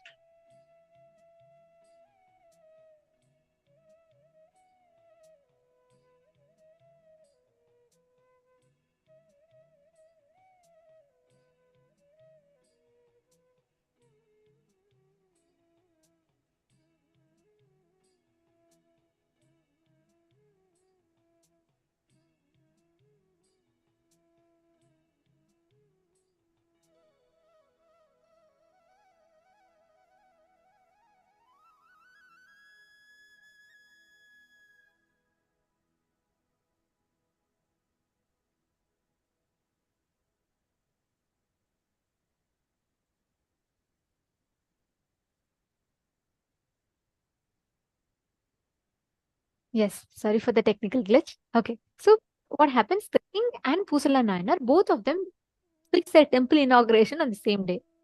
So Paramashiva goes to the dream of this king and he tells, look, someone is building, another person is also building a huge temple for me, and I have to attend that day, the inauguration. So please, can you postpone your temple inauguration? Yeah, Are, in my kingdom, who else will build a bigger temple than me? That Paramashiva is coming and telling like this. Then Paramashiva beautifully tells, hey, he has not built in your kingdom, he has built in my kingdom. The king is even shocked. He's like, okay, Paramashiva himself is telling me the dream. That means I should really go and see this person. So Paramashiva says, Pusala are only built. So immediately the king said, come on, I need to go and see his temple. Is it so big? The king starts thinking, he built such a big temple. Maybe the temple is too big and everything. And, he's so wanting to see the temple that Pusala Nayanar built. So what happens? The king next day, he's a king. So he takes his whole paraphernalia. He takes elephants, he takes gold, he takes all the things and he wants to go and see. He's visualizing, oh, maybe the temple will be so big. Maybe he will be so rich that he has built such a big temple and all that. And the king goes to see. When he goes to the exact spot that Paramashiva told, he neither sees a temple, nor he sees huge house, nor he sees any wealth. He sees a simple hut. Outside that, a simple man is sitting and meditating. The king is shocked. He checks, is this Pusala Nayanar's place? Have I come to the wrong address? Then everyone says, no, this is only Pusala Nayanar. You have come to the correct address. The king is thoroughly confused. Then he says, what? I must have been mistaken. Paramashiva said that he's built such a big temple for which Paramashiva himself comes for inauguration. Then I don't know it's so confusing. Then very beautifully Paramashiva tells that Pusala Nayanar visualized that inner space. That moment when the king is seeing, Paramashiva himself appears. The story goes so beautifully. What Pusala Nayanar was visualizing in his inner space, Paramashiva just takes that and puts that in reality. He just literally 3D prints his visualization as reality. Understand, to this day, this temple is standing. This is the Kanchipuram Ekambareshwara temple, which is built by Pusalar Nayanar. To this day, scientists cannot find a single reference or a single evidence that it was carved by human, because it was not carved by human beings. To this day, there is not a single rock cut. They're not able to identify the chisel hammer symbol nowhere, because it is the direct print, 3D print of Pusalar Nayanar's inner space. That is the power of Chidambara. He didn't do anything in his life. All he did was sincerely visualizing. And that visualization became a reality. Understand the power of Chidambara. What you visualize becomes reality. what you exactly think about becomes a reality.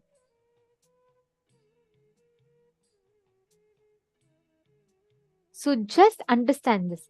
We will now do a very powerful process where you're going to harness the power of space creation.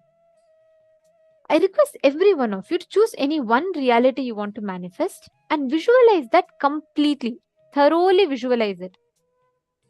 Like end to end, every detail. Visualize as if it is happening. If there's any self-doubt that comes, anything in you tells, oh, is it going to be possible and all that, complete with that. But sit and visualize. I request every one of you to very sincerely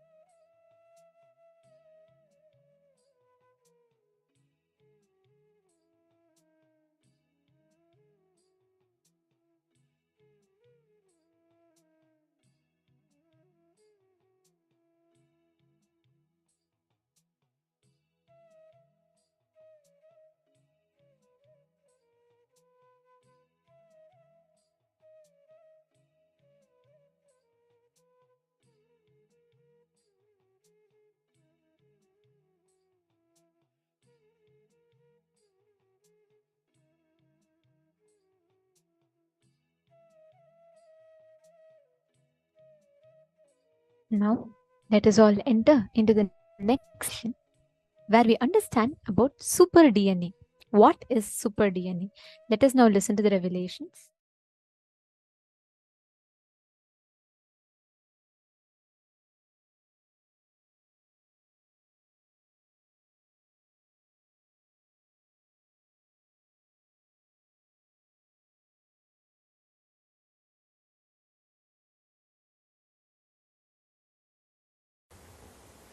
I have something about indigo children, so that you understand the super DNA.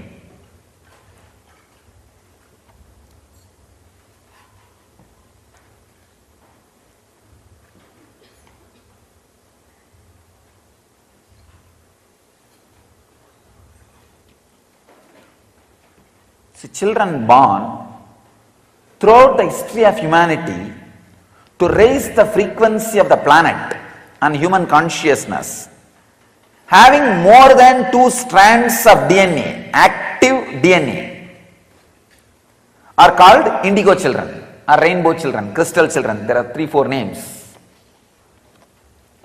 Please understand, throughout the history, the kids are born.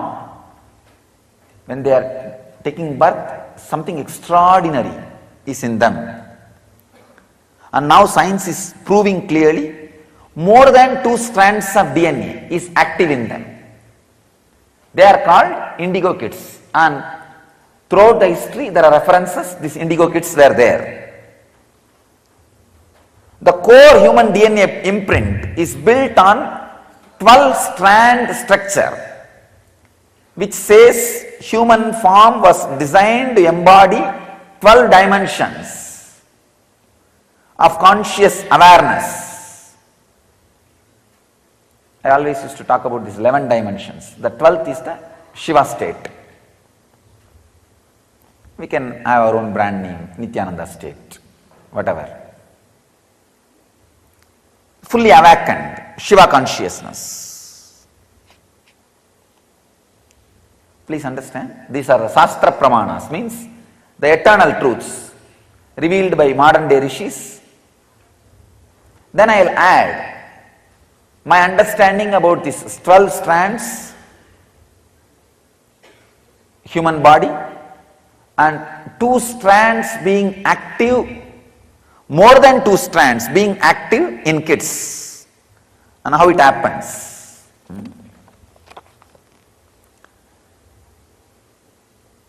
It's from a scientist and researcher, Cheryl Kakshialansa. The junk DNA or a dormant DNA activation is a tremendous gift to accelerate the spiritual awakening of collective consciousness on the planet. This is a quotation, means some research from that person. A person with 2 strands of DNA with only 1 strand active is like a computer with access to only 16 MB RAM memory. Can run only few programs.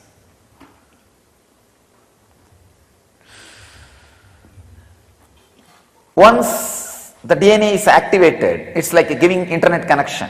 You can access anything by intent and intuition. Please understand, these are not my words. These are the collections from different researchers and discoveries. The dormant DNA activation level controls your frequency. Every time when a DNA is activated, you download higher consciousness from soul, identity, and attract people, places, events of similar high frequency. Again, it may look like my words, it is not my words. What I am going to add is my words. These are exact quotations I am reading out from different scientists and people who are specialists in this field, researchers. DNA activation not only has an effect on the individual, but this change will affect the individual's ancestors, 3 to 5 generations in the past as well as 3 to 5 generations in the future. This is one of the important revelation. In the Sannyas Upanishads, there is a very clear mention. If one person takes sannyas and elevates his consciousness, sannyas is nothing but awakening the different layers of your DNA.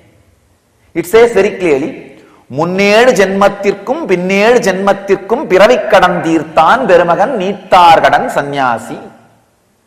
It's exact translation I am giving you from the Tamil Vedantic scriptures like Kaivalya Navanitam in all these literatures.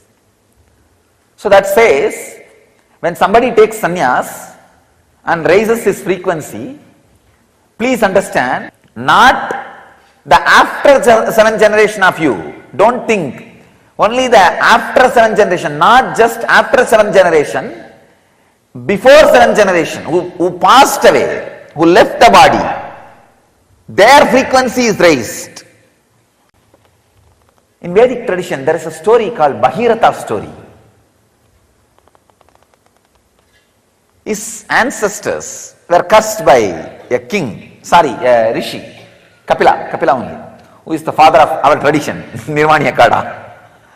Kapil was disturbed by these guys, so he cursed them, and they all became ashes. He did not even curse actually, he opened the eyes, the power of his eyes, and the karma they did burnt them completely. So, in his generation, the third generation person was in their generation, third was the Bhagirata. So what to do? What is the way to liberate them? They all have become just heap of ash.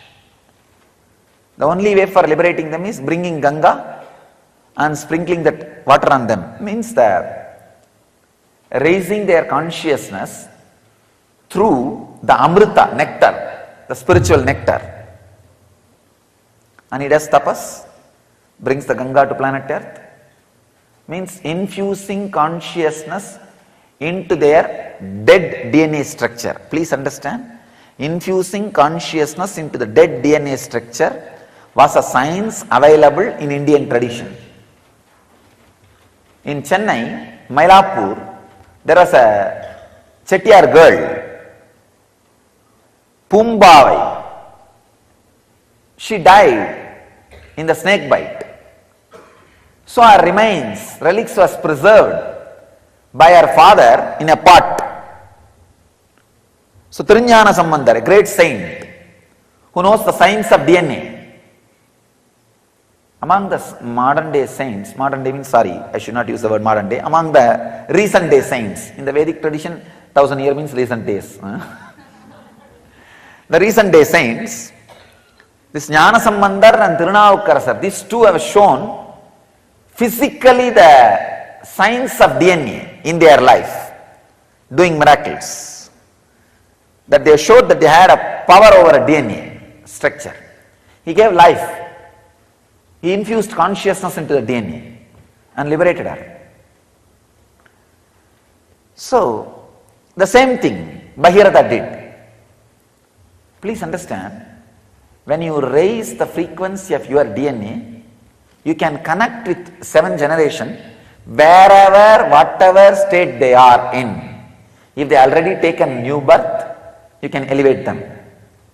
I tell you, many of you guys have come to me because your sons have raised their frequency. Your 2 generations before son has raised his frequency. So suddenly, for no reason, you feel connected to me.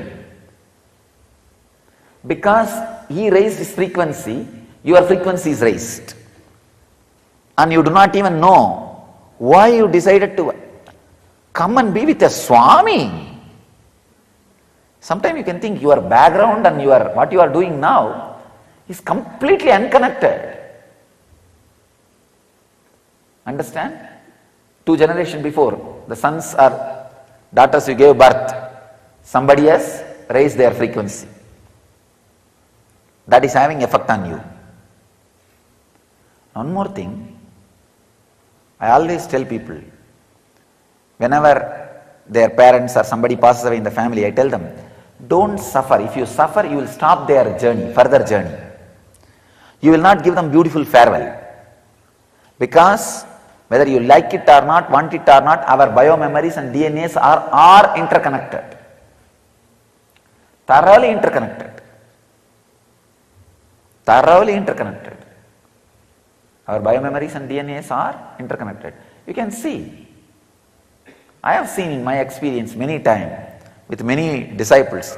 If the father or mother passed away, even though they are not physically attached, psychologically attached, suddenly physically they will be down. And the suffering and pain will be there. Because the biomemory is down. Biomemory is down.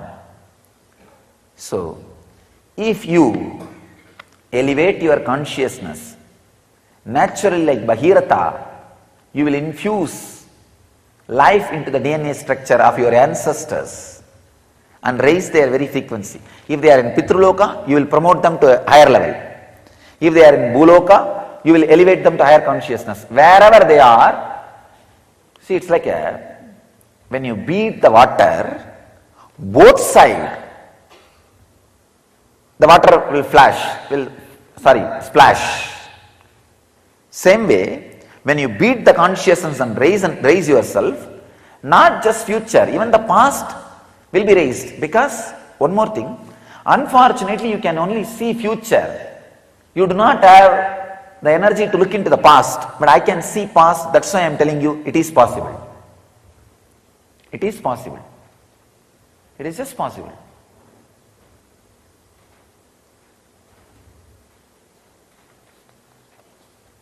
So I have some more researches, but first I will finish one by one. So I have brought some 3-4 important truths today. I will first talk one after another. First thing, children born throughout the history of humanity to raise the frequency of the planet that have more than 2 strands of active DNA. They are called indigo children. Fortunately, after the 60s and 70s, the 60 rebels and 70 hippies, most of them were indigo children. Please understand. The 60 rebels, 70 hippies. The 60s there is a huge rebel movement started. The 70s there is a huge hippie movement started. Many of them were indigo children. Unfortunately, the society is so cunning, so frozen, unable to accommodate them, labeled them as negative and pushed them aside.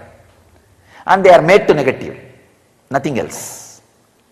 And recently, after 90s, enormous amount, please understand, the guys who are working on this line, they are saying something like 40 times more kids than the 60s and 70s are taking birth whose DNA is more than 2 strands active.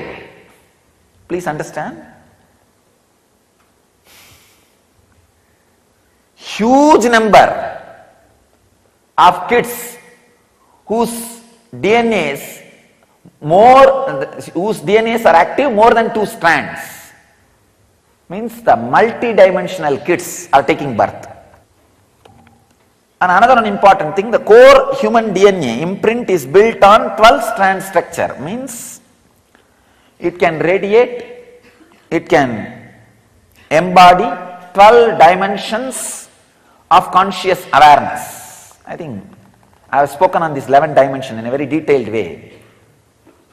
I may not spend much time on this 11th dimension. The 12th is the ultimate Siva consciousness which can't be described. When you experience the 12th, you are an incarnation. That's all. So, there's a second truth. I want you to know the third truth is, I think I already read out, the person with 2 strands of DNA is only with a 16 MB RAM memory. And the DNA structure is activated. Once the DNA is activated, it's like giving internet connection. You can access anything by intent and intuition.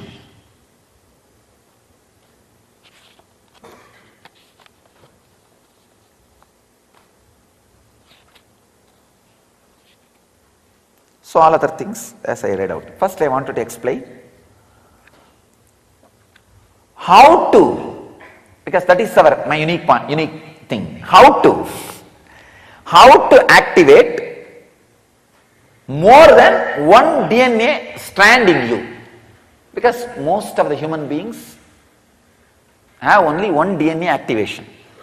When you become a seeker, ready to take the risk of renouncing the sensual pleasure for something which you don't understand, the second DNA gets awakened. Second strand DNA gets awakened.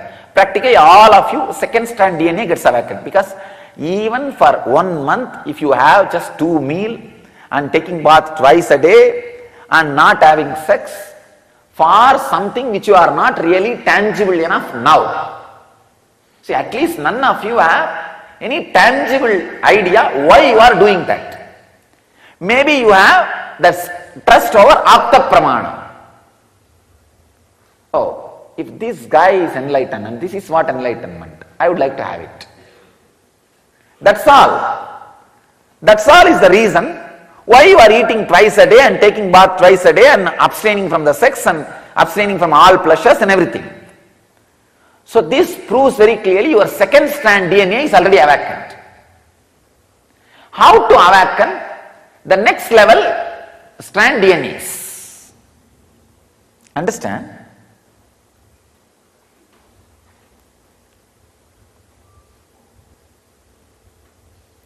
I'll give you exact that how. I don't want to use the old words. If I use the old words, you will say, oh, I know about it, it's okay. I tried it, not working out, so I am not going to be, I will not be able to awaken the third strand of DNA. No, you can. You can. Please understand. Remember who you are really. Remember who you are really. So naturally, like a lump you will feel, one part is that identity which you are showing to the world. Then one part will say, no, this is not, because this changes. I myself can convince myself to change the identity which I am projecting to the world in half an hour and can change it into another one. Is it not?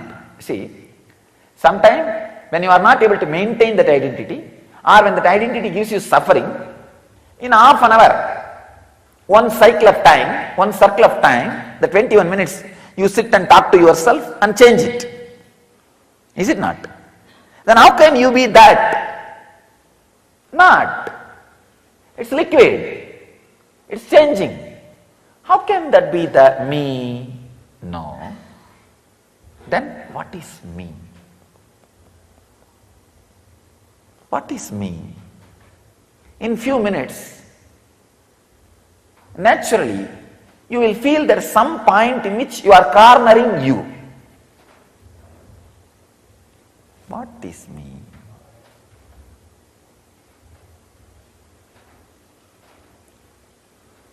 A kind of a silent awareness for a few seconds. Then what will happen? Because you are not able to be in the pressure of cornering you, it just gets bumped. It goes away to some subject or object, or it goes away something, and this idea gets lost. Means the third DNA, third strand DNA you are touching, but it is kicking you back. Hey, get out, don't come here. I am not interested in waking up now. I want to sleep a little more time. That is where you need seeking. Telling, no.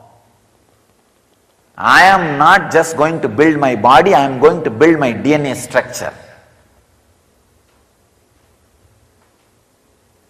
I tell you, with seeking, do weightlifting. That will get into your DNA structure. With awareness, when you lift the weight, feel the tremendous pressure, not pain.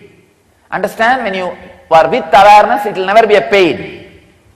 It can only be called as pressure on your muscles and system. With that heavy pressure, but decide, no. I feel by this lifting, I'll change my DNA structure because Swamiji has told I am going to do that.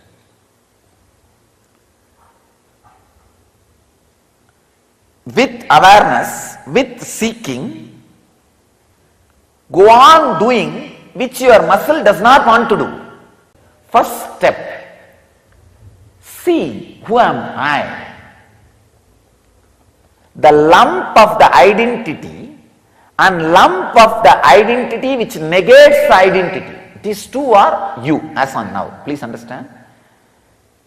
If I use the example of this apple, this part which you are seeing is what you are showing to the world. This part which you are not able to see is the part which has ability to change this part. You understand? When this part has some suffering, or when this part is not trustworthy, this part takes over and changes this part. You understand? So see, which is the part which has the ability to change this part. So you will see this part, the unknown part of you, has the ability to reason with this part and alter, transform, change within 21 minutes. That is why you are able to get out of depression or get into depression. The possibility for getting in or getting out exists. Because there is some part of you which has the ability to change what you think as you. You understand? So now, if that can be changed, how can that be you? No, it cannot be. Is it not? Then who is that me? Who is that me? Whenever you are thrown out, again without repenting, dig. With intense seeking. No. I am clear. I am going to awaken the extra higher strands of DNA. If you feel no, that is not that inspiring. Who knows what is 12 strands, DNA and all that. Then at least see, here is a person whose all strands of DNA is awakened. What game he is playing, what life he is living, how he is. Then take this as an inspiration and push yourself. That's all. I tell you, intense seeking simply awakens at least 4 to 5 strands of DNA. Nothing else. Nothing else. You don't need any sadhana. Just intense craving. See, the intense craving suddenly makes this apple grow into 3-4. It's like that seed becoming a simply 4-5 apples. Like one stem cell becoming 2-3. Same way, it just becomes many. So slowly the identity which you are showing becomes a superficial small part of you. It is no more half of you, it is half of you. Not half of you, it is half of you. Understand? It is not that I do not have identity which I am showing to you all. It is not half of me, it is half of me. The identity which you are showing to the world, if it is half of you, you are man. If it is half of you, you are God. It's not that will not be there in you, but it will be half of you. Biggest job, I can say biggest job on the world, on the planet Earth, is keeping the seeking alive in people. I tell you. God assumes human body only for this job of keeping seeking alive in human beings. Understand? It has 5 jobs. ஆக்குவாய் காப்பாய் அழிப்பாய் அருள் தருவாய் போக்குவாய் என்னை புகுவிப்பாய் நின்றொழும்பில். 5 jobs: creation, maintenance, destruction, putting people into Maya, illusion, and liberating them. This 5 jobs. First 4, creating, maintaining, destroying, and putting them into illusion. He does not need to move his butt. He can just lie down, Ananda Sayana, and he can be in Yoga Nidra. It goes on. Nothing needs to be done. And he can be in Samadhi in Kailash, or he can be in Yoga Nidra in Vaikuntha. No problem. It goes on. But to keep seeking alive in human beings, he has to assume human body. Understand? Then most difficult job on the planet Earth is keeping seeking alive in human beings. Understand? Keeping the seeking alive. One more thing. Whenever you feel the seeking has dried up, don't worry. The next strand of DNA is getting awakened. You are progressing. Don't think my 3 years life is wasted, 4 years life is wasted, 5 years life is wasted. No. Next strand of DNA is getting awakened. How can something be wasted? Understand? Very beautifully Shankara says, even one sloka of Bhagavad Gita chanting, little Ganga water drinking, once casually saying Krishna Govinda cannot be wasted. Even that cannot go as waste. Then how can so many years meditating or practicing or being around the master can go waste? No. Next strand of DNA is getting awakened. That is why the dry land. That is why the dry scene. Usually after the 5-6 strands of DNA awakened, next DNA awakening will not be painful. That is what I call enlightenment. You understand? Usually for a normal man, I can say 6 strands of DNA. But till the 6 strands of DNA, when you cross every strand, you will always look back. Means, oh, am I doing right or wrong? It's painful. I think I am wasting time. Why not get married and suffer? Sorry, get married and be happy. At least when you think, that's what you think.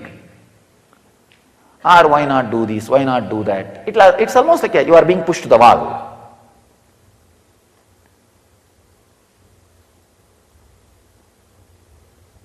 But after 6th, no. After 6th, any transition of that next strand of DNA awakening, there will not be any pain. It's just smooth thing. That's what I am saying.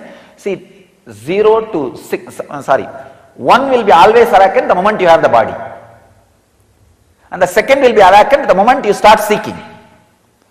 And the 2nd to 6th is enlightenment period.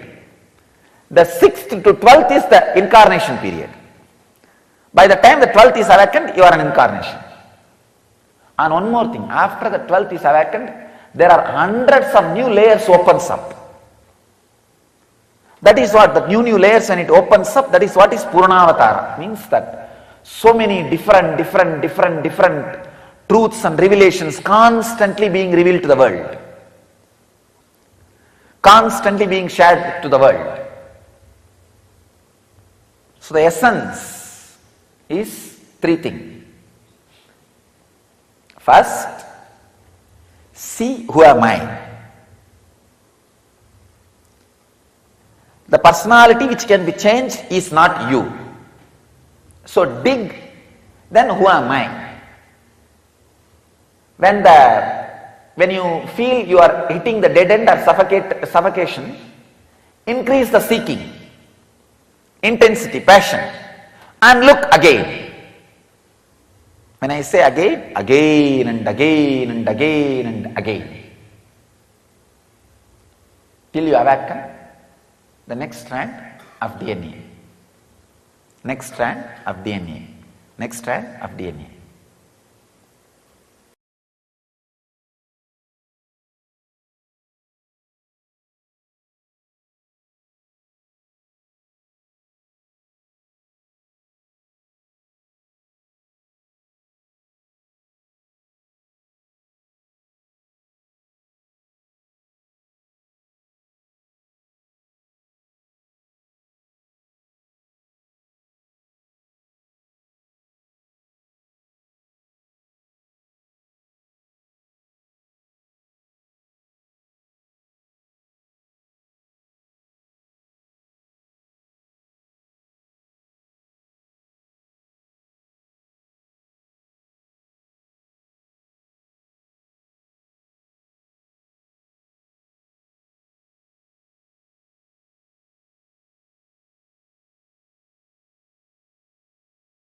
I was expanding on the science of making the best, highest superconscious mutation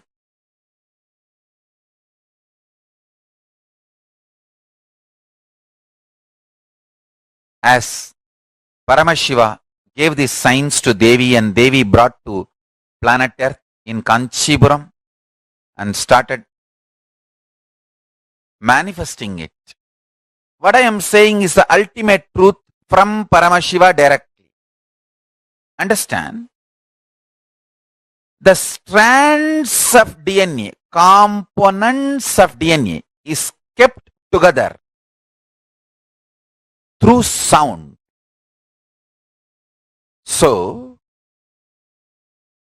if you want superconscious mutation in you, the sound through which your DNA is kept together need to be dismantled and the ultimate sound need to be inserted. Understand? You need to disconnect the threads with which your consciousness and DNA is bound together and alter the connecting point, the sound, into highest possible sound. What kind of a sound is used to bind your consciousness and DNA strands together? That decides what kind of a powers you are going to manifest and what kind of a life you are going to have in your body. I'll repeat. There are 4 situations in your life where consciousness is directly influencing your DNA. When you are hungry, when you are angry, when you are lusty, when you are about to fall sleepy, too tired, just want to get lost, withdraw. These 4 situations, your consciousness directly influences the DNA. The door between the consciousness and DNA is open. During these 4 situations, if you use these 4 situations, you can detox, remove all the unconscious ideas, words you stored inside you, and you can pull them out at Mahavakya. Powerful sounds, Mahavakya, inside you. Listen carefully. Listen carefully. I'll repeat.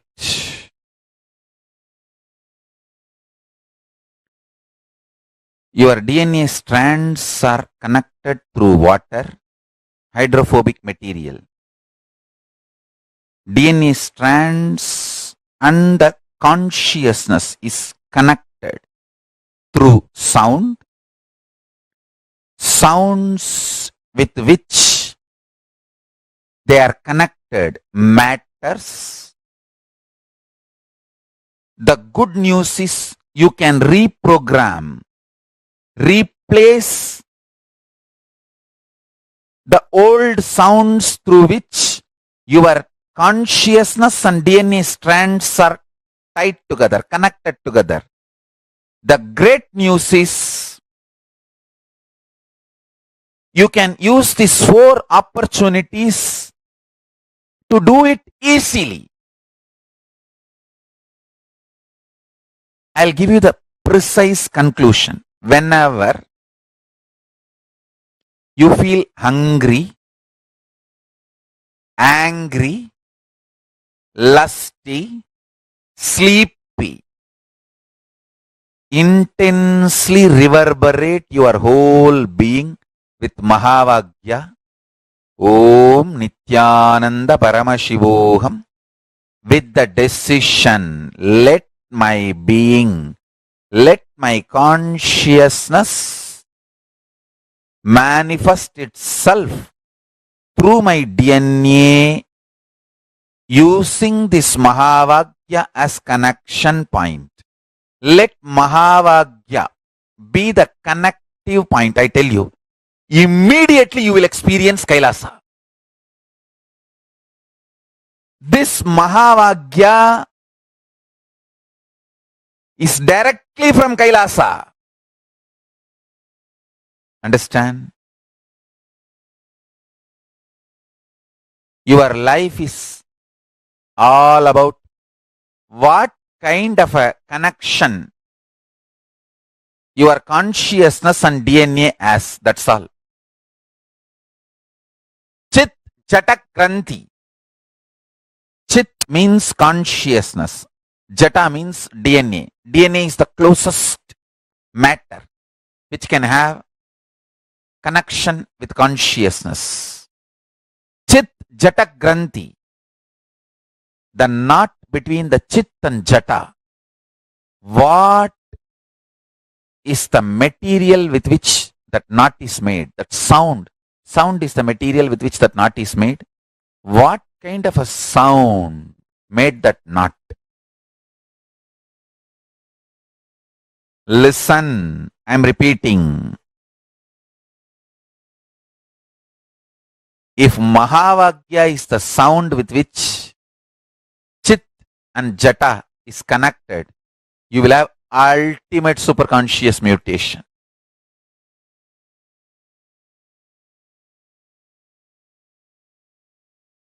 Ultimate superconscious mutation.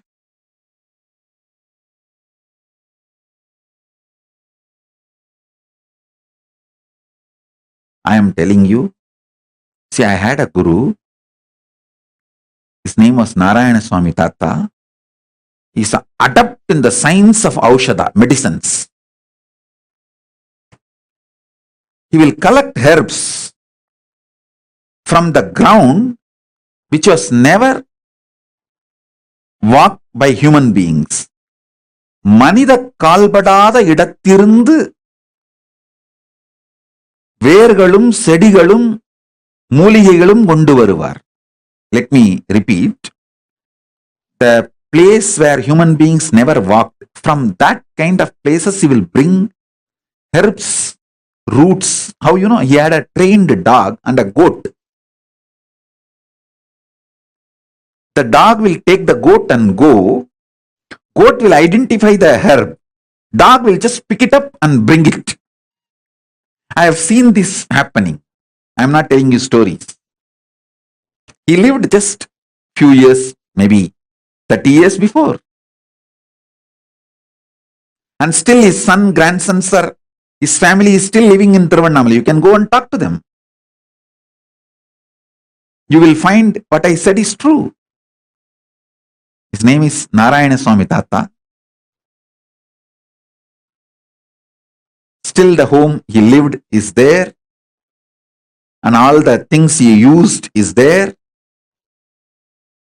Maybe the dog may not be alive because you can see his photograph. But surely the family knows whatever I am saying and you can talk to them. I had this kind of masters who are adepts. He told me once, when he was making the Aushadha, for a so-called incurable disease, kind of a very dangerous cancer, for that he was making Aushadha.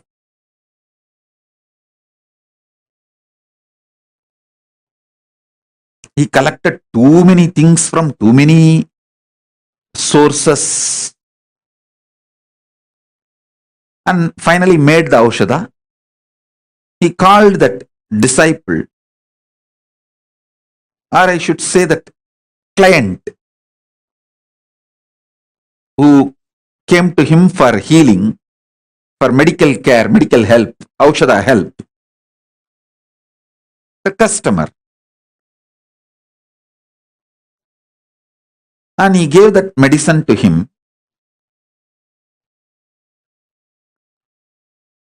Asked him, eat this medicine every day, once a day, for next 42 days.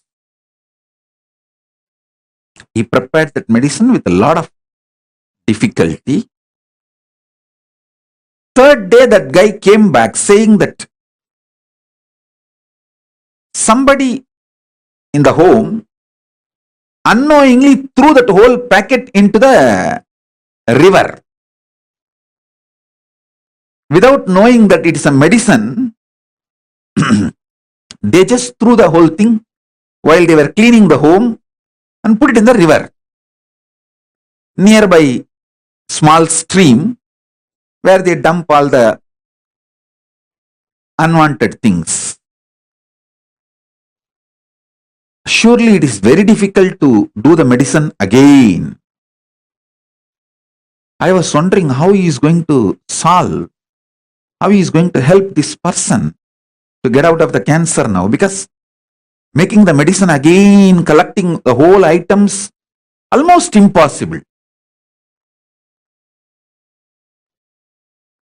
All he did, he called that person, made him sit next to him and told, this simple process, whenever you are feeling hungry, do japa of this mantra. I tell you, I know it is very difficult for you to believe. Maybe the power of his initiation, his words, energy. He said, whatever I made as aushadha, your body is capable of producing it when you add consciousness to your hunger. I tell you,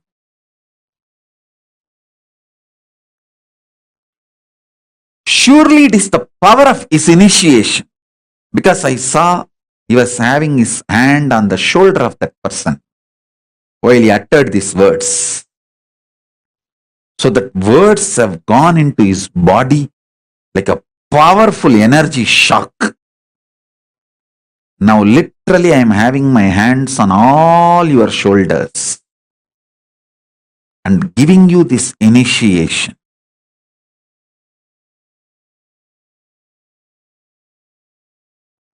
Whenever you fall for someone, you are in deeply love with that person, the human being, the person for whom you fall for, you are in love, that person takes you for granted.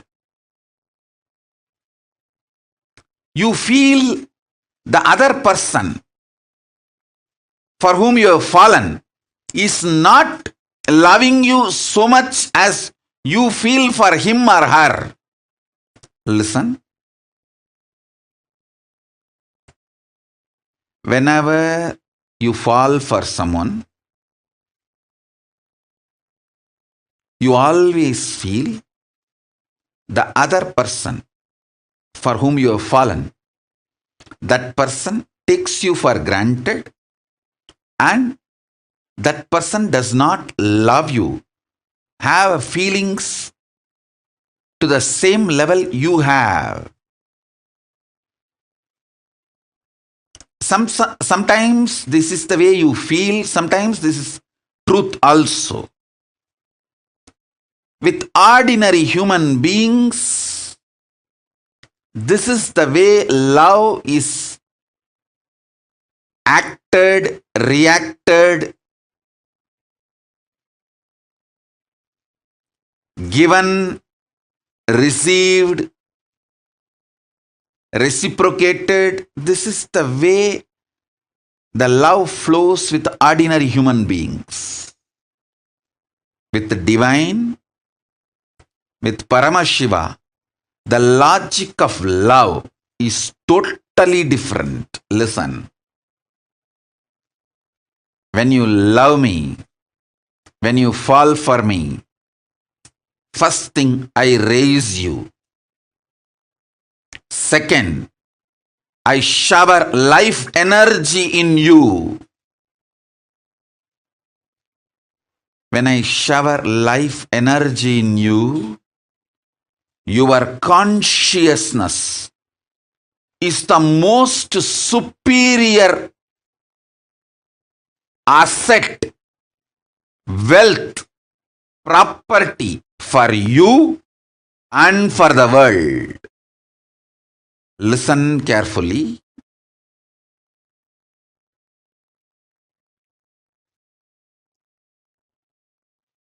I'll tell you one small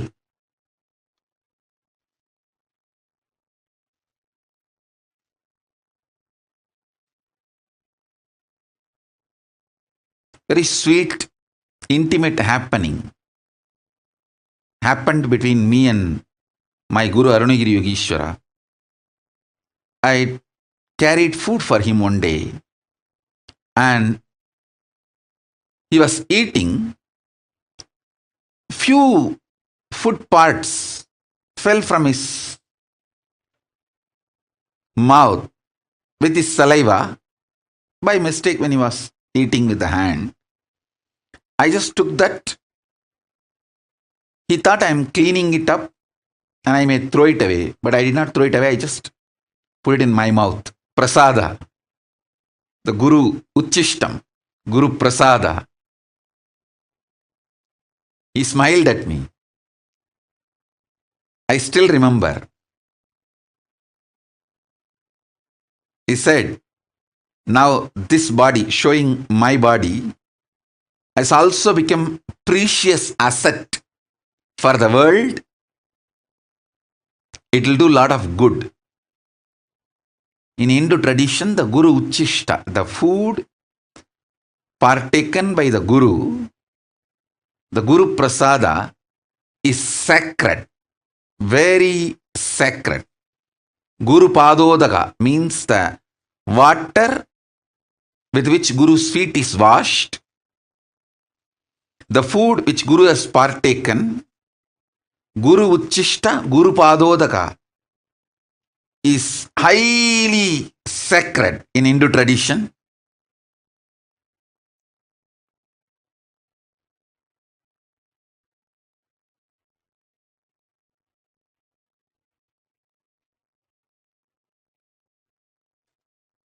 He said,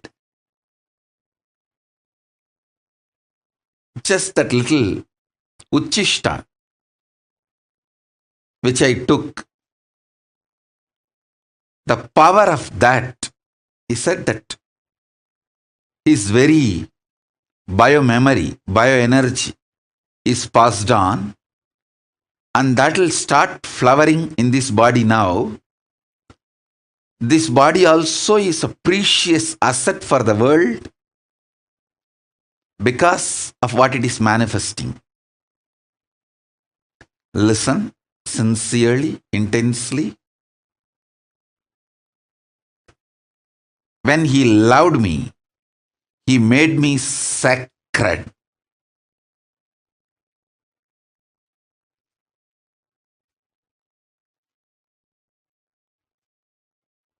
When I fell for him, he raised me and he made me sacred by showering his love on me. Listen.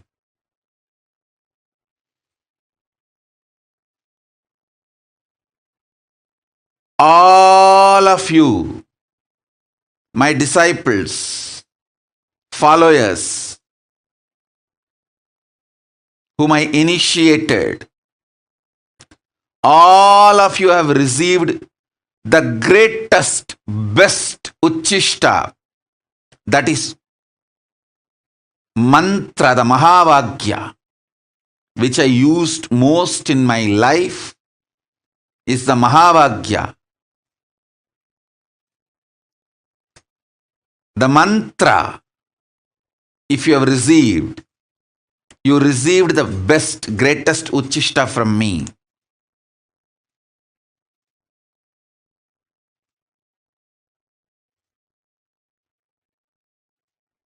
You are now sacred. Your consciousness is needed for this world.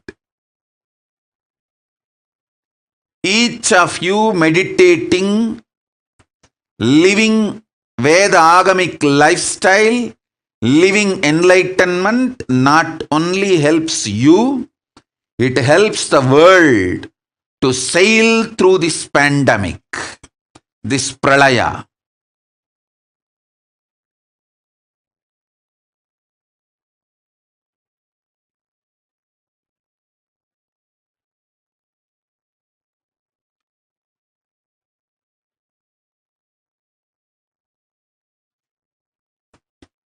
So when I fell for my Guru, he raised me and showered his love on me and made me sacred.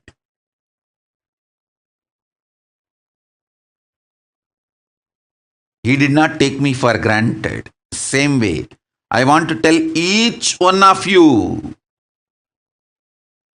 I don't take you for granted. When you fell for me, I shower my love on you, and I don't take you for granted. I make you sacred. Understand? Sometimes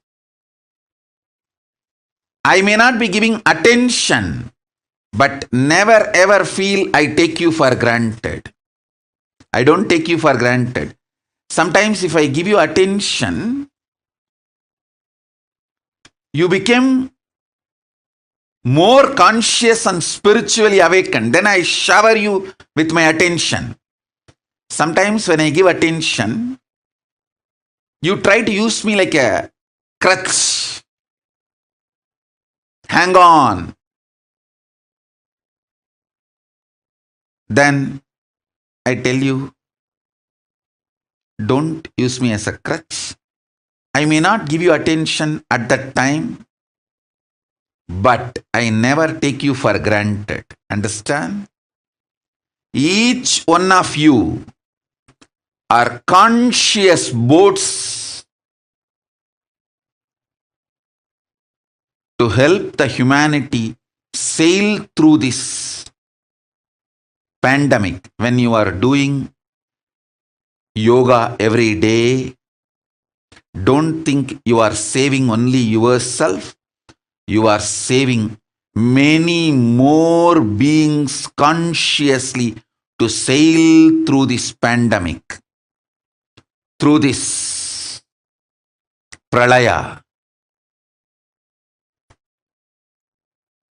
In Guru Gita, there is a beautiful verse. Guru Padodakam Panam, Guru Ruchishta Bhojanam, Guru Murte Sadadhyanam, Gurumna Sada Japaha. Gurur Namna Sada Japaha. One should drink the Guru's feet washed water and eat the remnants of the Guru's food plate. One should always chant the name of the Guru and always meditate on the Guru's form. Guru Padodakam Panam, Guru Ruchishta Bhojanam, Guru Murte Sadadhyanam, Gurur Namna Sada Japaha. What a life! If someone gets this four, they got much more than mukti. If someone gets this four in their life, every day especially, they got much more than mukti.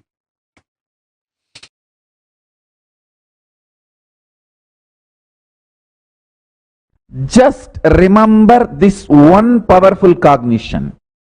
This Mahavakya puts me in samadhi This is spiritual lullaby for Samadhi and Suprabhatam, wake up song for Paramashiva in me. For Paramashiva to manifest. With this one spiritual powerful cognition, chant this Mahavakya. Om Nithyananda Paramashivoham. Om Nithyananda Paramashivoham. Om Nithyananda Paramashivoham. Om Nithyananda Paramashivoham. Om Nithyananda Paramashivoham.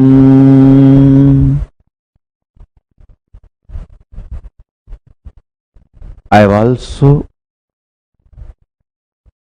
implanted the Bija mantras, all the 54 sounds. Some of the Sanskrit scholars may think, oh, it's only 51, some 52. What does he mean by 54? Please understand. Many people think Sanskrit has only 51 akshara.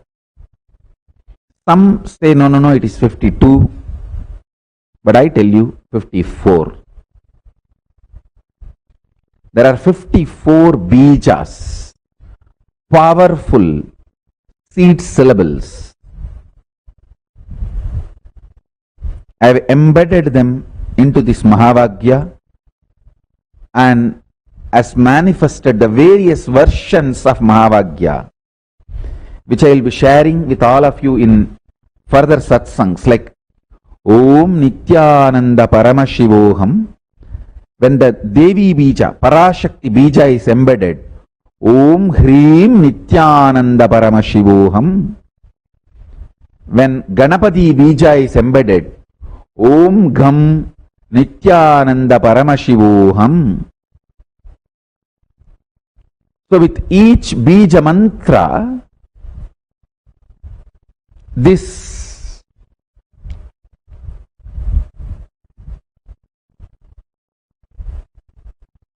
Mahavakya can manifest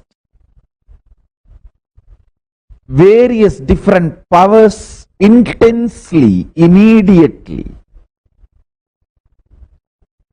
just with the Mahapranava, Om. It can manifest everything. With the specific bijas, it can manifest those specific manifestations immediately. One more thing, listen.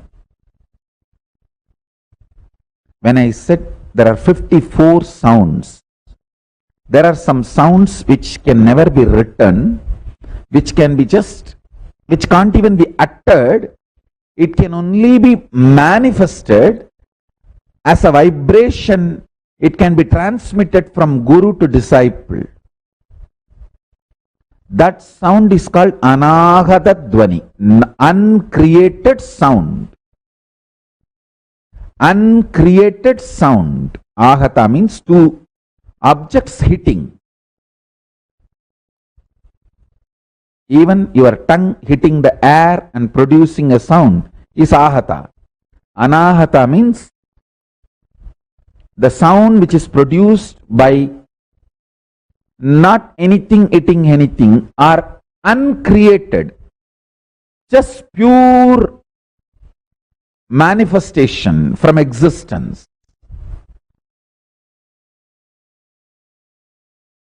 The process we are going to do now is called Chit Jada Grandhi Vedana. Means you are combination of pure consciousness and patterns. Your patterns are no independent life. They can become alive only if your consciousness is in the body. Am I right? Can you continue to smoke or struggle with your anger if you are dead? So only because of your consciousness existence, because of your consciousness, your patterns are empowered. Same way, you don't exist just as a consciousness, patterns. Even you seeing you and me are different is a pattern. You and me are separate is a pattern.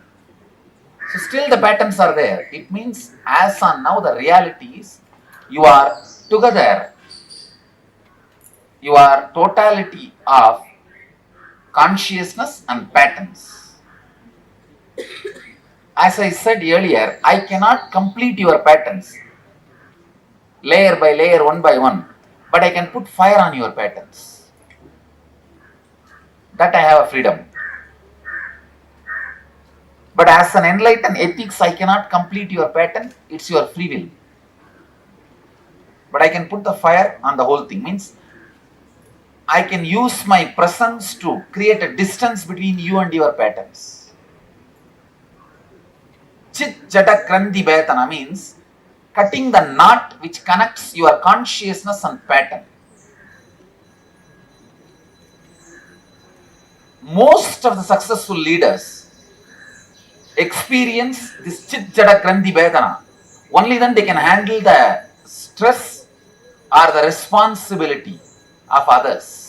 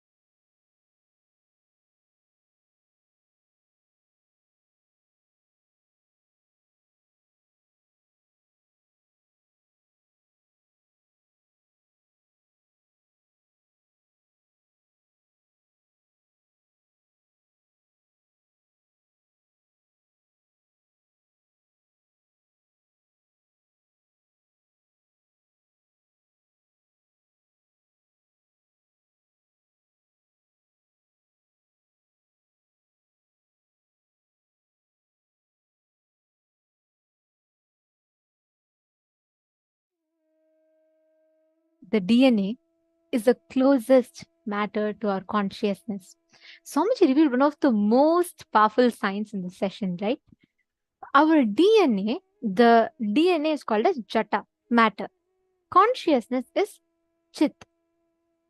Now, the DNA, which is the closest matter to consciousness, is tied together with consciousness through sounds.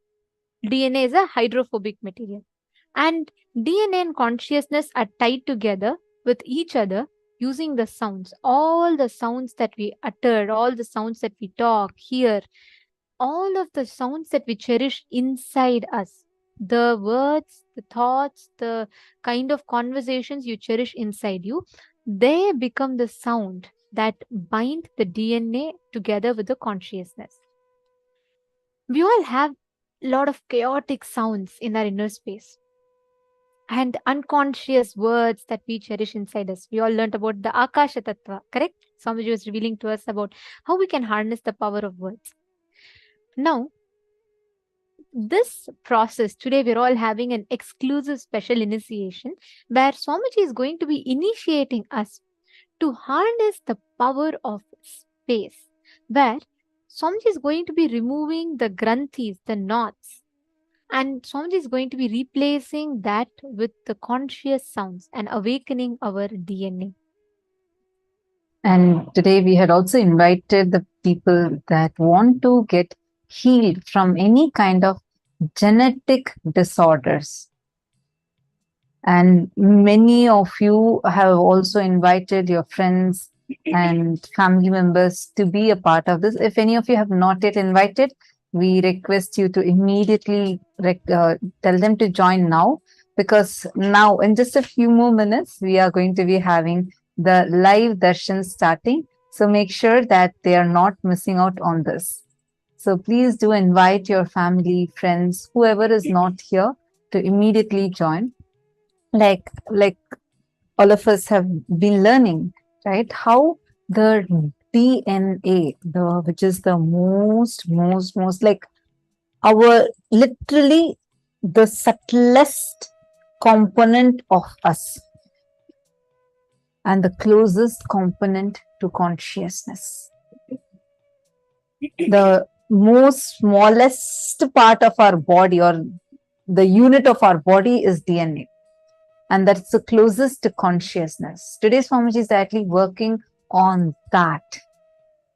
Anybody here who are waiting to request healing for your any genetic disorders, either you or your kids are having, and you are here to receive healing blessings for that? In case you're here, please do let us know, because you can request healing for it today from Swamiji. So please do let us know here in the chat if any of you are wanting this.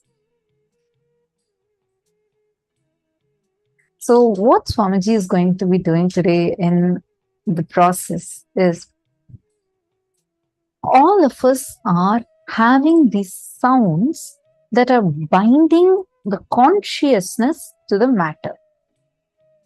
How DNA strands are held together by hydrophobic material. We learn about this. It's called as ATGC, genetic codes. We learn how these hydrophobic materials are binding two DNA strands in a double helix structure.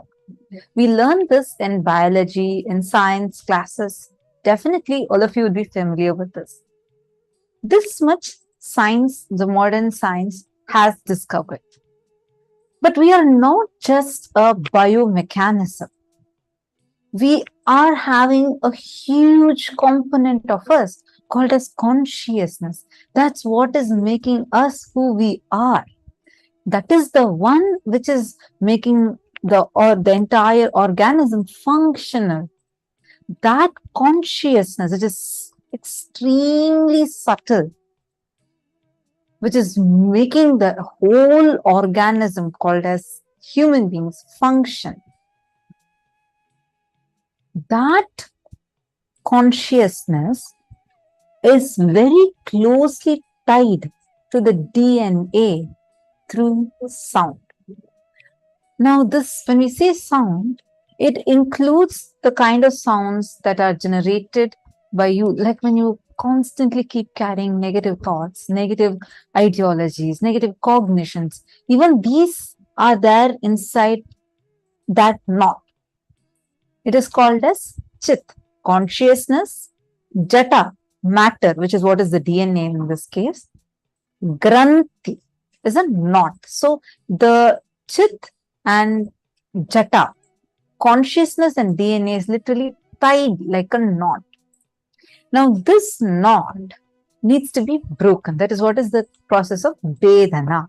Chit Jata Granthi Vedana process.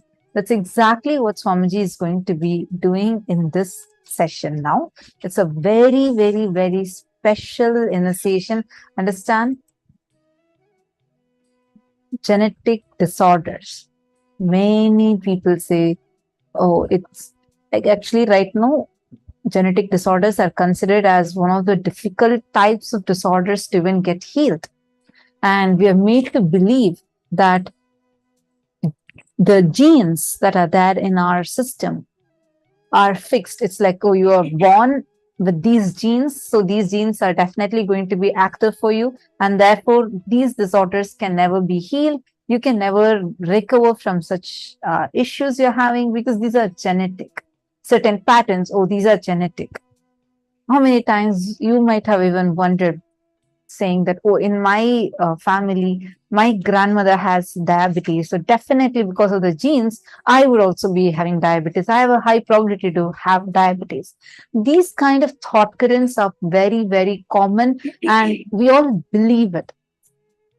But in Hinduism, there are very powerful processes where the dormant DNA strands are awakened, where you have the power to consciously choose which DNA strands needs to be awakened, which DNA strands, which genetic codes of your DNA needs to be muted.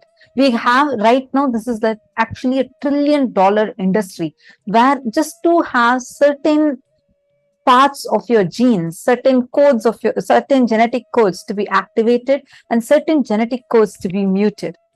But we have had this science for thousands of years and which is there available in our scriptures. But unfortunately, we have lost access to them.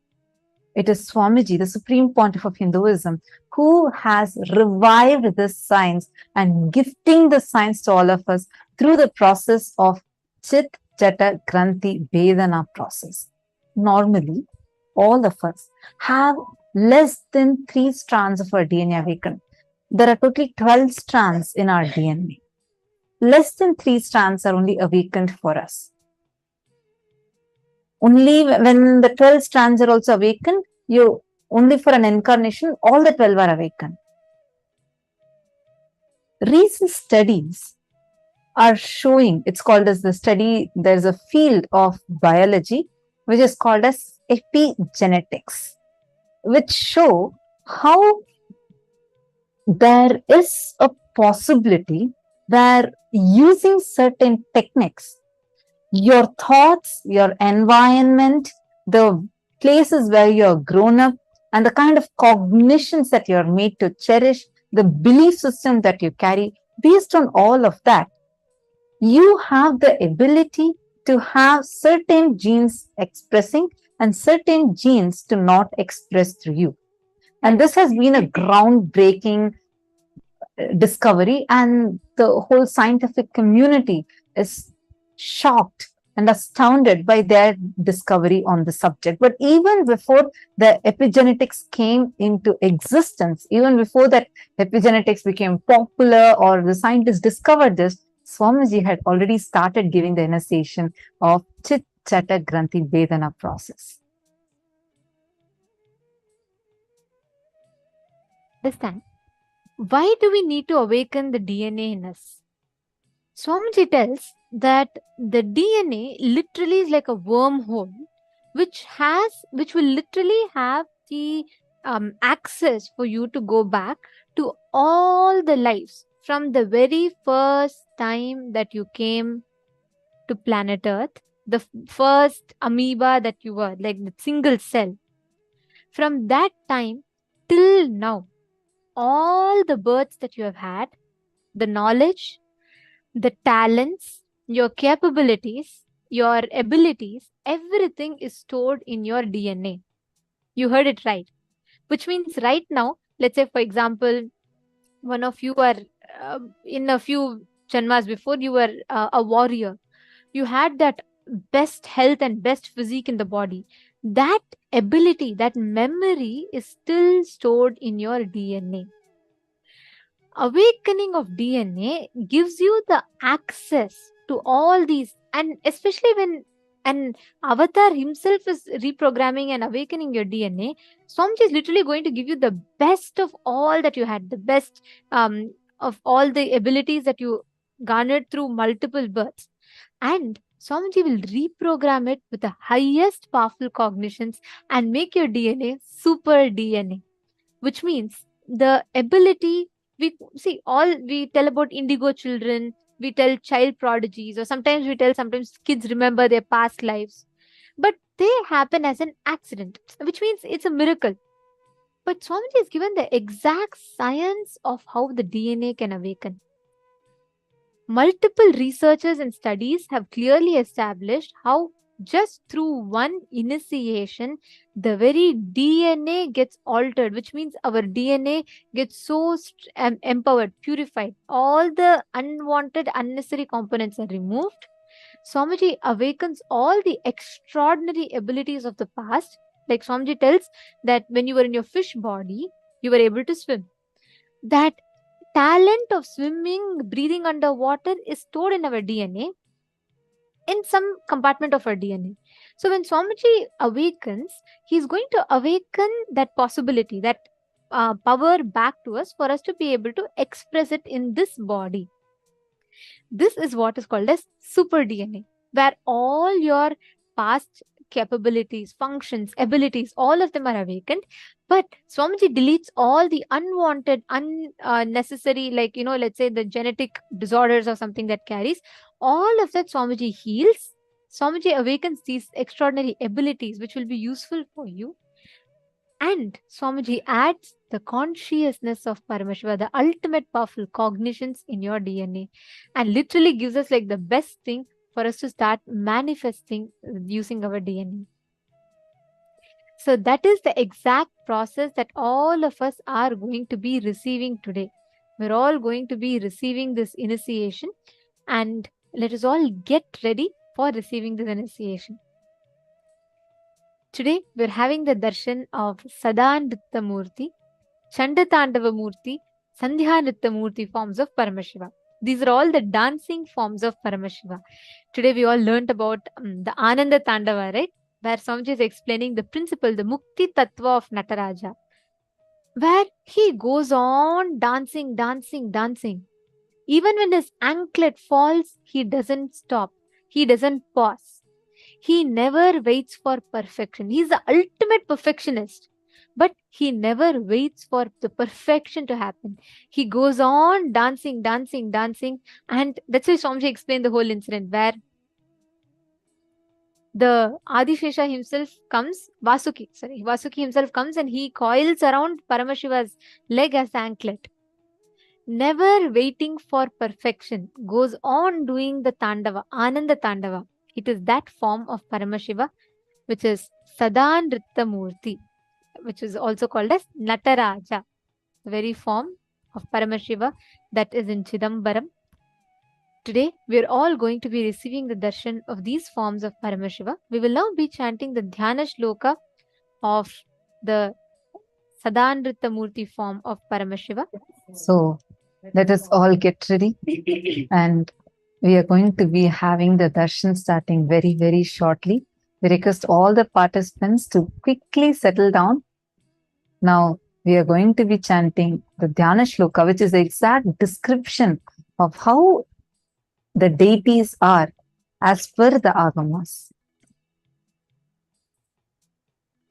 Dhyayet kotiraviprasya Prabham Trinayanam Shritamshu Gangadharam Dakshangristhitavamakunchitapadam Shardula Charmambaram Vanhidolakaraabhayam Damarukam Vame Shivam Shyamalam Kalharam Japasruksham Katikaram Devim Sabhesham Bhaje.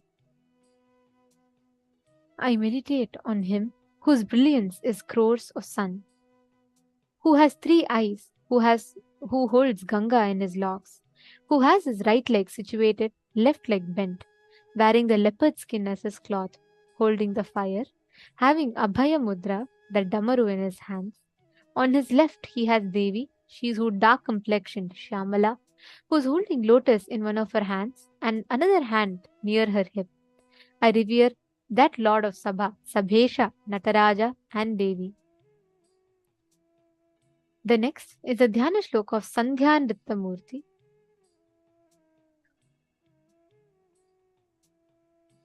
Chaturbhujam Trinetram cha Jata Makuta Bhushanam Abhayam Damarum Savye Vame Pincham Savismayam Apasmaram Bina Pithe Vamaghraya Kunchitam Sthitam Urdhve tu Dakshinam Padam Upasanghavyanugam Dhadat Tatpadam Kunchitam Vatha Sarpakankana Bhushitam Sandhya Tandavamevam Syat Varnadhif Purvavad Bhavet.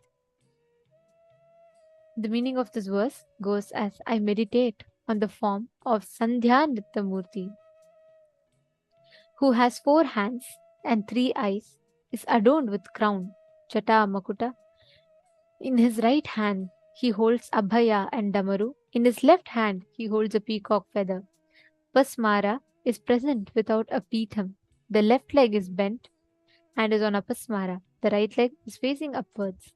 That leg is having serpent as the anklet. Now, all of us are going to be receiving the darshan of this very form of Paramashiva as Sadha Nrittamurti, Sandhya Nrittamurti and Gauri Tandava Murti, all these Chanda Tandava Murti forms of Paramashiva. Like Swamiji was explaining, this principle that Nataraja represents through the Mukti Tattva, the principle where he goes on performing.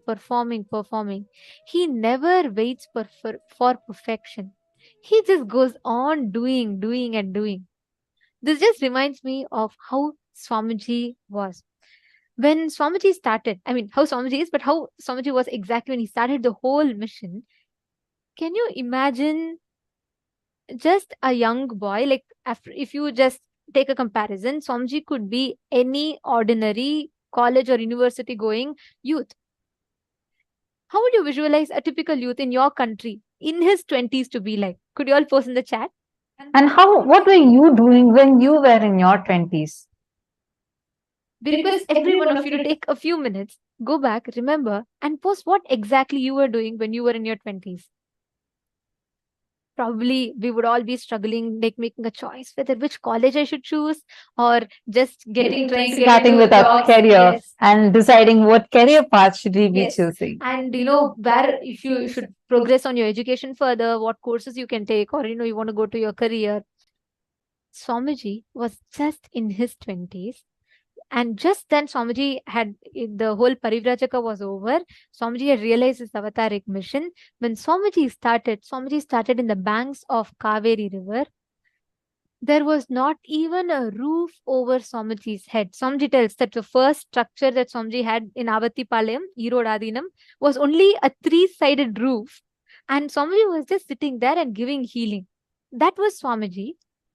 But when some of the devotees, when Swamiji was revealing his vision, at that time, Swamiji was a boy from a remote village in southern India who did Parivrajaka, 9 years of Parivrajaka, and Swamiji settled there after his avataric mission realization. Even the mission has not started, even an Adinam is not built. There was not even a permanent roof over Swamiji's head. But at that time, Swamiji declared, the vision Swamiji gave was not, I should build an Adinam, not that we should, there should be thousands of people. No. Swamiji declared at that time, we should create a Hindu nation. We should have our own currency. Even when I remember that sharing from the devotee who was there around Swamiji, who had the fortune of being around Swamiji in that moment,